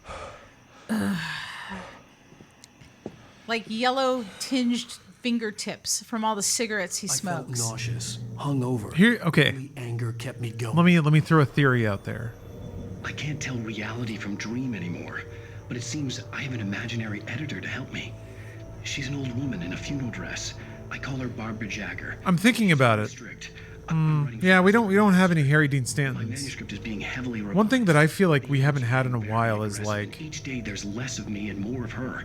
I hate it. that like fun smoldering hatred. So here's my thought chain here. We were watching The Postman Rings twice, Incantation I'm attempting. which is reminding me of Tennessee Williams a lot, which is making me think about But Hot Tin Tennessee Roof. Williams loves hot dudes. That's the thing. Hot Tin Roof, young Paul Newman, holy shit. The both of them, Elizabeth Taylor, like holy Christ. Actually, I think young Paul Newman was hotter. Oh, But well, he not can, like- hotter than young Marlon Brando. Young Marlon Brando is like. So I'm glad you brought that up. You need a cool cloth just to. I was going to talk about dab. the young Seethe, Mhm. which Paul Newman in Hot Tin Roof and Brando in Streetcar have. Like they're hot, but also they're raw and kind of broken and dangerous. Well, and that's unfortunately what makes him even hotter. Yeah. Because you're just like. Hasn't been that. I feel Yeah. like it hasn't been a vision of that in a while. There's been so many attempts. Yeah, wow. That's pretty great. There's been attempts to manufacture of that. seagulls and horses and sunshine and Episode 2 Alan Anakin. Wake murder books. Episode 2 Anakin was a generation's Marlon Brando. Wow, the cutouts. That's pretty Yeah, great. it's really. The pink It's bed. really a thing. You're really in a womb here, huh? Yeah, Willem Rose Dafoe's still took a getting day out from there me. as being I a had less than fucking 12 hours left to get the intensely kidnapper. faced man. All I could do was get Barry into the car, work something out once I got on the road. Cooking with corn. Ugh. Yeah. Ugh. What does it say? 72 what? Oh dear diner. 72 tasty recipes. Oof. Coffee.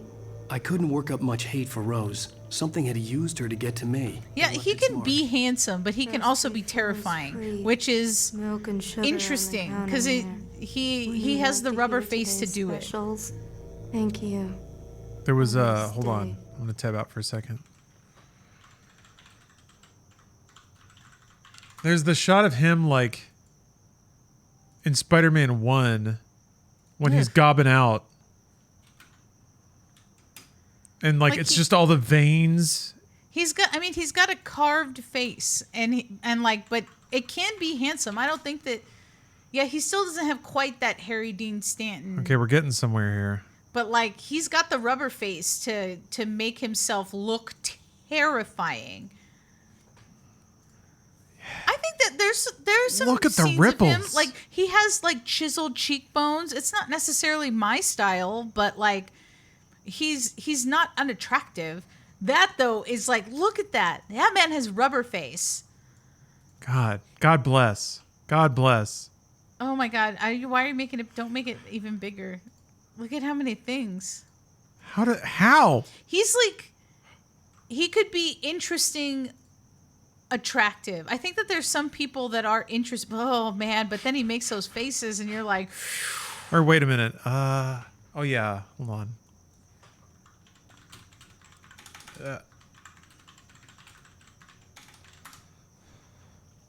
There it is. oh The best Defoe. Oh, wow. Everything is so bad. Ugh, Oh, the pencil mustache. Fucking Christ. It is the month of scares, so I guess good job, Lawrence. Good God. The worst teeth imaginable. They're so tiny. Ugh. Ugh. All right. Come I'm going to leave that there because I'm going to Oof. forget that it's there, and then I'm going to click on it later and terrify myself. So I'm going to just leave them comatose in Barry was here out then. of it. He was way too heavy to carry. Mm-hmm. Oh, Right. man. Serve him one. So wait a minute. What's going on in this place? So handsome. There's a kitchen. A carpeted kitchen. I mean, I like her little banquette. Her little dining banquette. Yeah, that's cute. Got some couches. And then a hallway and then one bedroom. Is there like a... No? Thought there might be a closet on this side. There's just empty space She's got there. like a folding chair in her bedroom. Ugh. In case you have like a male guest that needs a place to sit. Yeah. Or a female guest. Collect your thoughts. Could be either or. Or it could be a family member, like her mom, coming over to visit and bothering her. You still wearing those old pantyhose? God. God. So hard to make her bitter. It wasn't any of his business what she did in her trailer. But those strangers, the writer and his smart-ass sidekick, looked like trouble. And they'd been in there for hours, way past her normal bedtime. He reached for the phone and called the sheriff's station. That's Lady Willem Dafoe. There was no time to waste. Wait, Attack of the Killer Tomatoes. He was in that? God, what a career. I was thinking about David Duchovny in Fire Walk With Me, Dave? Oh, yeah. which I haven't seen a lot of David Duchovny, but Well, in Twin Peaks. yeah. Was he in the show ever? No, he's in the show. He wasn't in the movie. Oh, I thought he was. My bad. I thought he No. was only in the movie. No. Well, I got some watching to do. I just stepped outside to catch Oh, my bad. fresh air. Let me Steph's here to set the record straight. I'm like, he plays a part in the series as another agent, but I'm like trying to really rack my brain. I'm like, No, I he's mean, not you in would the know. film. You'd absolutely know. thoughts, punctuated by the occasional plunge into nightmare. Is it just me? I saw that film when I was a child. Oh, jeez. Because my sister had rented it, and she was watching it at like 1 o'clock in the morning. What's on your mind? And she was too scared as an adult.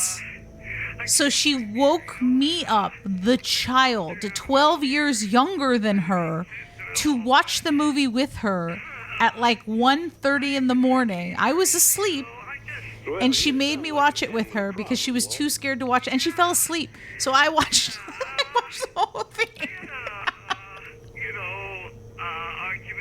Oh, I didn't know. Wait, did that character come back in season 3? Wait, no. Oh, sorry.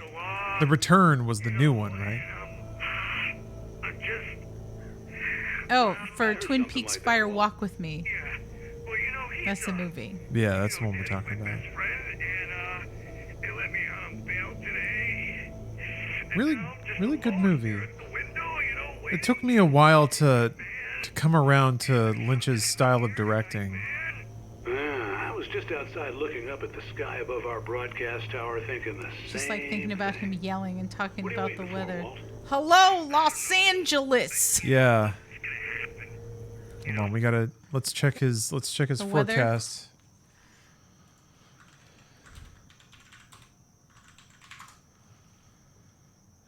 See here. Oh yeah, we can get our lucky numbers too. Let's see. Oh, 9 months ago. Oh man, he stopped updating? Shit. Yeah, maybe. Rough. I How am I definitely supposed to did- know what the weather is? I know. It's not like I can look outside. Maybe it's somewhere else. Nah, maybe No, not. I think that's just it. Damn. Maybe he's busy making something, or maybe he got tired of it.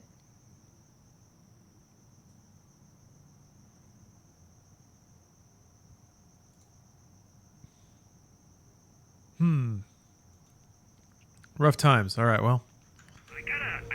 Well, he did do the daily weather for a while. Maybe. No, thanks, Pat. He used to do the traffic report sometimes on the old indie station, like out here in LA. I remember that. The traffic it's bad out there.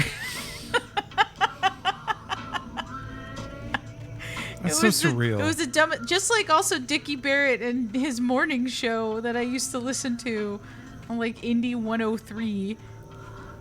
Who's Dickie Barrett? The lead singer of Mighty Mighty Boston. Oh, okay. I thought that's who that was. Although now he's like a weird anti-vaxxer. Awesome. He just wants you to do your own research. You're like, wow, way to ruin it, bro. Yeah, it happens. People out there saying their opinions out loud. All you have to do is not There's talk. no vaccine against ska. It will That's live right. forever. You can't protect yourself.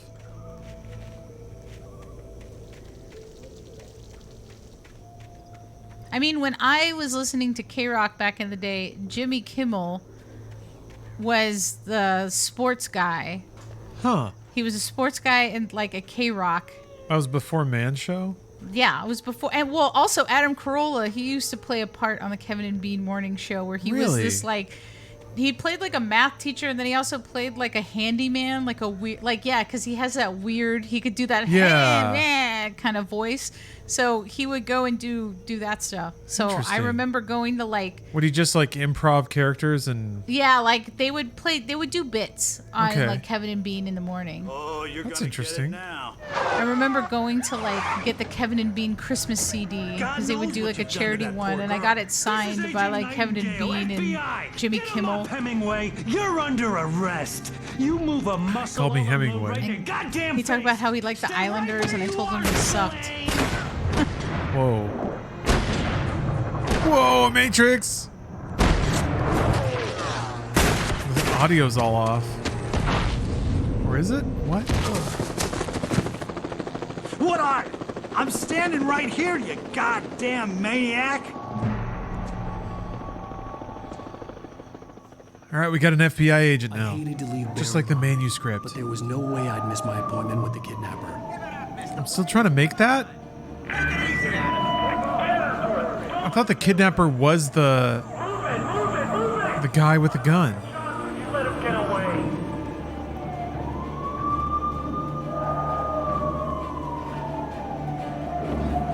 It's pretty. I do like the Yeah? the fog looks nice. Yeah, I'm excited for Control 2. I mean, I'm excited for anything Remedy will make.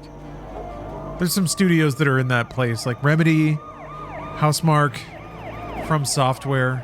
I've said it before, Remedy is probably the only studio that I feel so passionate about their products and their projects and what they put out that they would be like one of the only studios that I really am like I would work for. Like, what do you want me to do? But I'm not moving to Finland, and Lawrence isn't moving to Finland. Well, we'll see. And they I don't mean, do anything. They don't do anything remote. We're maybe we'll fall in love when we go. Although it's cold. I feel like you're just not down with that. I can't do that. I mean, maybe Business Unit 3. How tough am I? Creative Unit 3. Yeah, anything they make. Let's see here. The other. I mean, It's true, saunas. I do love saunas. But I need to be outside. Like, be able to be outside without having to have like 19 layers and snow boots. Thinking about moving to Finland. yeah. Yeah. I mean, yeah, you got closer to that than I ever did, living in Seattle, which is not to say that they're comparable, but... Can you turn off the camera so then I can Sure. actually go get... I want to get a drink. Okay. And probably my food. Okay. Yeah, do what you're gonna do. Steph's grabbing some snacks. The darkness that wore Barbara Jagger's skin slept fitfully Holding in it the off. place that was its home and prison. Probably only stream for another hour, so it's getting pretty late, but... It dreamed of its nights of glory when the poet's writing had called it from the depths and given it a brief, terrible taste of power and freedom. The rock stars had stirred it from the deep sleep the poet had sunk it back to in the end. When it sensed the rider on the ferry, it opened its eyes. Wait, who's Barbara Jagger?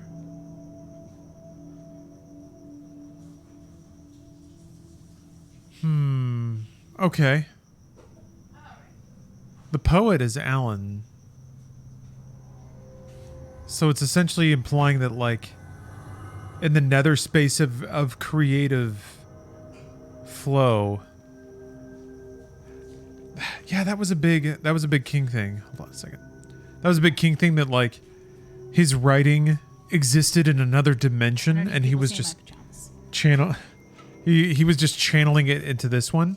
It was, I think, his way of rationalizing the creative process, or rather the idea of, like, creativity, is that everything exists. He didn't create it. He's just a vehicle for it. So that's I think what this is leaning on. And I guess there's some demon lurking in another dimension that's trying to creep its way into our reality through the creative works of Alan Wake. Does Alan Wake also take place in Maine? Because let me tell you, I've been there recently and I get it. I thought it was like Pacific Northwest, but it's essentially Maine. Like there's a Mr. Maine there, so there's acknowledgments of the that's all the main thing. Stephen King. Yeah. Yep. Stephen King understands that the forest is spooky. Yeah. And especially if it's like cold and dreary and foggy. I feel like Twilight a lot because like outside is just kind of spooky. Yeah, it's dark. Not safe. Twilight, I feel like, really harnessed that in making the Midwest a like magical spooky place. Or sorry, not Midwest, Pacific Northwest. Before that, it was hackers. It was kind of fun, that small window when Seattle was like gonna be the next tech hub. That idea worked its way into a lot of cyberpunk because it was very 90s science fiction. And it rained. Yeah. And it rained, but there wasn't It's always a lot rain of slick. neon in downtown. I think they've started to get more though. They better. In Seattle? Jeez. Maybe it's the constant rain that makes neon not the best pick, but yeah, it's like it's cloudy all the time, it's rainy, it's drab. You have to wear hoodies. There's some, well, at the time, there was like a burgeoning tech scene.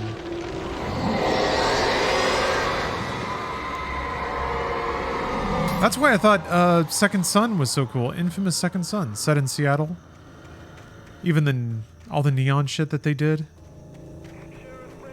What was her name? The goth girl who had neon powers. Circling me.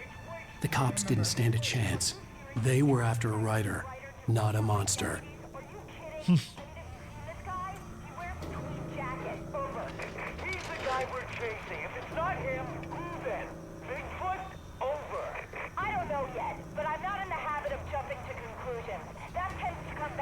Was it Fetch?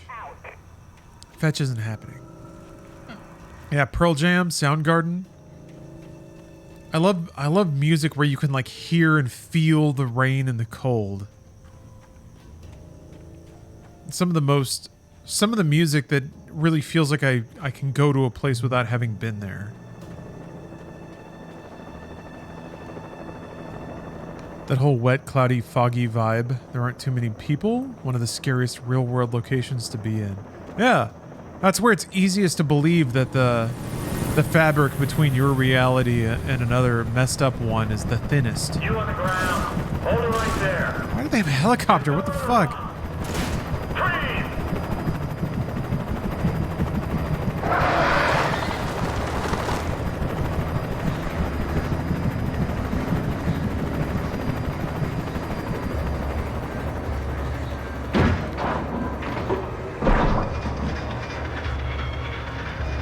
Mike!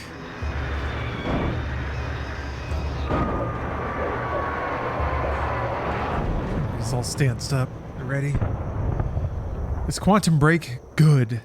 Yes. It is good. It might be basic by modern sensibilities, but it's good. If you like TV, it's very good. It's one of the more aggressive attempts to merge media or have a mixed media experience. So there's some action, there's some walking around, there's some picking up lore. And then there's like a pretty decently edited, written episode of TV. And it kind of tells two stories. Yeah. Play a video game for 30 minutes, watch an episode of a Netflix show. Which isn't that what like all adults want? They keep talking about how they want to be able to play an amazing immersive game, but have it be in half-hour chunks. Yeah. That's a good point. Sometimes I feel like Remedy, there's a lot of intelligence behind what Remedy experiments with, but sometimes they're a little ahead of the time.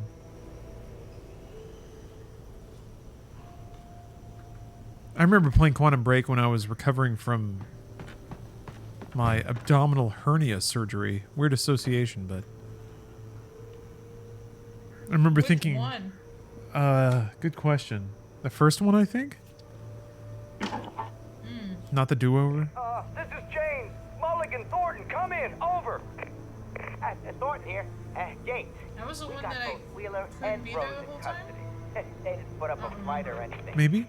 Why, they were Because one of them I felt so bad Come on. Sit down and give me that. that you had surgery and I had to go. I had to be in San Francisco for something, for some like Lucasfilm meeting or something. That's fine. Wheeler's drunk. My healing powers kicked in. Didn't matter at all. Fed had a pretty distinctive whiff of Otis Scotch about it, you know what I mean? Over. I don't have anything on that, Deputy Mulligan. Over. Well, whatever.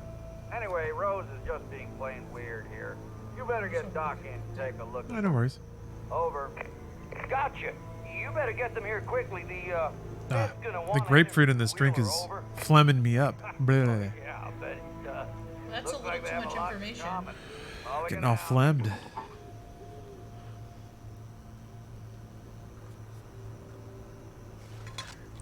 Oh yeah, I didn't even know the thermoses they made for Alan Wake 2 are the actual model from the game in 1. I didn't remember them being those like big blue ones. I thought they were just like silver canisters. No, they always had like a white top and like a blue. I remembered it being darker blue, not the lighter blue, but I remember them being that way. And then I think it's just because it probably was way too expensive to make the custom canisters. Like it wasn't a easy thing. Time? Yeah, the first time that this game came out. That the but that's why they just got like really like station. nice Maine seemed like a decent guy. thermoses Perhaps he could give me and had them directions to the printed coal with mine. like the Alan Wake logo. Yeah. Now they're spending that Epic Games money.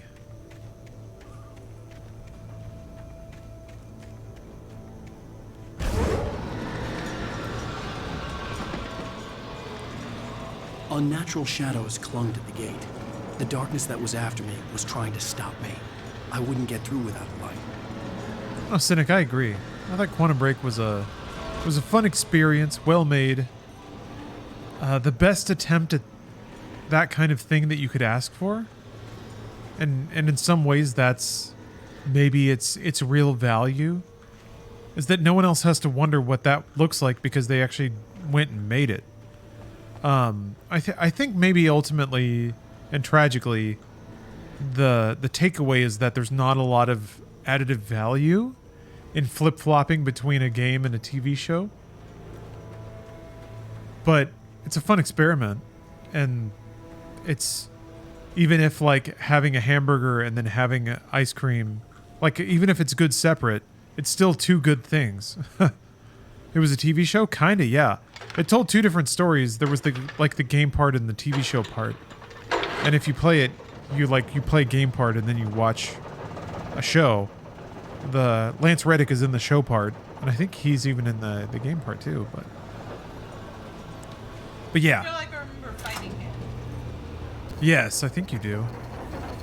The old generator conked out. I'd have to see if I could fix it and try again. Yeah, Sean Ashmore was the main character, but he's also going to be a character in Alan Wake 2. Give it a boot.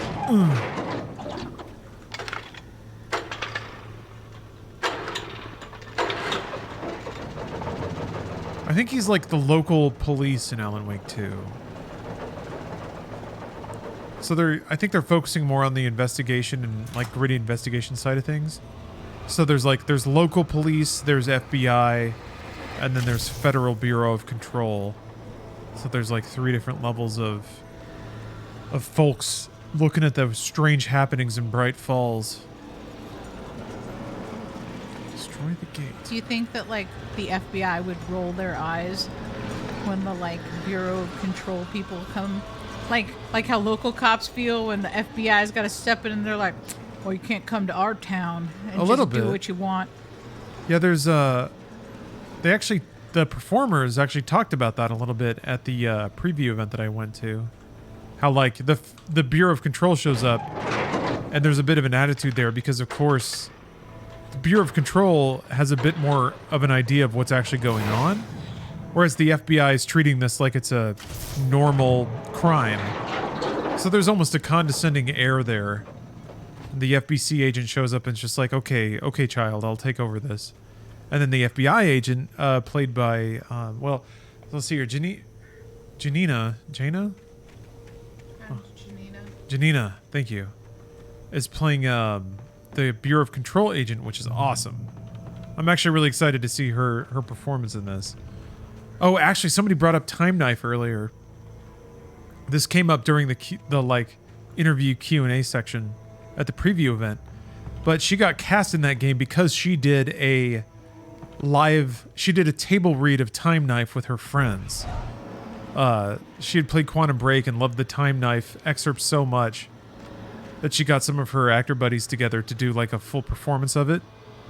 And then I guess that got her on the radar of the folks at Remedy, so... Yeah, that's awesome, right? Time Knife. Gotta stab through time. Let's control a part of this universe, yes. Or to put it another way, this is part of Control's universe. But we'll learn about that. I intend to play through this game's DLC, and then Control, and it's also DLCs. Because that's pretty much all of the lore stuff that is relevant to Alan Wake 2. They were an ideal weapon for my situation. Team 1, come in. Over. Flashbangs. It's a good sound. But yeah, there was a DLC specifically in Control linking it to Alan Wake, which is pretty cool. Well, the environment of Control. I'll have to watch that again because I don't Brutalism.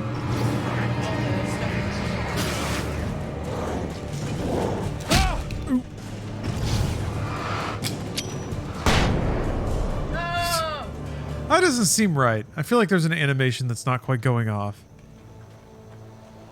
I like it. Yeah? Funny. It's video gamey. But they're supposed to be on the ground. Oh.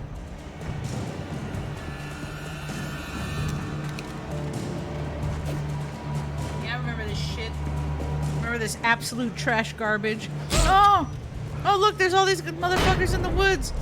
And they're gonna come and get you. And now you gotta just keep running. Run towards that light. Run towards that light, Alan Wake. Yeah, these you sequences. Gotta get in it. I keep forgetting that I'm not meant to just like stand and fight everything. Yeah. Oh, because you'll run out of ammo and fucking flashlight batteries, and you won't realize it until you're in a place where you really fucking need them. Way to fuck me. Great. Thanks. Thanks. Cool. Peabody, Pat. What's on your mind, Mill? Well, I live near the trailer park, Pat, and there's a big ruckus going on. There's a ruckus. Well, they ragdoll in the original game? Yeah, I don't remember that being so bizarre. I guess that's just part of the remaster.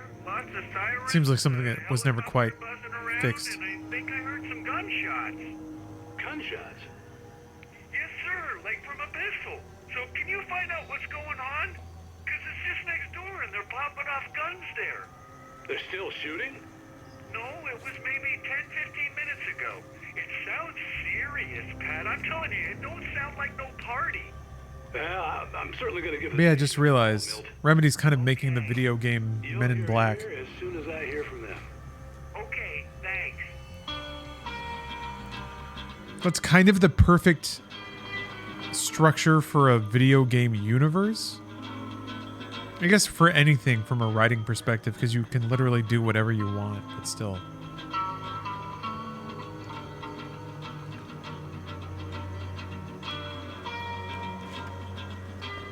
I want to keep listening to that. Ugh.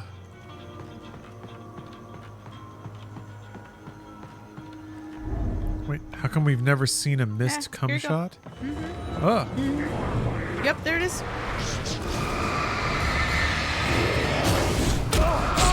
I mean, I guess it really depends what missed means in that context. Wow, there's a lot of dudes. Oh. See? You see what fucking happens? You Yeah, see that what was happens when you go fast. into the goddamn woods? They're out here, Had to huh? go on a goddamn vacation in the woods, didn't you, Alan? Had to cause all of this trouble. Ooh. Had to go to the spooky haunted woods.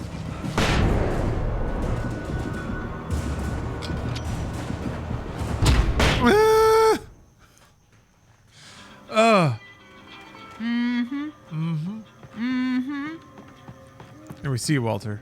Mm-hmm.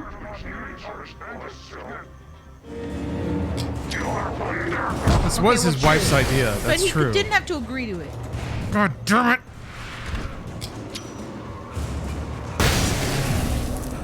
What was his wife's name?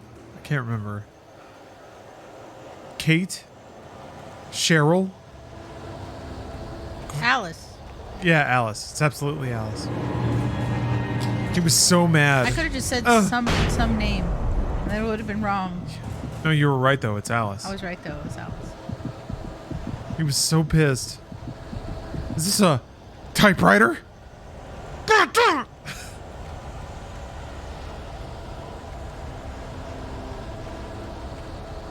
How do you feel now, Alan? How do you feel? Yeah, his like angry stuff. I mean, a little bit, yeah. I got a little bit of a temper. A tiny little temper. I think it just leans Scary into temper. like the fragility of his ego. He needs to prove to himself that he's a big grown up novelist. So he's going through this tribulation. I'm a man writer, and I can do it on my own, and I don't need you to do anything or to bring stuff for me. But I really would love if you could bring me a snack when I'm working later, because that would actually be really helpful. I guess it's also like, That seems like Alan. yeah, it is. Maybe he's feeling like all anyone wants from him are his shitty novels, but he wants to write his great American epic. So he's pissed off that when he was trying to get away from all that, she would bring a typewriter, as though like the only value he has to her is if he's writing. Ooh.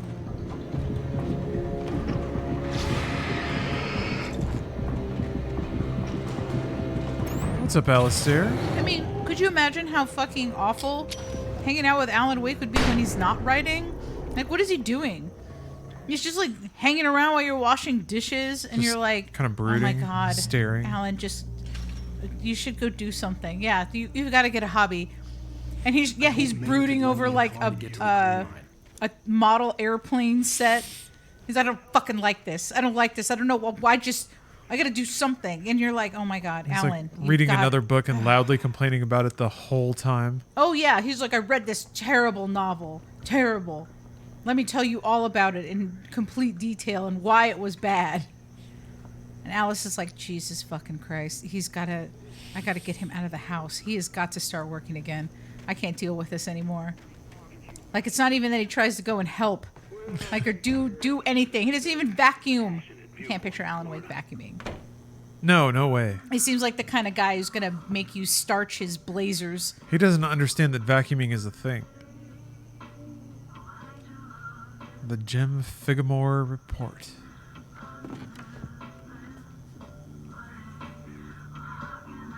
They don't have Lynch reading I the can weather. picture Alan Wake also being like 4 beers deep in like a leather chair, complaining about like some book that's getting optioned into a film. That piece of trash! I can't believe They don't this is what understand what it's America really is. about. He's the poor man's Orson Welles. Yeah, kind of. Like he wants to be a jaded, disaffected artist, but he hasn't earned it because all he's done is sell schlocky novels.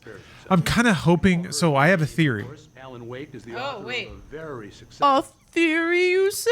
I'm really excited for Alan Wake and Alex Casey to interact, because they probably will. Alex Casey is kind of personified in the game, so I'm hoping that those interactions will. It'll almost be like Matrix Resurrections, where it's sort of Sam Lake kind of processing the, like, people liking Max Payne at face value or whatever, or thinking that Remedy is only good at making shooters when Sam Lake is over here trying to inject it with all this like fourth layer irony and meta intellectualism. So I'm hoping there's some interaction where like Alex Casey is like shouting shit at Alan Wake about how all anyone ever wants is slow-mo bullet time stuff. He's changed gears, though. He's now working on a horror story. Ooh. Oh, I'm so glad you could find the time to do this, Mr. Wake. Basically, I want him to do the Neil Patrick Harris monologue from Matrix Resurrections. Whoa, whoa, whoa. Everyone calm down. Put the gun down. We're all friends here, right? Cool your jets, Nightingale. We got him. What the hell's the matter with you? There's a civilian in there. He's a writer. We have to shoot him. Yeah, we're in Red State territory. I feel like that this isn't accurate because they're shooting at a white man. I'll get you yet, even if it kills me. You hear me? You hear me, H.P. Lovecraft? There would be taking him It alive. was ridiculous. That's what you get for naming a book The Sudden Stop.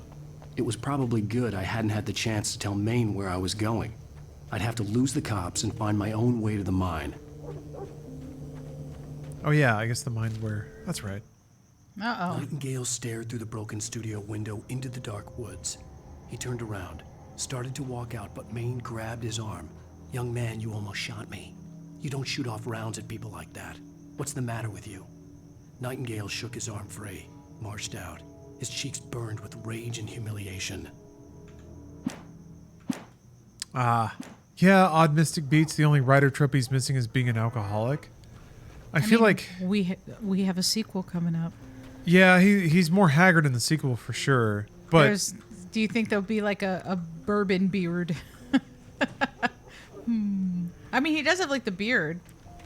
Oh, but he's still pretty trim. He's not like kind of the. No, he's pretty scraggly in Alan Wake 2.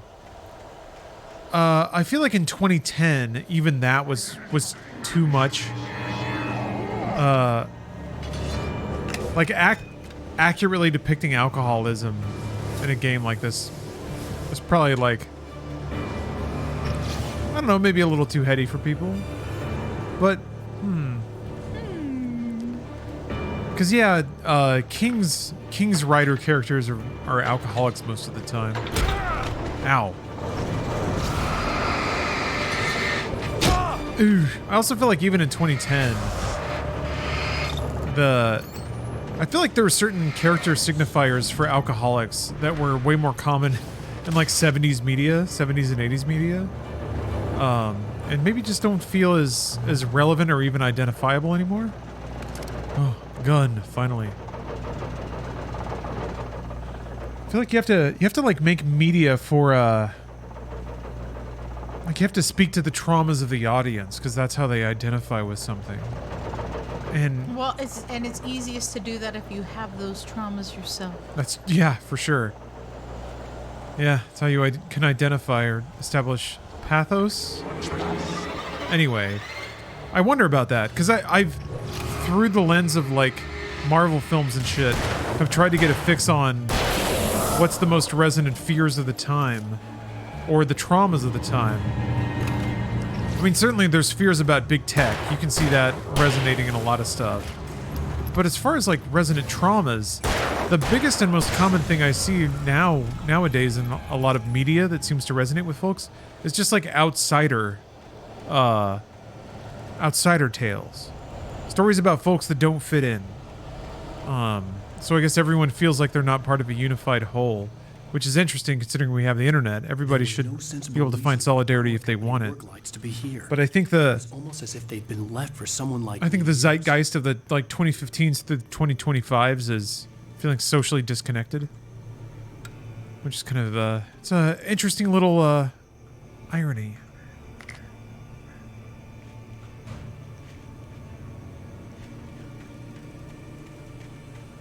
I like trying to identify the things that will make something seem dated before it's dated. It's an interesting challenge. Can never be good to go into. Yeah, see, you go into the room and it's got the fucking shotgun and you're like, it's got items. Oh, look at that shotgun. How nice is it? And then all of a sudden you're attacked by shadow men. See? No good deed goes unpunished. You are the punished. Oh, generational trauma? Yeah. Parents not getting it. It's interesting because, like, Everything Everywhere All at Once was to me a very new age film, in that it was both like, it was about existential dread and also generational trauma, but multiple layers of generational trauma, which is probably why it spoke to so many people. Oh. It's like everyone is smart enough now to get existential dread, which is not something movies ever really tried to tackle. Oh, fuck. In any kind of like mass entertainment form. Oh, even Barbie, shit. fucking Barbie dealt with that.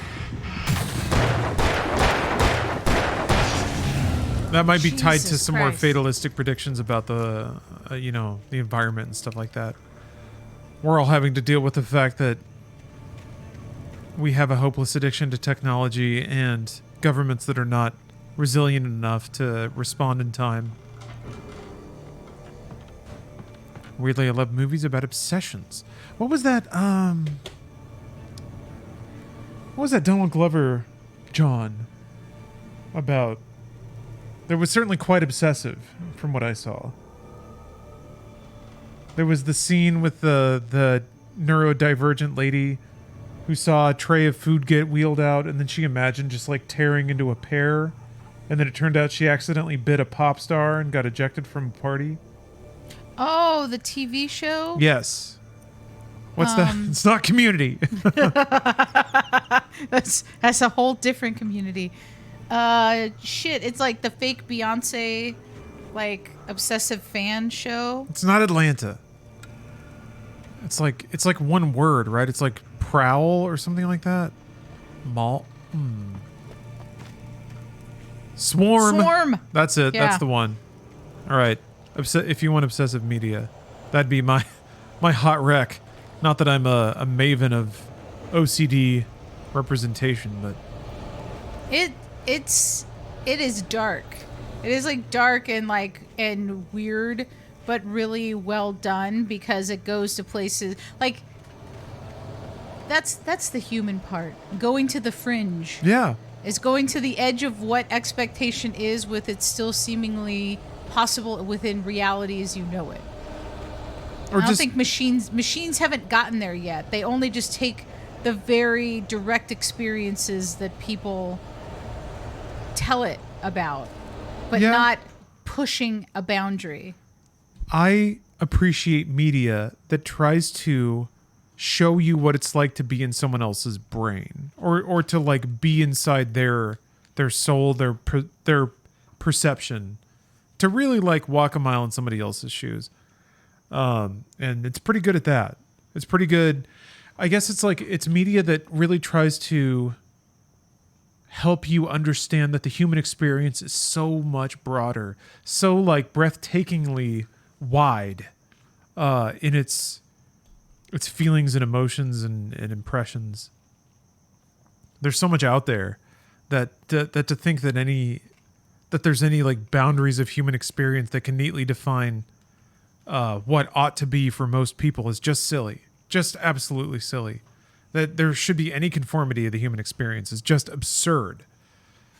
So I'm into stuff like that, and Swarm definitely leans that way, helping you understand that other people's brains can be just fundamentally different, but still beautiful and valid. Sarah trusted her gut, and her gut said Agent Nightingale was an asshole.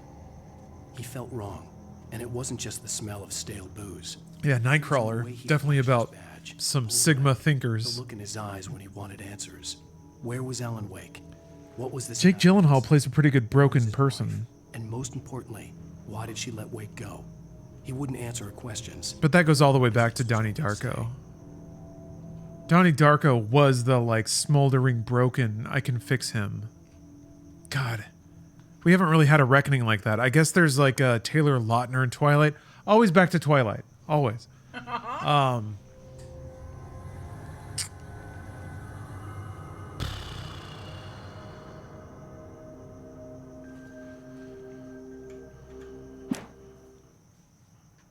Worked on 2 seasons of the show Sex Life on Epix. It's a doc reality about what the title implies. Huh.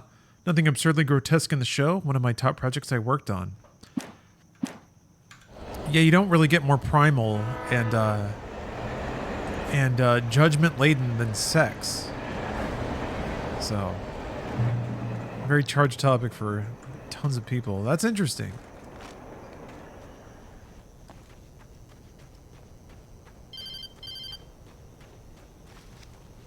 Hello? The most stubborn man I've ever met. Alice? I'll have to check that out. Alan, I'm so afraid. He keeps me in the dark. Please help me. I look at you, Alan, and it's not you. Something else. Looking out from behind your eyes. Alice, I'm here. No, I got it wrong. Robert Pattinson was the I can fix him. You need to be careful. Cooperate. He did such a good job in those movies. The connection had been terrible, but that wasn't the only thing. I love watching Twilight films because you can almost tell that Pattinson's making fun of the movie while he's in it with his portrayal. Now, you get a phone call from your wife who's kidnapped. Yes. And kidnapped in like another realm, and you're getting shot at. Sure. And you're a writer. I am. And she calls you with this cryptic message. Alan, seeing behind your eyes, crackle, crackle. And all he can say is, Alice, I'm here. Alice. Not, what the fuck are you talking about? How can I help you? Nothing. That's what the great writer. He's part of the narrative now. Alan Wake. Is he Alice, even controlling his own I'm actions? here. Hey, he's a writer, not a talker. I mean, if we've established anything, is that he's not a very empathetic partner. God damn it, Alice. You know I'm in the middle of the fucking forest shooting at shit, right? And now you have to call me? Now you pick it? The pipe wrenched itself loose from the bridge's steel framework. Wrapped in darkness, it floated in midair, twitching. For a moment, I didn't understand what I was looking at. The heavy object lurched at me with impossible force. I threw myself. I do like that we can hear the planes from LAX every so often. On it. It shook in a dark rage before it flew at me again. How cool would it be if those were spaceships? I mean, that would be great. I could see a railway bridge up ahead and a warehouse of some sort on the opposite shore. I hoped I could find a car from there. Victor Bena, thank you very much for the raid. There's going to be a pipe that flies at me soon. I know it. They told me about it. See? Sometimes you need someone to help you out. So you follow the right path, especially when there's woods. It says follow. The light says follow. Was there anything in the... hold on, let me do a shout out real quick. Was there ever anything that explained the... I don't remember anything explaining the yellow paint, but... Oops. I'll get there. I said oops, but it all worked out. All right.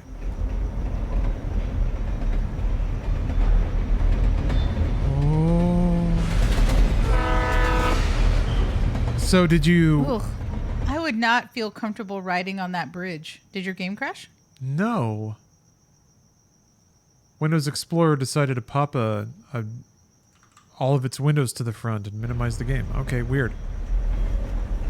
Like, I guess if you're like on a train at night, I don't want to. Look at that. There's like things are falling. Yeah. But this bridge didn't really look that safe anyway, and there's trains going over it.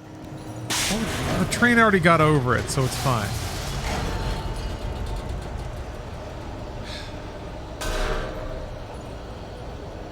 Yeah, this game does kind of have Silent Hill sort of transitions where it's like, okay, you're in spooky time now. All the fog and like Spooky wind. time, spooky time.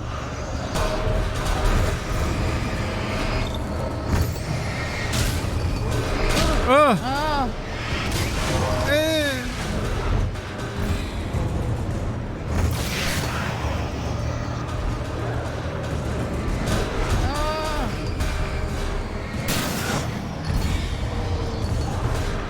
Man, just think.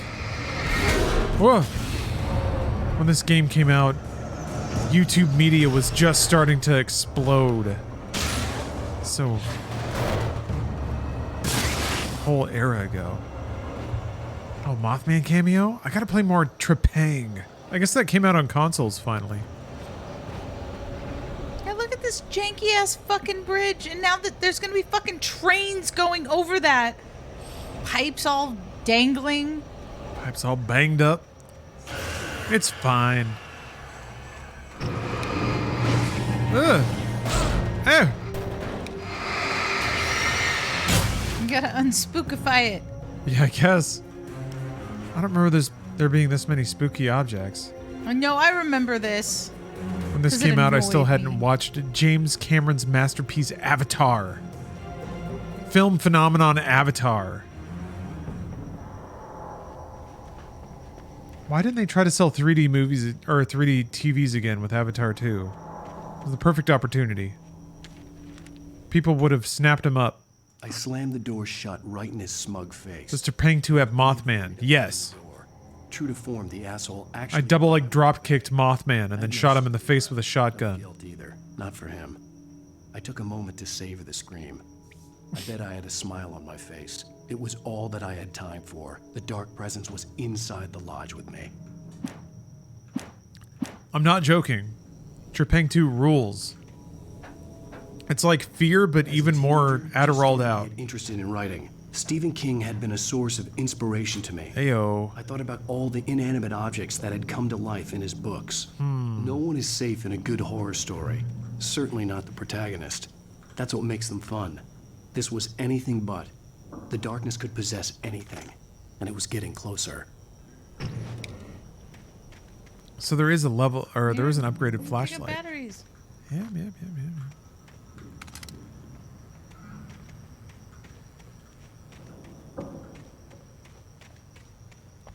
Tron Legacy is a way better 3D movie.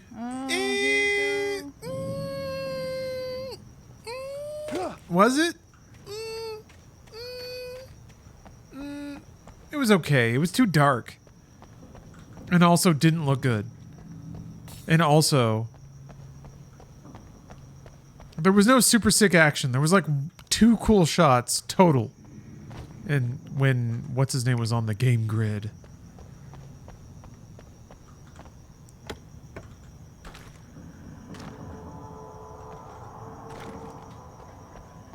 Man, I wanted to love Tron Legacy so much. I tried so hard to think it was good. It's excellent music. It has great music. It has incredible visual design. But what the fuck is going on with that plot, with that storyline? I kind of get, and to some degree, I respect how pointlessly heady Tron Legacy is, because Tron should be way too intellectual for its own good. But so it's like, it's about the advent of digital consciousness, I guess. But in the middle of all that, Jeff Bridges is in a eternal stalemate with AI Jeff Bridges. Over what? I'm not quite sure. I guess they just like playing games. Anyway, Tron 2.0 is the real sequel.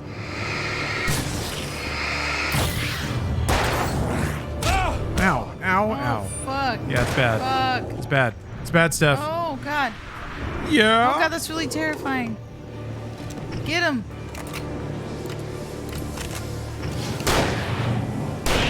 Oh yeah. Over the identity disc.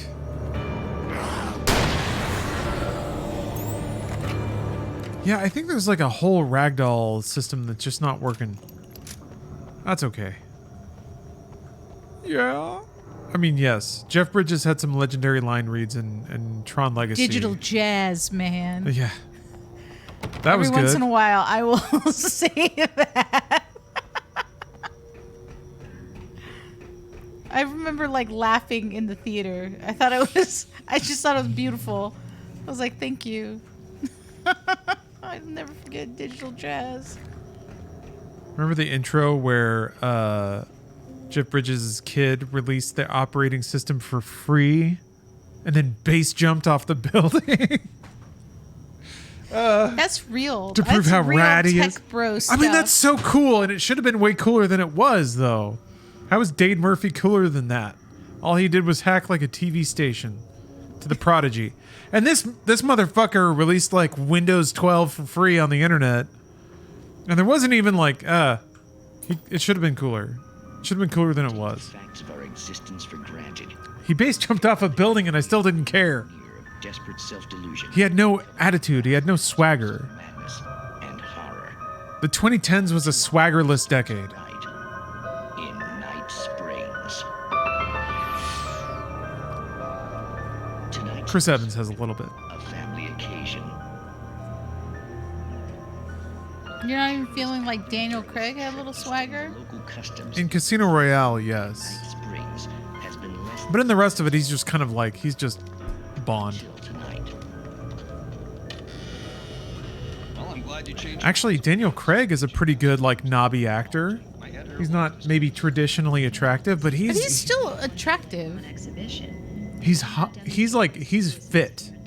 Oh, I am serious. I wouldn't say that he's traditionally attractive. Out of your way and observe. Actually, I thought you could assist. I think that what makes him unusual is probably Yeah, he's that he's got a rugged look. well, he's a rugged look, but I think that the unusual features are kind of what attribute to his like piercing his eyes being attractive, I could see that. as Yeah. opposed to it being, Oh, more he's of an hot as hell in arresting Casino Royale. face. Casino Royale is prime Craig. He's good in Layer Cake too, but goddamn. Casino Royale is the perfect Bond movie. There's really no way to look at it. Skyfall is pretty good, but What I remember about Skyfall was being in the theater in Seattle at the Cinerama Dome, and like watching it was because the movie came out on my birthday on November 9th. yeah. And like I'm in the theater, and this place did chocolate popcorn, and it smelled amazing. Yeah, you would walk into the Cinerama and it smelled so good. And I remember like, getting a chocolate popcorn and then a Diet Coke because I don't want to have regular Coke, and being like, I'm trying to watch my sugar, like as a joke. But anyway, It's like supersizing and then getting a Diet Coke. Yeah. Gotta watch my figure. I couldn't Threw help myself it. towards it just as I felt my feet leave the ground. The darkness embraced me with the force of a tornado. Somehow I managed to light the flare. The darkness roared and cast me away. I fell toward the dark waters of the lake far below. Yeah, I agree. Yeah, Dalton was I- a great Bond. I was there watching the film, and then near the last 20 minutes, some dude stands up and yells, "I told you to leave her alone," and then decks the dude Nice. next to him, and the dude is like passed out, like somebody goes to get staff and they just drag the dude out, but they do it really fast because they didn't even stop the movie. It was basically Hell yeah. like nope, we're still watching Bond. They're used to this. So wait, which Bond was this? This is Skyfall. Oh, okay. Nice. Yeah. When Skyfall. Hello, we blow. But yeah, I guess like the people around, like we heard people after the film were talking about, I guess the dude that got knocked out was super drunk. Yeah, and sounds like it. Yeah, he just kept touching the woman next to him, and her husband just was like, enough. Yeah. And whether it was, nobody knows if it was like on accident, on purpose, whatever. Like, I guess that's just what the story that was shared. Like walking out of the theater. Oh, you got fucking dunked. You're That was disappointed with it. Skyfall? Yeah. It was okay. It was okay. We got two pretty good, or we got one best and one pretty good Bond movie out of Craig. Then we got whatever Spectre is. I kind of respect Spectre for trying to be goofy, but it's like none of the actors were told that. Also, I feel like Craig is the only Bond where they tried to have different tones of Bond film inside that run. Nah, well, I guess Brosnan. Brosnan had like shit. Brosnan had like serious Bond and also stupid ass Bond. Oh, he helped That was you. nice. That was nice. Yeah. How helpful of him. I'm gonna watch Die Another Day again now. Oh, that's close. Some movies, no matter how many times you watch them, still baffle you with how incredibly stupid they are. I'm excited for enough time to pass so I can watch the Santa Claus the movie again. Oh. Ah! Oh! Shit! Yeah, you got real fucked up there. Santa Claus the movie, oddly similar to the Barbie movie. I feel like that's really insulting to the Barbie movie. And you should take it back, because Santa Claus the movie is not good. No, it's not. It's really not. I mean, John Lithgow. I mean, I get that nails it, the but kind that's of energy with some of it, but Santa Claus the movie was basically like It's so it was soulless. like a Coke ad. It was the same kind of thing. Like and all the back McDonald's it was, integrations. Yeah, there we go. Oh, It was man. McDonald's. That's who it was. I was Yeah. like trying to remember exactly the brand. The street urchin who like looks into a McDonald's where all the families are having good family times. And he's like, yeah, like one tear down. It is a good time for a great No, days. not the Oh, Santa McDonald's. Claus. No, Santa Claus : the movie, which With Dudley Moore as an elf. As So Scratch that's or the Patch? quality. Patches? Maybe it was Patches the elf. And then that's how I learned about the color puce. Because John Lithgow is the bad guy, and like there's like a whole factory, and they're making these candies that make kids fly, because it's the fucking reindeer dust from Santa's workshop, and like kids are all flying around, and it's a problem, and it's very weird. But the lollipops they make to make the kids fly are puce. Yeah. And I was like, I don't know what puce is. I couldn't look it up. There was no internet, and I was little. That didn't exist. I had to find out what I had puce never been was. this glad to see the sunrise. I had a couple of hours to get to the coal mine.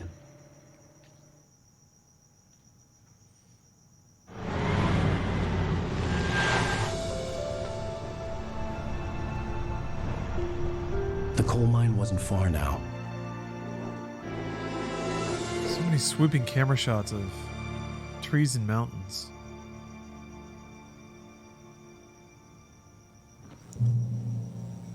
Today, I would meet the kidnapper, and he would give me Alice. I wouldn't give him any other choice.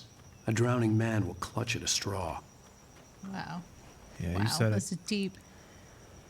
Well, it's 11 o'clock. I think I'm ready to wrap things up. Steph, thank you very much for joining in. Always a pleasure to have you on the mic and sharing your wonderful perspectives and life stories. One of these days, we'll get the really toasty stories out of you, the really spicy ones. Yeah, but we have to set it up. We do. All right, so we didn't quite hit the MediaTek goal. However, I'll prorate it. If I were to start, yeah, I'll just have it run through most of the night. So We'll have Meaty Tech going here now for a handful of hours. Thank you very much for watching. I'll be back some other time this weekend with some other stuff. I don't quite know what. I'm going to play it by ear.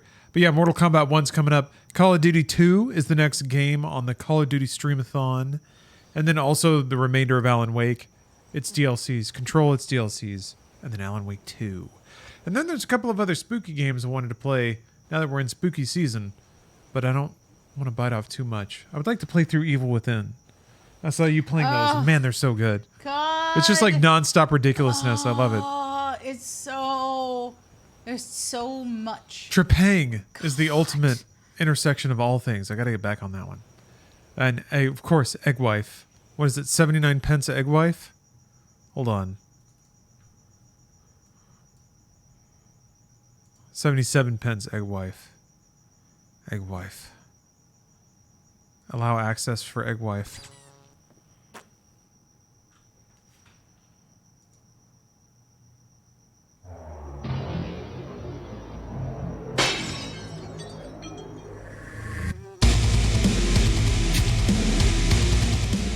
My God. Press 7. This is special. It actually won't let me. Like, clicking doesn't work. 7. All right, that did work.